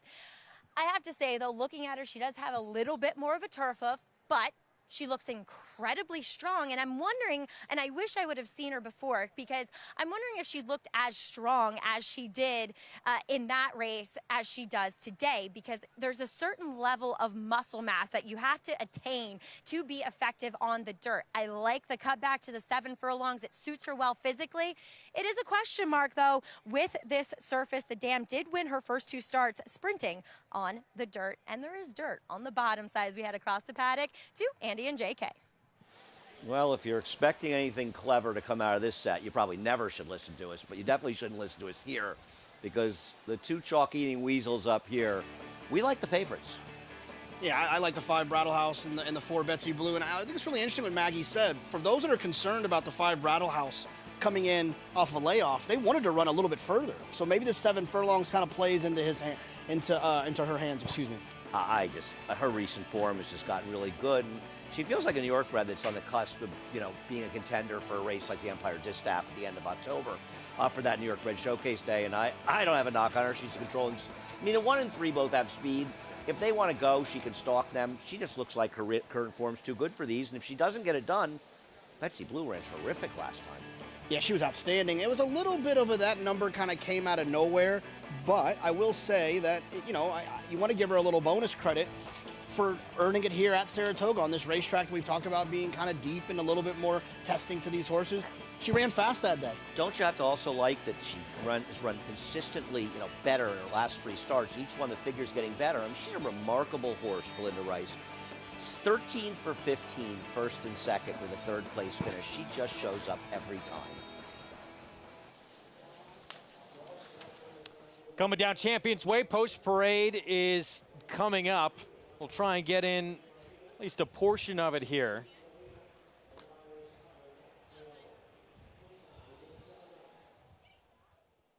Or maybe you'll catch it on FS1. We're switching over. That's where our program continues. Over on FS1, we'll take you the rest of the way on this Sunday at Saratoga right after this timeout. We'll see you there.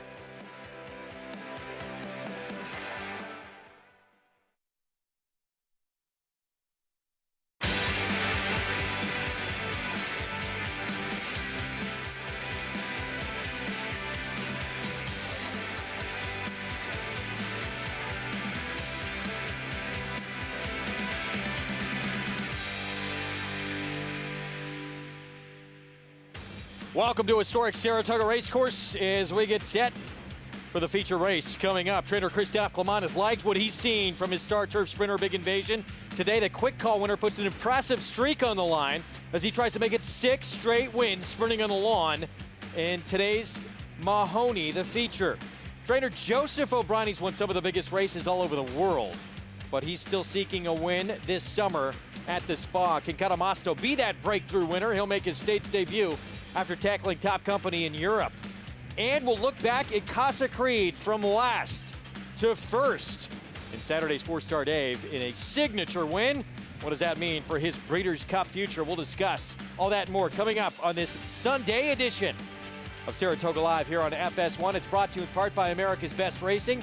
For the love of the race, Visit americasbestracing.net today. Sun is shining. It is a gorgeous Sunday afternoon here in upstate New York at Saratoga Springs, the summer place to be. And we're glad to be here with you. Greg Wolf alongside Hall of Fame rider Gary Stevens. Our feature coming up, and it is never easy to put together these kind of win streaks for turf sprinters, but Big Invasion has been able to rack off 5 in a row. 5 in a row. His only fault was his first race where he finished second. So trying to carry that on. His speed figures have improved with each and every one of his races. He's climbing to the top of the sprint division on turf right now. Christophe Clement called his last performance almost perfect. He said mentally he's still not quite there yet, but he's getting a lot better. He used to fight with his rider a bit, be a little erratic, but he looked a lot cleaner last time. Yeah, he's matured with every race, and if he said he's not where he's supposed to be yet, that's a scary thought. But I agree. I mean, he's only going to improve with racing. He's got the man you want on board, maybe more than anyone in this game, at 5.5 on the turf. Joel Rosario, for those watching on our coverage earlier, 10 stakes wins at this meet. They've been all graded stakes wins. All graded stakes, and today will be his first, if they pull it off, ungraded stake race. But listen, this horse is more than likely going to be pointed for the Breeders' Cup Sprint at Keeneland. It's 5.5 furlongs there as well. So far, he's perfect at the 5.5 distance. Today's action, you see it there, presented by Claiborne Farm. That Mahoney in that 9th. Part of this late pick 3. Of course, you can play all the action today and all summer long and beyond by getting signed up with Naira Bets. That's the offer, that $200 deposit match sign-up bonus when you punch in this code for new members, Toga 200, and bet any track, anywhere, anytime at NairaBets.com or on the Naira Bets app. Up next, we're going to be on the main track, 7/8 of a mile, an allowance optional claiming field. And the horse to beat, Brattle House at even money, trying to make it 3 consecutive wins in a row. Comes in with a nice record, 4 wins from 6 starts, never been worse than second. As we send it over to our paddock set with Andy Serling and Jonathan Kinchin. Well, we are going to be choking on chalk the next 2 races here. We both think the 2 favorites, the right ones here, and we're not taking stands with Big Invasion. I'm going to try to get a bit of a price home in the last race. Of course, I noticed you didn't use near pick 4, so we could be rooting against each other there. No, that'll be fun. Make it ugly. You know? I You might can't want wait. to have like a box in the corner of the screen. Kick off our post parade with Honey Money. Luis Cardenas will ride. Honey Money had been in really good form, and it just seems to have completely fallen apart. Next door, Halo City at a big number as well for Natalia Lynch. I think if you want to upset the 4 or the 5, you're going to need to be in front of them early, and I don't see Halo City being one of those horses. Can she get maybe 3rd the try? She can pick up pieces. Yeah. Couple of seconds, 2 tries here at Saratoga, including at this distance. Here's Sweet Solare, and should see some speed out of this one. I mean, you look at these horses, and the reason the favorite's so strong is a horse like this is just too slow to compete. Betsy Blue for Linda Rice. She's been 1st or 2nd in 13 of her 15 starts. That's really impressive. She ran well last time. She ran into a very well-meant horse in Smash Ticket. Brattle House now 4-5 favoritism. She's been in terrific form, is supposedly working well. She's had the run of the races, but she may just be too tough to beat. Big form at Parks. Will it translate here to New York with Sweet Wilhelmina? Yeah, the speed figures say she's got to get a little bit faster, but it is a confident move for them to bring her up here. And Forever Dreaming has only been on the dirt once, and that didn't work out too well. I have no idea why this horse is 7-1 and not 70-1. Her dirt form looks horrendous. They're just betting the coach. I mean, she's the same price as the 6, who on paper looks about 5 times more likely to win. Completely agree. Yeah, the coach, of course, Dwayne Lucas. All those bullet drills, though, even though she didn't run a step in that only start on dirt. We'll see if it's a different story today. Let's go to Maggie Wolfendale for more. Yeah, and Greg, as you said, working very sharply over the dirt for the coach, and that other start was for Michael Dickinson, and you would have to think maybe she's involved earlier with those big bullet drills, but we'll take a look at the other likeliest winner other than number 5, Brattle House, and that's the admirable number 4, Betsy Blue. She's a horse that I know sometimes when she doesn't look great in her coat is when usually maybe she's struggling a little bit. Sometimes I've heard from connections that she does struggle with bleeding a little bit, but she looks great in that sense. Her weight's fantastic, and she's going to be hoping that somebody chooses to kind of go out there with Brattle House. I don't know who it would be, but that's what she's going to be hoping for. Not that she necessarily needs the pace to come apart. She just seems to show up, and it looks as though she is in good form based upon what I see from her physically to do so today, Greg. All right, Maggie, thank you. Loading up for the 7/8 of a mile, and most expecting the 5 Brattle House to continue that win streak and make it 3 in a row here as we get a look again at Forever Dreaming. And the only thing we really have to go off of is that one dirt start. It just did not run that day, but you see bullet after bullet, the quickest workout of the morning, time after time for the new connection. Yeah, and Wayne's having a great meet. Brought over a nice maiden winner yesterday. Bourbon Batch or whatever his name was. All I know is a runner, but Wayne having an excellent meet right now. We're set for the 8th. Let's go upstairs to John Imbrial.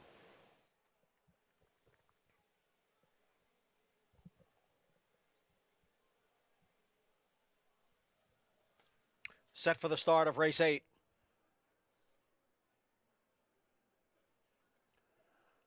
And the rough. Forever Dreaming from the extreme outside, and now coming on through is Brattle House up to challenge as they leave the chute, go onto the main track now. And it is Brattle House, the favorite, who has taken the lead from Forever Dreaming. Down at the rail, Honey Money now moves up and grabs third. Betsy Blue is on the outside in fourth, and Sweet Solade is next in 5th. And then we come back to Sweet Wilhelmina, and it is a huge break back to Halo City, who trails the field in 7th. The first quarter was run in 23 seconds, and it is Brattle House showing the way here. It's Brattle House in front, the gray, Forever Dreaming. Runs in second, Betsy Blue on the outside, now moving up from third as Honey Money advances down at the rail and then midway around the far turn. It is Brattle House challenged here by Betsy Blue through a half in 46 and 2. Brattle House on the inside, Betsy Blue on the outside. The two of them hit the top of the stretch together with Honey Money next in third. Here is Betsy Blue on the outside of Brattle House. Betsy Blue with the lead now over Brattle House as they move for the furlong marker. It is Betsy Blue, and she is clear. Betsy Blue opening up here on Brattle House and the rest of the field.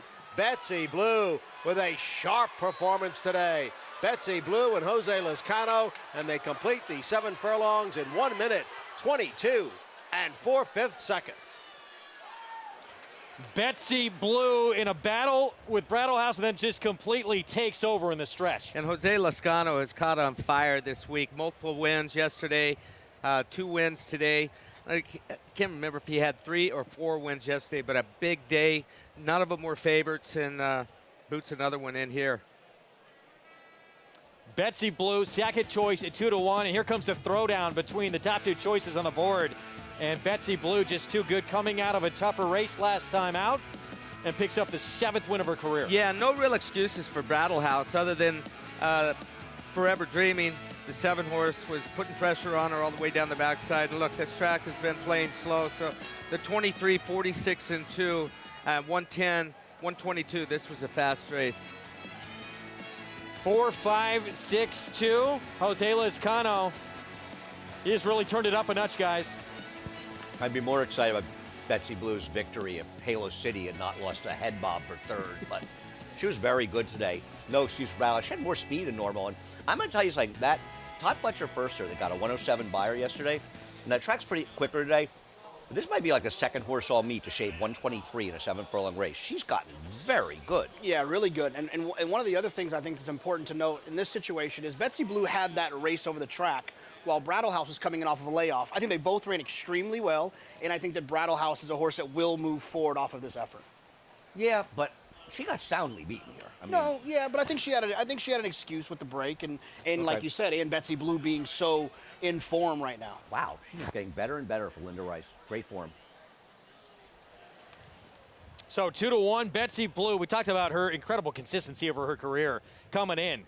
13 of her 15 starts, first or second, now 14 of 16.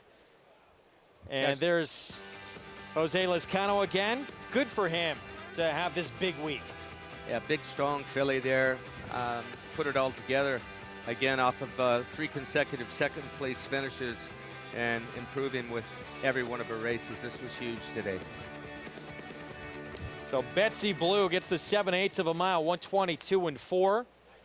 First win for her since back in mid-March at Aqueduct after 3 consecutive seconds to some good ones who she got beat by.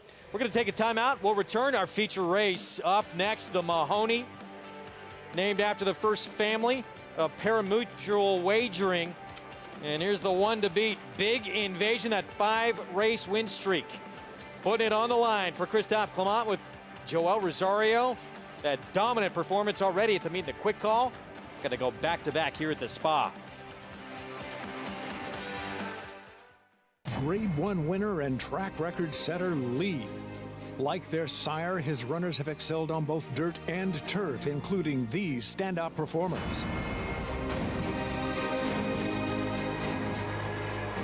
Leading by 3, Gibberish and Dylan Davis. Out of a Galileo mare, this dual surface star has sired juvenile stakes winners on both dirt and turf.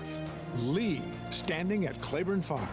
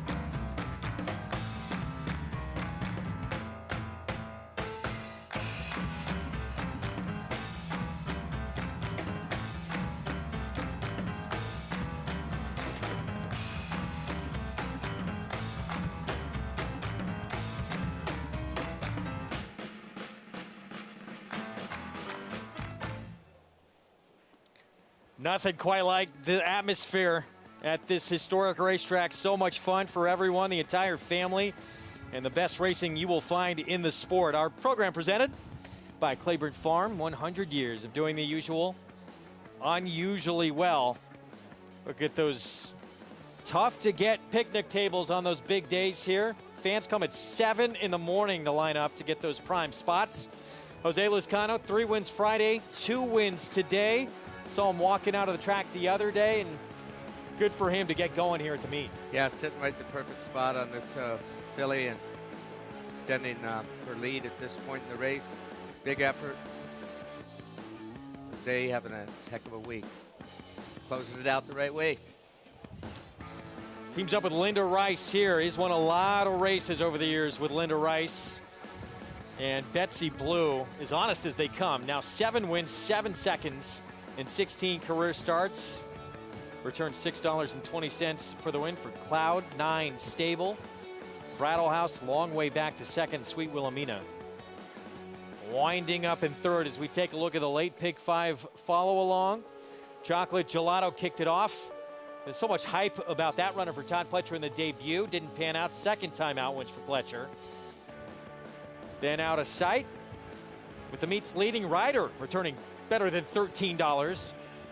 And now Betsy Blue as a slight second choice. Our feature up next, the Mahoney, named after the first family of mutuals. Pat Mahoney, the longtime former senior vice president of mutuals here at the New York Racing Association by his own estimation. Watched more than 130,000 races and was responsible for more than $20 billion that was bet through the betting windows at the tracks he supervised. Followed his father, 2 uncles, and his grandfather into that mutuals business. And Andy, I know you knew him well. I did. Pat's office right by me at Aqueduct, and somebody I was very fond of. In fact, I saw him today. It was great to see Pat. Only get to see him one day a year now. He comes up to Saratoga for this day. But you know, as he was talking to me about it today, this is really more about the patriarch of the family, his grandfather, Mort Mahoney, who's sort of the father of parimutuel wagering, if you want to put it that way. Kind of worked for bookmakers, I believe, before the turn of the century in the 1900s. Got the first mutuals, I believe, going up in Canada.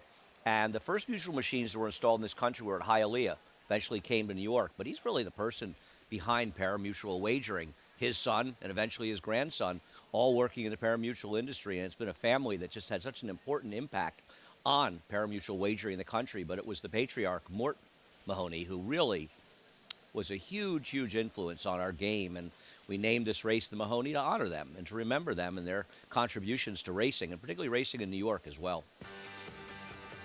Well, this year's edition, as we talked about earlier on in the program, all about Big Invasion, and you see 1-9 favoritism on the board where this 3-year-old has reeled off 5 consecutive victories and a huge odds-on favorite to do it again.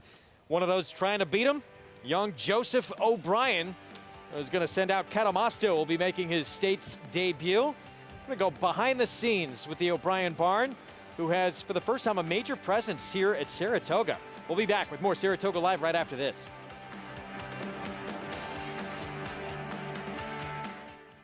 It's difficult to get a sire that can upgrade your mares like this stallion can.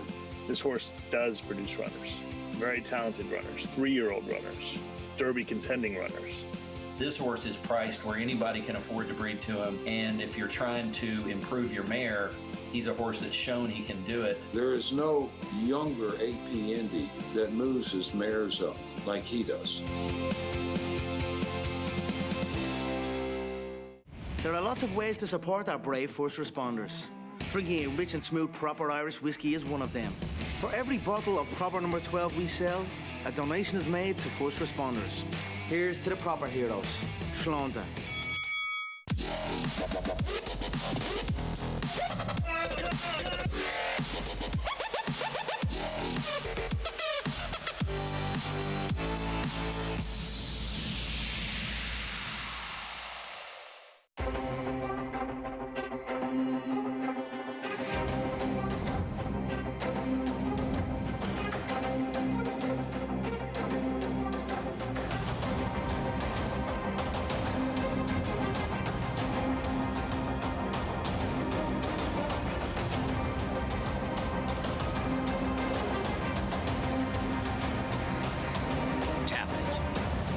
Standing at Gainesway.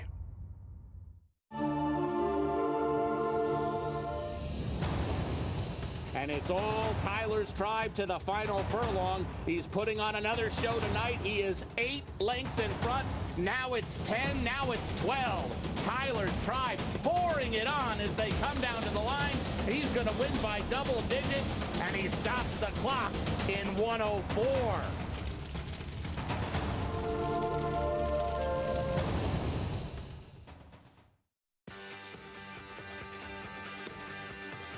Back on Saratoga Live on our FS1 coverage of the premier meet in the country. One of the great spots to catch the races. That brand new treehouse area, that post bar below. Get up close and personal with the horses here, unlike at any other meet. Our feature coming up next. And sending out runner in this race, well, if not for his uncooperative frame, Joseph O'Brien may have been rewriting the record books as a jockey.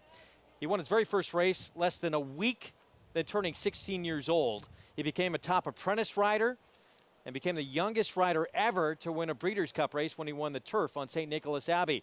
His transition to becoming a trainer was even more immediate, sending out 4 winners on his very first day as a trainer.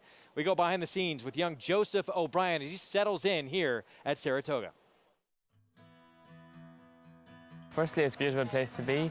Fantastic racing, great prize money, very competitive action, and we have some owners who are keen to compete here. So a combination of those things led to us having a few horses here.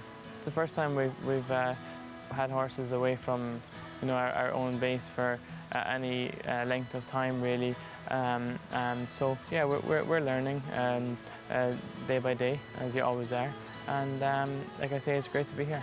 It will be State of Rest to win it here by a length. Obviously, State of Rest won here last year, and he's been a real flag bearer for us in the last few years. Yeah, that kind of planted the seed in our minds, and a lot of people have given us a lot of help to get us here, and it's very much a learning process, but we're hoping that our horses can run well. St. Nicholas Abbey, Joey O'Brien for his father, Aidan O'Brien. History is made. St. Nicholas Abbey wins. I've been very lucky to grow up steeped in the industry. I've learned a hell of a lot from my parents, and I suppose in this game we're always learning, and there's always something coming around the corner that is unexpected or we haven't seen before. Obviously I was quite tall, so I was never going to be able to ride for an extended period of time, but I had an amazing few years riding, and had some great support, and really enjoying the training aspect of the industry now. Iridessa has taken the lead. Vasilika fights her. Not today for sister Charlie. It will be Iridessa to win for Joseph O'Brien and Wade Lorden. The Breeders' Cup is a very special meeting. One of the biggest weekends of racing in the world. It's a place that we love to compete if we can have horses good enough to come and run here. And every year it's somewhere that we hope to be and hope to have horses at. So I'm very lucky to be supported by some top owners from all over the world, and yeah, it's great to be here. Well, he's got the bloodlines to be great, and he's been tremendous early on in his career. Become the youngest trainer ever to win a Melbourne Cup, just 24 years old when he did that. He's done it twice. Won a Cox Plate as well in Australia, an Irish Derby, and the second ever to ride and train a Breeders' Cup winner. And last week, after he's in the 6th year of training right now, he hit his 1,000th winner already. It's amazing. Disappointing. His father did it in 5 years. His dad, one of the all-time greats, of course, Aidan O'Brien. That's the horse that young Joseph will send out, Catamasto, at 6-1, who's been in top-level company over in Europe. With more on this foreign invader and the rest of the group, let's go to Maggie. Yeah, Greg, that's where we'll begin here on my end in the paddock with number 1, Catamosto, as he ships in here. And often you will see these European horses. There'll be sprinters over there, but often you'll see connections opting to go longer with them, but not Joseph with this son of No Nay Never, which I get because No Nay Never was a proficient sprinter. But watching his replays, he's not that quick, and being not that quick over there means you're really not that quick for here. And he doesn't have an explosive turn of foot, but then again, maybe it's amplified because he will get a quicker pace here and he will be able to kick on. I don't know. I'm pontificating, to be quite honest, but he makes a lovely appearance here in the paddock, and probably, Joseph hasn't won a race yet, and I haven't been thrilled with the horses that I've seen in the paddock for him. I like this one, though, but I just wish he was coming here going a further distance, to be honest, because often these horses are just outfooted by our very quick American runners. Moving on to number 4, editorial comment. he's a wild card, to say the least. I'll be completely transparent here. I'm not familiar with these South American pedigrees.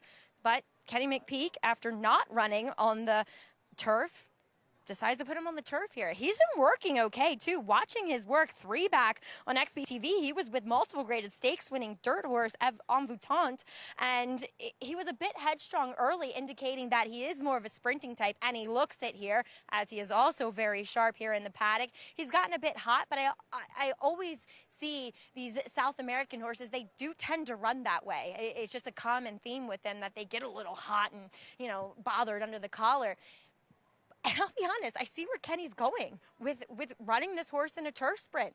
He looks like a turf sprinter. Flat hoof to him, compact, strong, muscular body.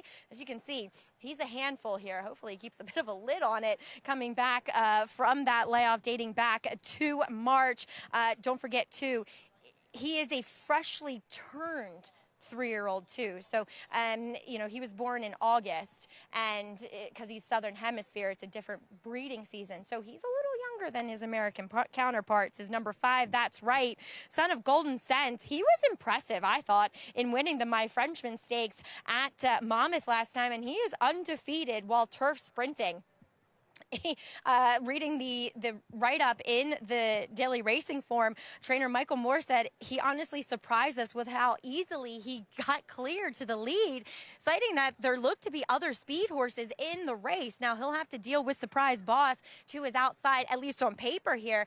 I like this horse's appearance. You know, for a speed horse, very classy acting, but he's really overstriding really well here in the paddock, and he fits nicely with these, and you got to respect his record with these turf sprints. He looks as though he might be a potential upsetter from the fact that he has that early speed, but make no bones about it, Big Invasion is much the horse to beat here, as we'll head across the paddock to Andy and JK.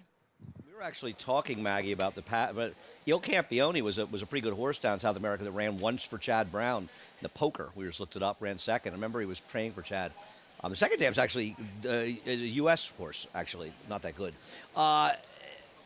We like Big Invasion. Yeah, look, he's run his last 5 races are better than anything else in here has run in their entire career. So, you know, look, it's a turf sprint, and often that can lead you to some trips really causing problems because the races are so short. But Big Invasion just doesn't really seem to get himself in much trouble. I don't know what the chink in his armor is. He's got the speed to get position. Joel puts it wherever he wants. He rates. He won at 7 furlongs. He wins at 5, 5.5. Loves the firm turf. Maybe a quality speed horse is going to be his big enemy, right? A horse that can go out there, get comfortable, go fast, kind of run them off their feet. But these speed horses aren't necessarily that quality. I think they could beat him.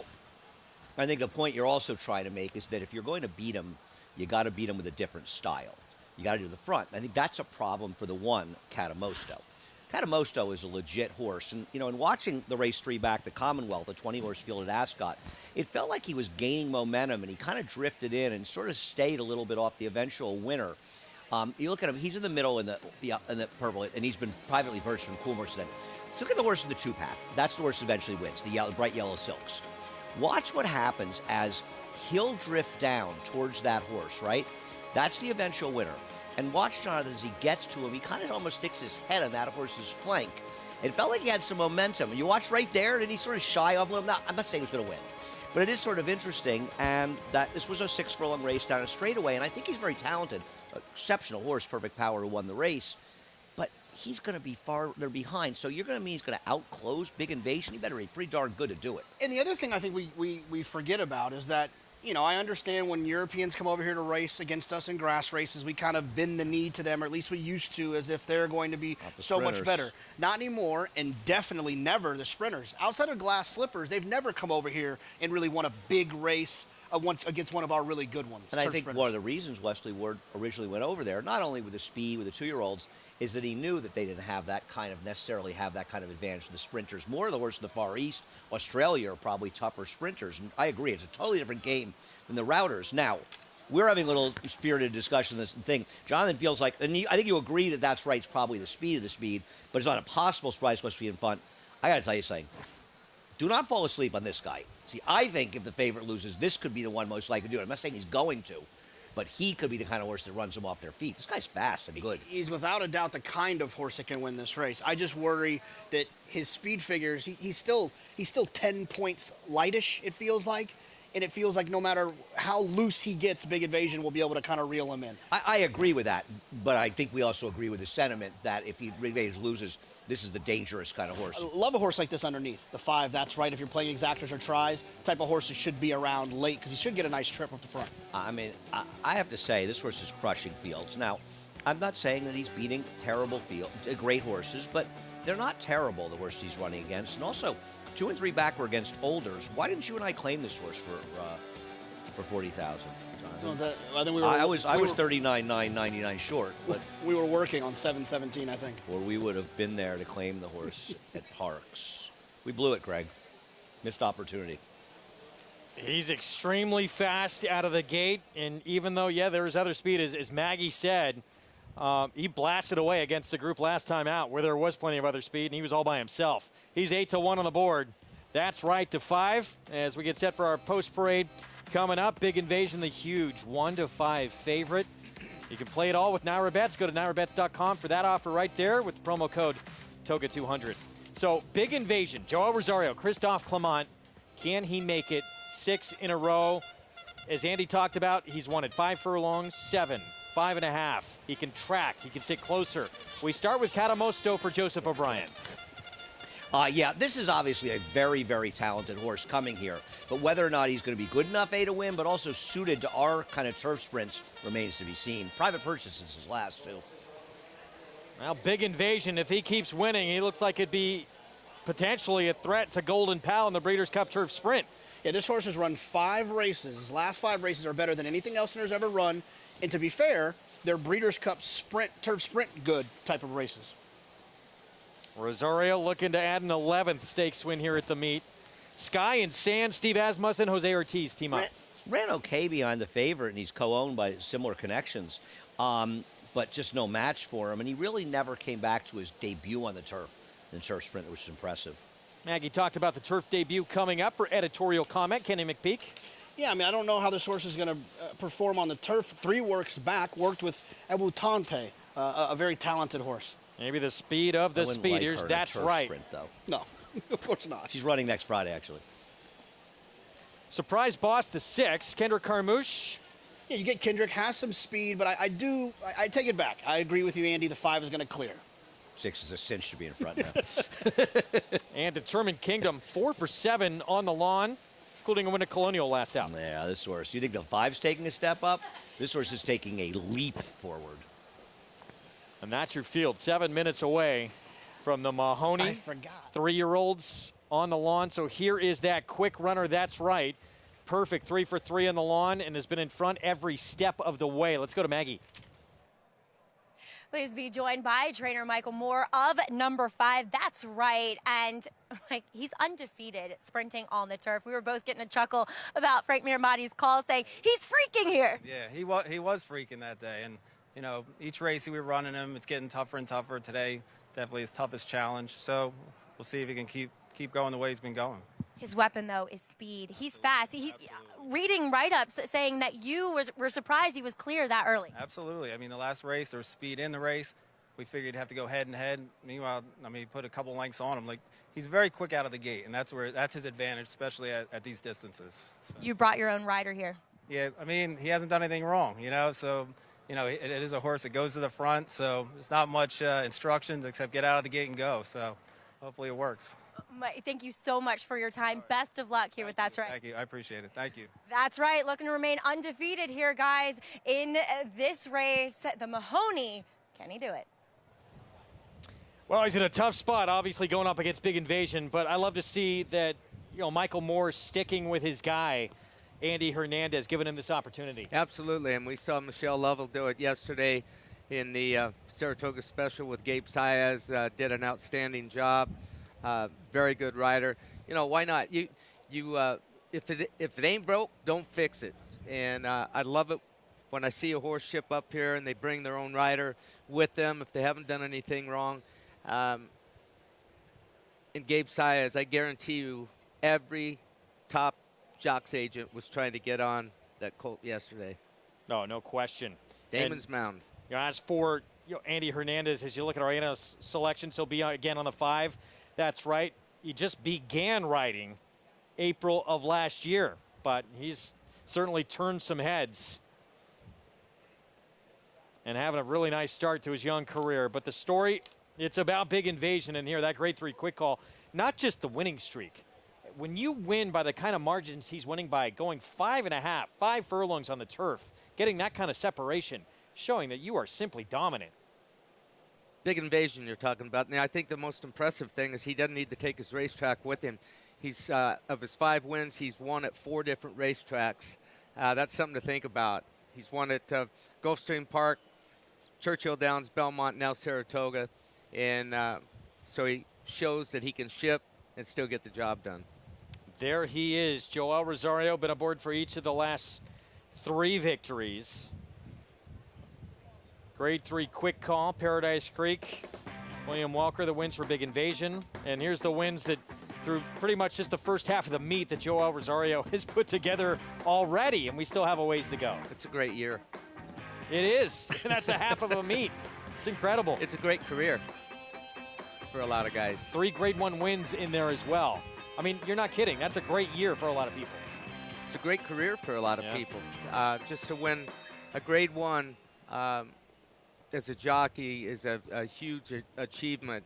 And he's won 3 grade 1s. That's the highest level of racing. They call them group 1s in Europe, everywhere else. But grade 1s, it's a win at the highest level, the toughest competition. And these races, if they lose status, they lose their graded status. So they'll go from grade 1 down to a grade 2. So just to put a note, emphasis, exclamation point on how important those grade 1s are. Oh, we send it back over the paddock, and guys, I talked about it earlier. Christophe Clement saying still he's trying to get there mentally. He's getting closer and closer, but that's a scary thought that a horse who's not all totally there yet and still improving. Well, he does seem to be improving. I mean, his last race was an improvement over his one before that. And listen, he's a relatively lightly raced 3-year-old. There's no reason he can't improve. I'm going to argue that he's a better horse now than Wesley's horse. Golden Pal was? Golden Pal was When at he this was a stage in 3-year-old? his career. Yeah, I tried to beat Golden Pal in his 3-year-old year. Yeah, his 3-year-old year, he had a lot of weird races that weren't that fast. Yeah. And then he freaked in the Breeders' Cup, and then he freaked earlier this year. But Golden Pal is a little bit trickier because, you know, we saw the other day, if he doesn't make the lead, it's a problem. This horse can kind of like let things unfold in front of him, which I think is arguably probably a better weapon. And he has the speed if he needs to use it a little bit. And you know, it's interesting. I think Christophe Clement, he finally won a Breeders' Cup race. He won the juvenile Phillies turf last year. He can win the new races, the juvenile, you know, like the turf sprint. And after them, eventually maybe he can break into the original 8 Breeders' Cup, you know, the real Breeders' Cup races. Right, Maggie? I missed that, Andy. But yes, I think I caught what you were talking about. But let's take a look at Big Invasion. Look, I picked the 5 because I thought that he was a horse that impressed me in the paddock. And if you're going to beat Big Invasion, you're going to beat him by going to the lead. And I thought that's what could happen with That's Right. But I have absolutely nothing against Big Invasion. He's just a little tank of a horse. And I love his classiness. And I think it's interesting that, as you guys were talking about, Christophe Clement saying there's still room for improvement, that he wants him to learn to relax when in amongst and in between horses. So that's something that they're consistently working on with him, and I think he's grasped it. The fact that he was able to stretch out 2 7/8 last 2 starts back, I think is a testament to how good he's becoming. Like I said, I was taking a shot because it just pains me, Greg, to take a 1 to 5 shot. Now he just might be that good. He's on 5 occasions in a row been that good. He got a hot pace to chase last time, but it didn't matter.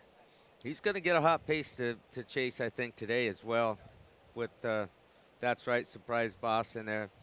I'm most anxious to see Catamusto run right now and see how he performs. All of his races, except for his first race at Dundalk, have been on a straightaway, and he handled that just fine. He won his first out at Dundalk on the all-weather, going 5 furlongs around a left-handed turn. So turn should not be an issue. And had a bullet work on the turf here at Saratoga leading up to this States debut for Joseph O'Brien. So 6-1 on the board on Catamosto. Tyler Gaffleone rides. There he is. For the young barn we took you behind the scenes with just a few moments ago. Young Joseph O'Brien. Big Invasion, the 2, trying to make it 6 consecutive wins and win for the second time here at this meet alone. Joel Rosario, Christophe Clement team up for Reeves Thoroughbreds from Post 2. It's the Mahoney, the feature on our Sunday card. Let's go to John Imbrial.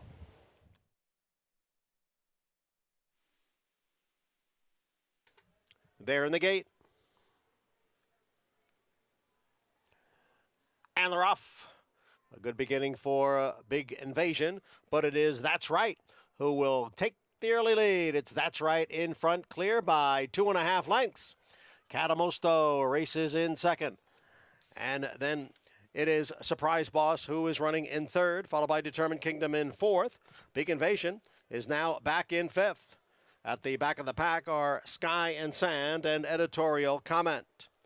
That's Right is the leader here by 2.5 lengths. Ran the quarter in 21-3. Catamosto runs in second. It's 4 lengths. Back to Determined Kingdom. Down on the inside is Surprise Boss. Then the big favorite, Big Invasion, who's on the outside as the field comes into the stretch. It is That's Right. Catamosto. Big Invasion is now gaining ground on the outside along with Determined Kingdom as they move for the 16th pole. And here is Big Invasion making that big move again on to victory from off the pace. And it's now 6 in a row for Big Invasion as he wins the Mahoney Stakes and stops the time in 1 minute 1 and 2/5 seconds.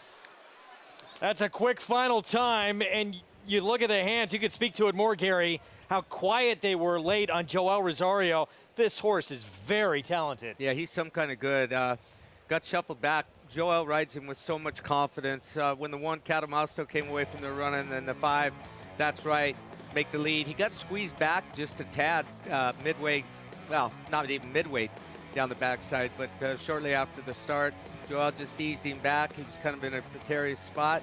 I didn't like where he was. Not to worry. He found his way out, and his acceleration is devastating. This was easy for Big Invasion, Andy, JK. Yeah, they were moving up front. We're not seeing paces like we normally do with the rails out as far as there. We're seeing a lot of 22-1s around. But they were cruising, and the fact that Catamosto, Jonathan, was able to be so forward here, I thought made him exceptionally dangerous. This is a joke. This horse is so good. It's funny because, like about 7 times throughout the race, that's when you know a horse is really, really good, is when 7 times in a race you keep thinking they're in trouble. Ooh, he better start running. Ooh, he's in trouble. Ooh, they're going to get loose. Ooh.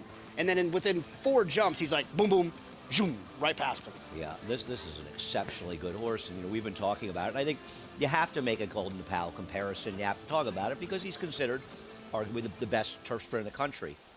He better be aware of this guy because he's got a serious challenger on a horse that seems to be getting better at every start. I think this was going to be his fastest figure yet.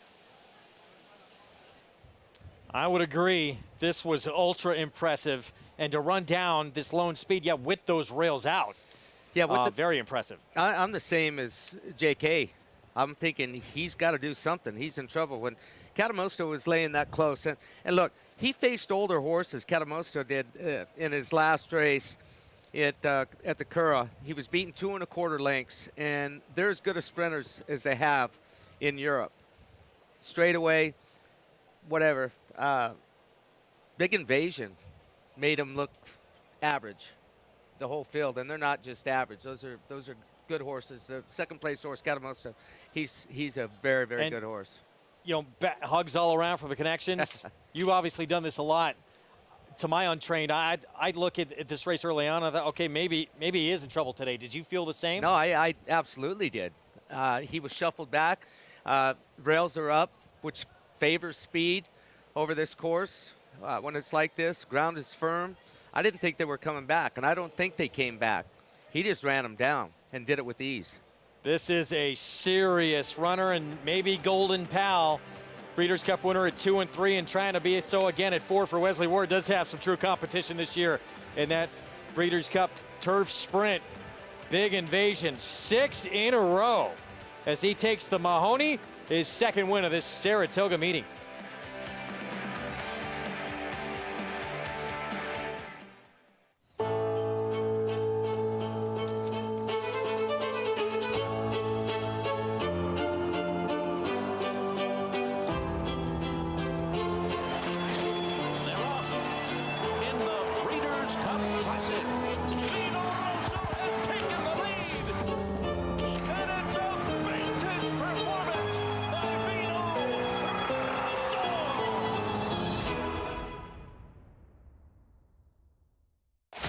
Who you betting on?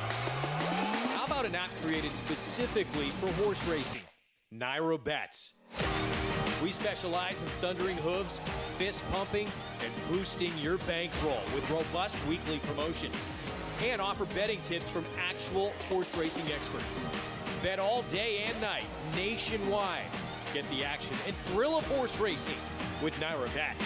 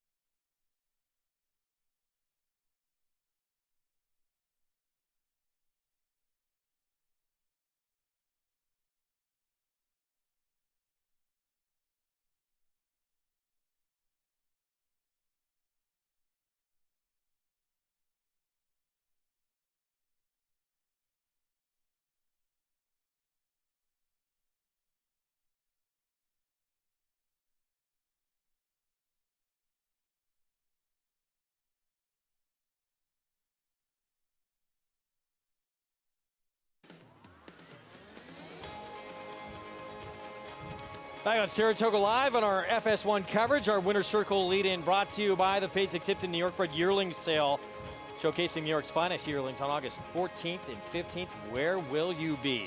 Big Invasion. He has been special. 6 starts in a row now. This, the most impressive, I would think, of the bunch. Back-to-back winner at this meet. Clement, Rosario, Reeves Thoroughbreds, and got to think these connections have designs on some bigger fish to fry towards the end of the year. Like I said, he can travel. Doesn't have to take his racetrack with him. I would say Keeneland, here we come. Not yet one at Keeneland, hasn't been there. I would think we're gonna see him there in early November. This horse, wow, can he finish? Huge turn of foot. And again, the fact that Rosario, as you see there, his pilot, wasn't even really asking him. No, it was just knuckles. Pumped on him a few times, pushed the button, he responded. What a meet Dean and Patty Reeves are having at Reeves Thoroughbreds. Unbelievable. Let's go to Maggie for more. Here with winning conditioner Christophe Clement. And Christophe, this horse's record is just sensational for turf sprinting. Gets another stakes win here at the meet. And is he finally starting to learn? As you said, he still has maturing to do. And I agree. Today was his best race ever because he was in between horses. Joel was able to take him back a little bit. He behaved great. Mentally, he was good all over. And he finished, with a great turn of foot. And I was very impressed. We talked about this back at Belmont when he won the Paradise Creek. Is there any gumption into stretching him out again? I'm sure we will next year. I don't know. We have to sit down, think about it. He's been going on all year long. I think the smart thing to do is probably to slow down a little bit, talk to Mr. Reeves, and maybe have one more go, maybe a race like the Breeders' Cup. I'm not sure. Let's just enjoy this, but whenever you go all year long, at some stage you have to let go a little bit. Does the horse tell you that, or you just make the decision yourself? I'll just make the decision myself because I've been there quite a few times, and I can tell you, if you go since January, we're going to be in September. If I wanted him to run well, in the Breeders' Cup, I'll have to give him a bit of time. I think it's smart. Makes sense. 2 wins here at this meet, I think, is commendable. Looking forward to possibly seeing him, though, in Keeneland. So best of luck there. Congratulations here. Enjoy this win. Thank you so much. Big Invasion. He is the big boy in this division, Greg. Good for Christophe Clement, one of the great trainers in our sport for so many years. And he's got a really talented 3-year-old turf sprinter here in this horse. And yeah, I would think for right now, they're just going to focus on the task at hand, sprinting on the grass. Yeah, the amazing thing about Christophe is the wheels are already turning there. Before they cross the finish line, he's picking out and thinking what is going to be next for this horse. And I love what he said, that, yeah, he will think about stretching him out again. But right now, the goal he made clear, going to have one more run before the Breeders' Cup and go from there accordingly. But I look forward to it because he relaxes so well early on in the race. He listens to the rider, he listens to Joel, and responds willingly. And smart horses, they learn to stretch that speed. And if he can gallop along easily, going a mile, and have that same turn of foot, watch out, world. Late pick 5 follow along, been pretty formful on this Sunday card with the exception of Out of Sight, and that was with the meet's leading rider aboard, Arad Ortiz Jr., that paid the biggest price in this sequence at $13.20. As we get into our nightcap coming up, we're going to close out this Sunday card. Mile over the inner turf, $50,000 starter allowance, and the Bond Barn. Jimmy Bond with Reckless Spirit. Luis Saez will be aboard. 3-1 favorite, and that price likely going to be coming down, I would think. More on this field coming up in a moment. While he produced one of the greatest upsets we've seen at this historic racetrack that's known for its great upset. That was 7 years ago in the Travers Stakes. He shares what that win and some other big moments that he's had here have in common with one of the all-time great trainers. This week's guest on Card Talk, Dale Romans.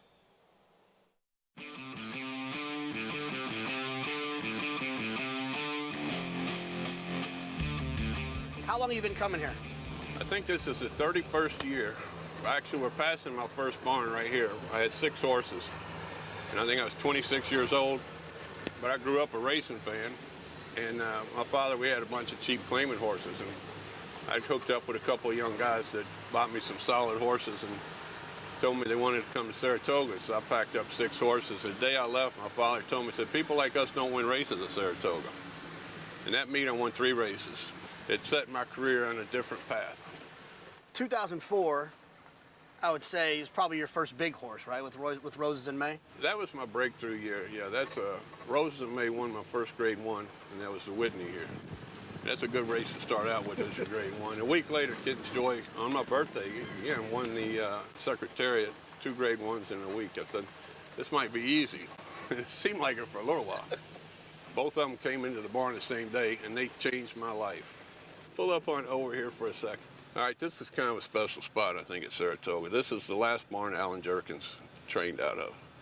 And Alan was a very good friend and a good mentor of mine through my career. When I first came up here, I met him. And so when we came to running Alan Jerkins, because I had promises fulfilled in, and I was getting nervous that day. So I came over here and I parked right here where we are today. I was looking at Alan's barn and I was thinking, I said, Alan, if you can give me just a little bit of divine intervention today, I'm not going to ask you again.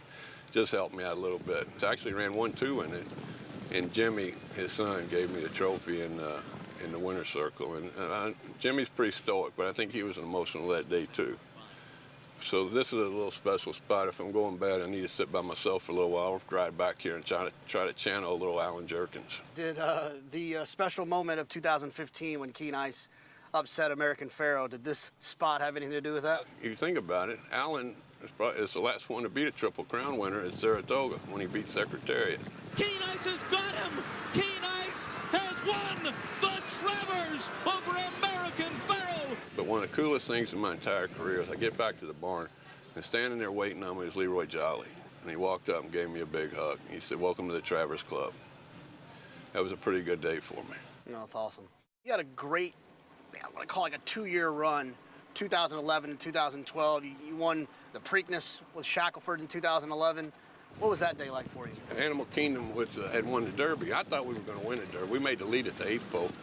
And so we had a rematch come Preakness, and we got to the lead, and we kept on going. And here comes Animal Kingdom flying, and he almost got to us. But Graham's a good friend. That was a great Triple Crown run for both of us, and it was a great time. And that year at the Eclipse Award, we must have taken 500 pictures with people. We were 2/3 of the Triple Crown, they kept calling us. I get the sense from you that you were literally put on this earth to do this and to do nothing else.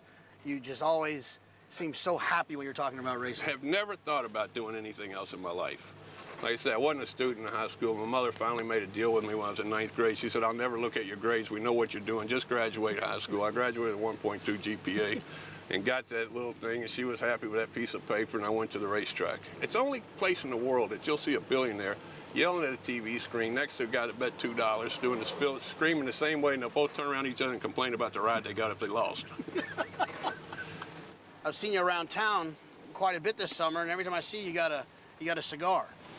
I had stomach surgery, gastric sleeve surgery, helped me lose 120 pounds so far. But in doing that, I had to quit drinking too, because you can't hardly drink with half a stomach. And I started smoking 10 cigars a day. I said, my liver's happy, but my lungs are a little mad at me. After I got this stomach surgery and I've lost this weight, I don't know what happened, but my hair got curly. It was never curly in my life. Now, how do I take care of this stuff? If I'm going right to the source, it goes, when I let it grow, it's going to look just like yours, and I'll grab a colorful shirt and try to get a job on TV. We'd love to have him on our show more often. He's a great character, great trainer. Car Talk brought to you by Gainesway Farm Home at Tappet, sire of 4 Belmont Stakes winners. Dale Romans, from an early age, he was 10 years old, and he said when his dad had a horse that was too difficult, they couldn't load on the van, he'd get Dale, and Dale would be able to handle it for him. I believe it. I think there's not much out there that Dale couldn't handle, including his own TV show. What a resume he's put together over the years, including, as we talked about, one of the greatest upsets this racetrack has ever seen. JK, what'd you take away from that interview? He's a wild character. I said it the other day on the show. The first time I ever came to Saratoga, I got stuck in an airport sitting next to him, talking to him, letting him tell stories. He's hilarious. That's not even the funniest time I've had hanging out with Dale Romans.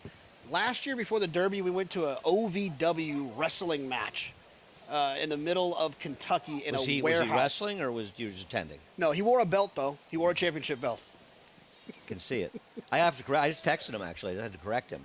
John Veach and Alydar are the last people to beat a Triple Crown winner at Saratoga because Alydar was placed first in the Travers.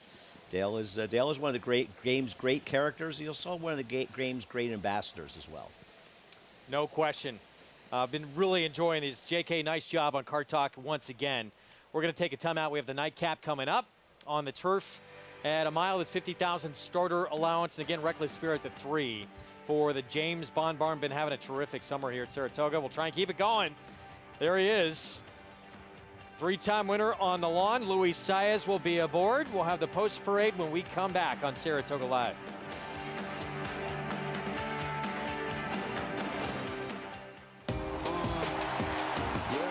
Charlatan is back, and he turns it on with 1/8 of a mile to go. Express Train moves into second. Nashville dropping out of it, and then Collusion Illusion. What a spectacular return for Charlatan, who will romp in the run-happy Malibu Stakes by 4.5 emphatic lengths. Charlatan, ultra impressive. It's a new day for a new king.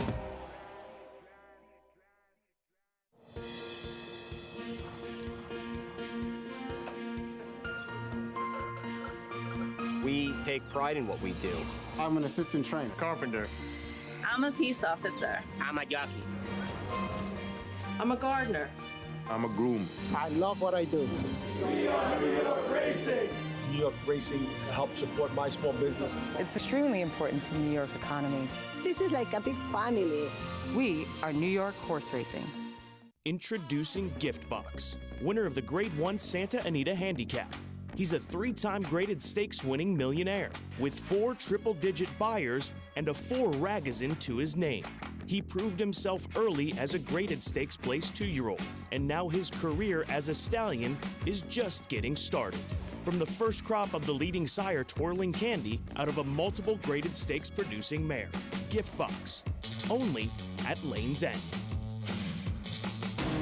Every hair, every muscle, every contour, every pulse. In the juvenile, Essential Quality have won. in the Belmont, Essential Quality has won the Belmont Stakes.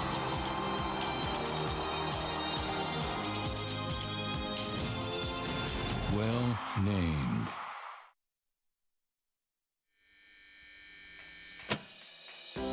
I just happened to be up on the 3rd floor of the grandstand at Saratoga where I normally watch gate works on the main track. So I saw a horse load up in the gate and just, decided to clock it. Went like 11 and 22 and 33, 44 and change. It was one of the fastest gate works I've ever seen. When we did run him in the afternoon, he did not disappoint.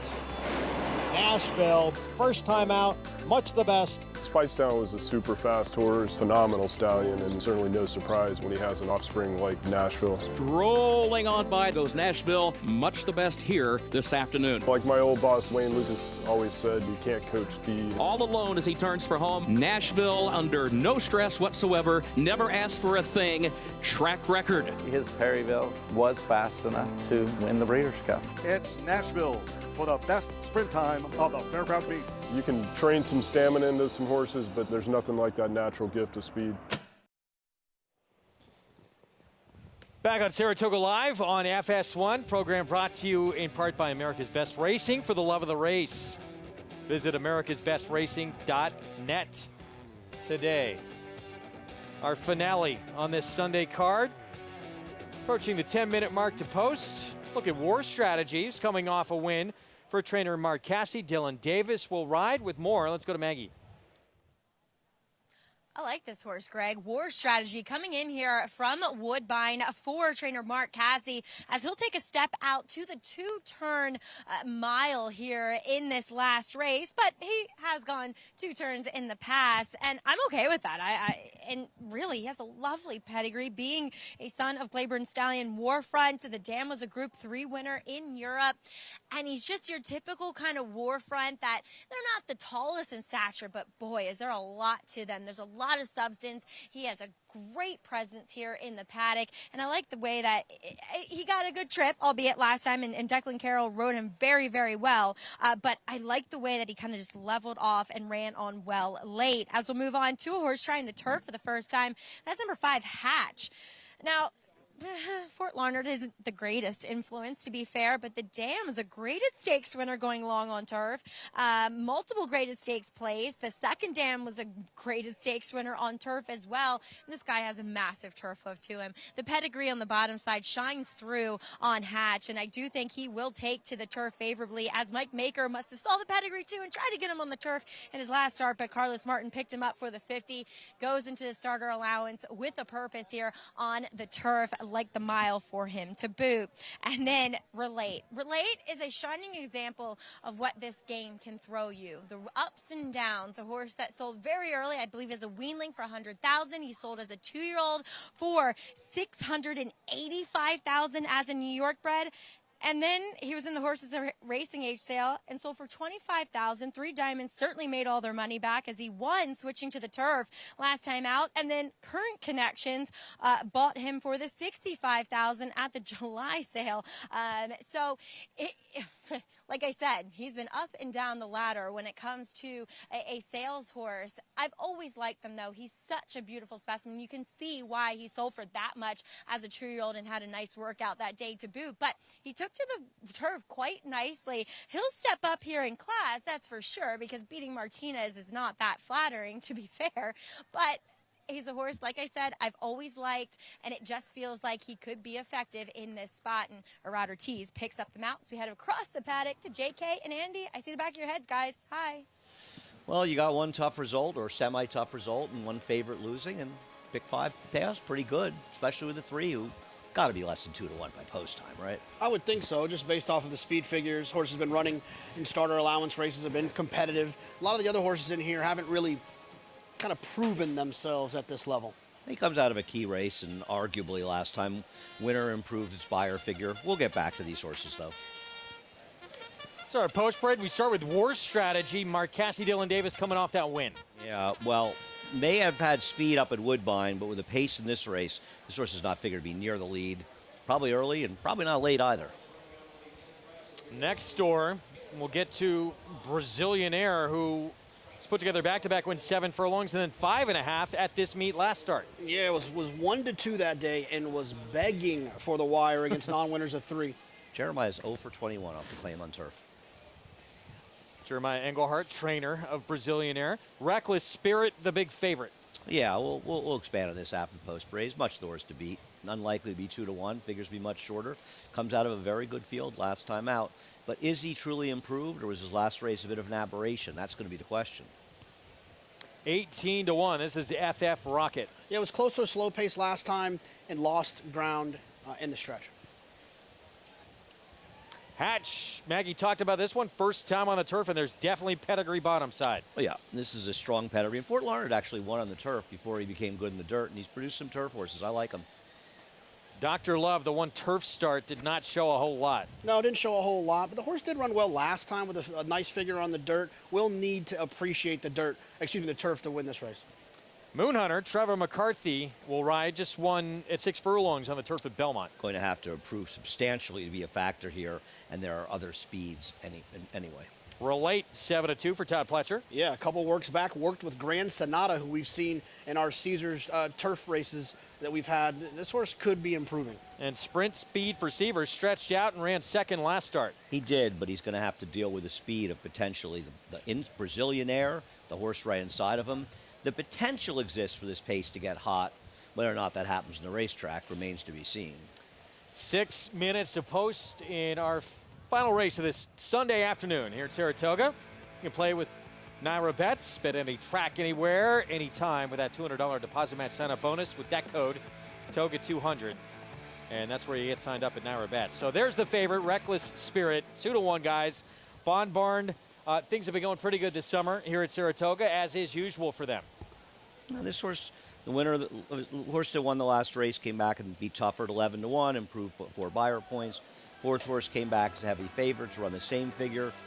Third horse came back to win a New York bred race, stake race, improved 5 buyer points. So it's been a very productive race. This horse did have the run of the race on top of a very slow pace, but it was still a fast race and makes him much the horse to beat. We talked about earlier about the trip we saw, how it can cancel out. You can give one kind of positive thing, one negative thing. Yes, this horse did get a nice trip in here, but like you said, it's a productive race. There's good horses behind him. I'll cancel those 2 things out. And given the field he's running against, he's just dramatically the horse to beat.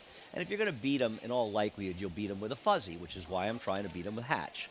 You know, keep in mind, Hatch was originally entered in the turf the first time he ran. It's the 5 Hatch. Got rained off. Well, he had no choice in the winter. He ran him on synthetic at Turfway. I don't know why they decided to run him in 2 dirt sprints. That's baffling to me. But Mike Maker claimed him and clearly wanted to run him in the turf. That race got rained off very late last time. Well, Carlos Martin obviously wanted in, and he wanted turf just like Maker because how well the dam is done in the pedigree.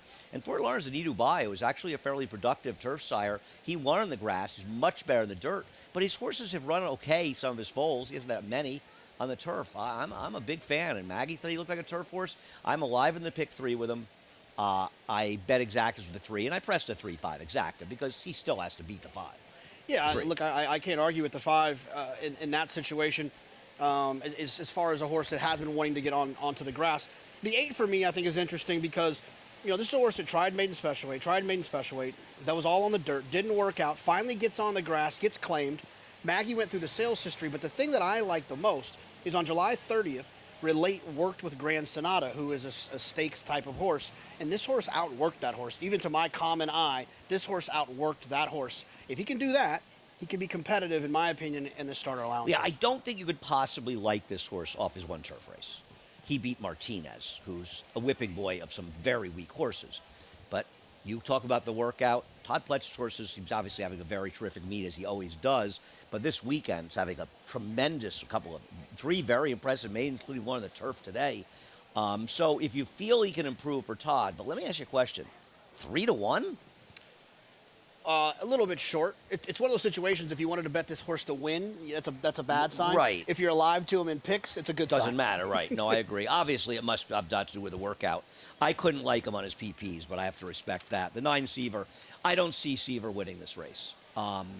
Because with this presence of Relate, you have to think he's going. Brazilianaire's got to go with Javier. He got clear last time. He to me, is a classic last time, was the time horse. I will say that it was his first time going long. So when a horse has a soft trip, first time going long, I sometimes, if I want to get creative, I'll give them kind of a pass to say, well, let me see if maybe that was a situation they found themselves in, and let me they need to prove it to me that they need those situations to win. Yeah, I have an exact opposite opinion. But listen, he's 10-1 if you like him. If anyone likes him, I wouldn't talk anybody off 10-1 shots, Maggie.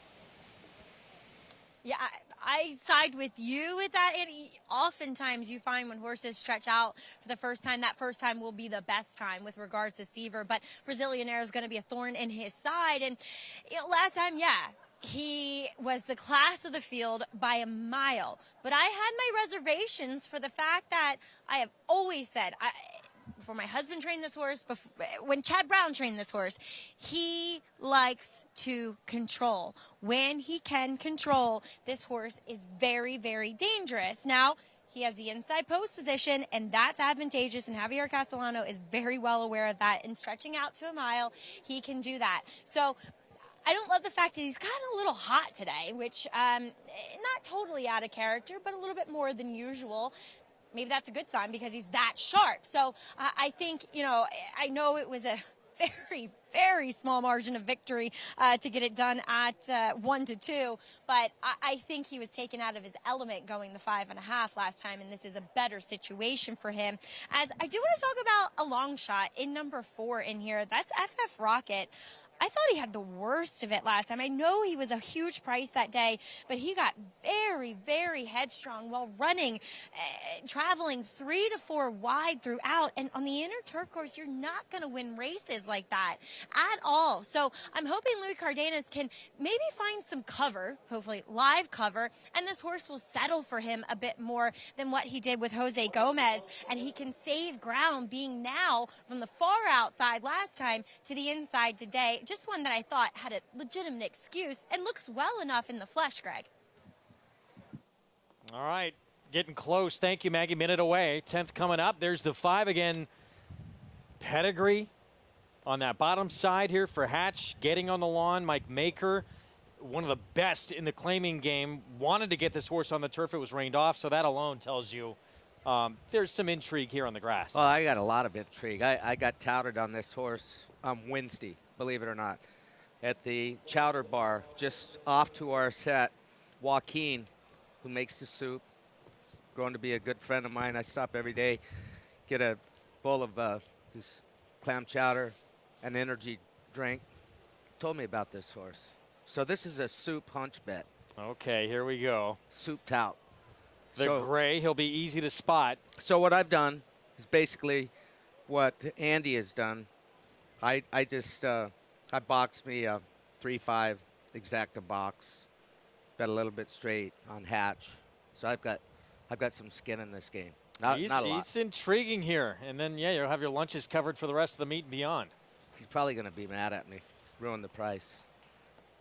6-1 right now. And by the way, if you're live in the pick 6 to Hatch, it's coming off over 3,000, I believe, in the sequence to Hatch. If he were to win, our Sunday nightcap from Saratoga, and it's Reckless Spirit for the Jimmy Bond Barn with Luis Saez the one to beat. Let's go upstairs to John Imbrial to close things out. And Seaver.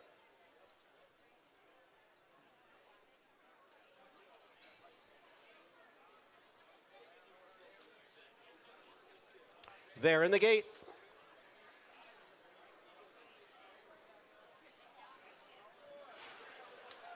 and the rough. From the inside, it is War Strategy and Brazilian Air. Now Relate moves up, and Relate grabs the lead. Brazilian Air runs in second, and Seaver has advanced on the outside up into third. Then it's War Strategy and Restless Spirit right together, fourth and fifth. The Gray Hatch is next in sixth, followed by FF Rocket, who's racing in seventh. Moon Hunter is next in eighth, and trailing the field is Dr. Love in ninth. The quarter went in 24 1/5 seconds, and they're on the backstretch with Relate, the leader here. It's Relate in front by a length. Seaver's on the outside and in second. Right alongside is Brazilian Air. And then it's a break of 2.5 lengths. Back to War Strategy and Reckless Spirit. They race as a team, fourth and fifth. Hatch is next in sixth. Followed on the inside by FF Rocket. And farther back in the field is Moon Hunter and then Dr. Love. Opening half mile 1 in 49 seconds. Relate continues to lead with Seaver giving chase in second. It's Relate on top midway on the turn. Seaver is in second. Brazilian Air down on the hedge races in third, followed by Reckless Spirit in fourth.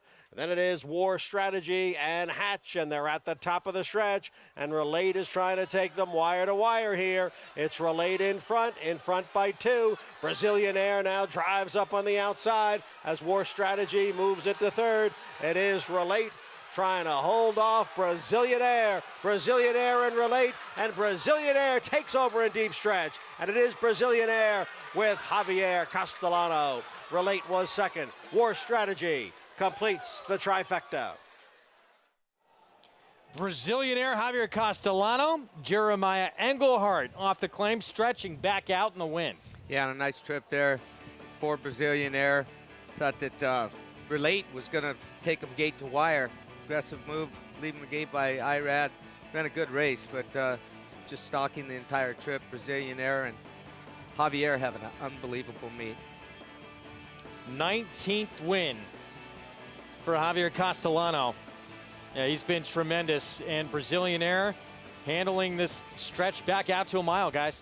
Yeah, Javier's having such a great meet. It seemed like one of the most ridiculous things in the world that he so easily gave up the lead to Relate in a ridiculously slow quarter and a half. But I guess he made the right move as horses that basically rode the rail for almost the entire race ran 1, 2, 3, Jonathan. Brazilian Air did not want to pass horses in his last start, and I'm a little bit sick to my stomach that he did here. Javier gave the horse a great ride, though. He sat in there behind a slow pace, saved all the ground that he could, tipped out, and ran past Relate. It looked like he was going to go by basically the entire stretch. There he is. There he is. Jeremiah Engelhardt is now 1 for 22 off the claim in the turf. And, Jonathan, you can say he beat you for a score. Isn't it always wonderful when a guy breaks out of a slump just to beat you? Yeah, at your expense. 2-8-1-3 finish, 4-1 Brazilian Air. Very happy. Jeremiah Engelhardt getting his 4th winner of the meet, and this horse 2 wins at the meet now. There's Jeremiah. I've got to reload my Naira account.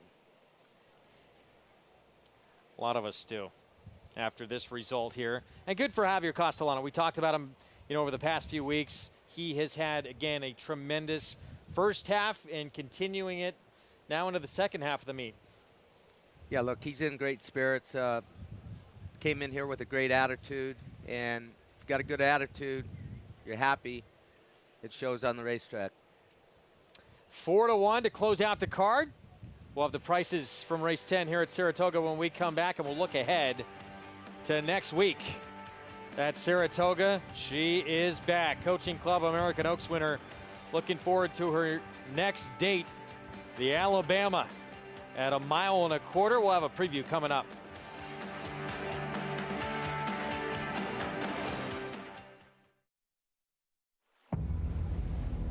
History remembers moments of extraordinary strength, skill, and determination. True greatness is forged by those who fulfill their destiny.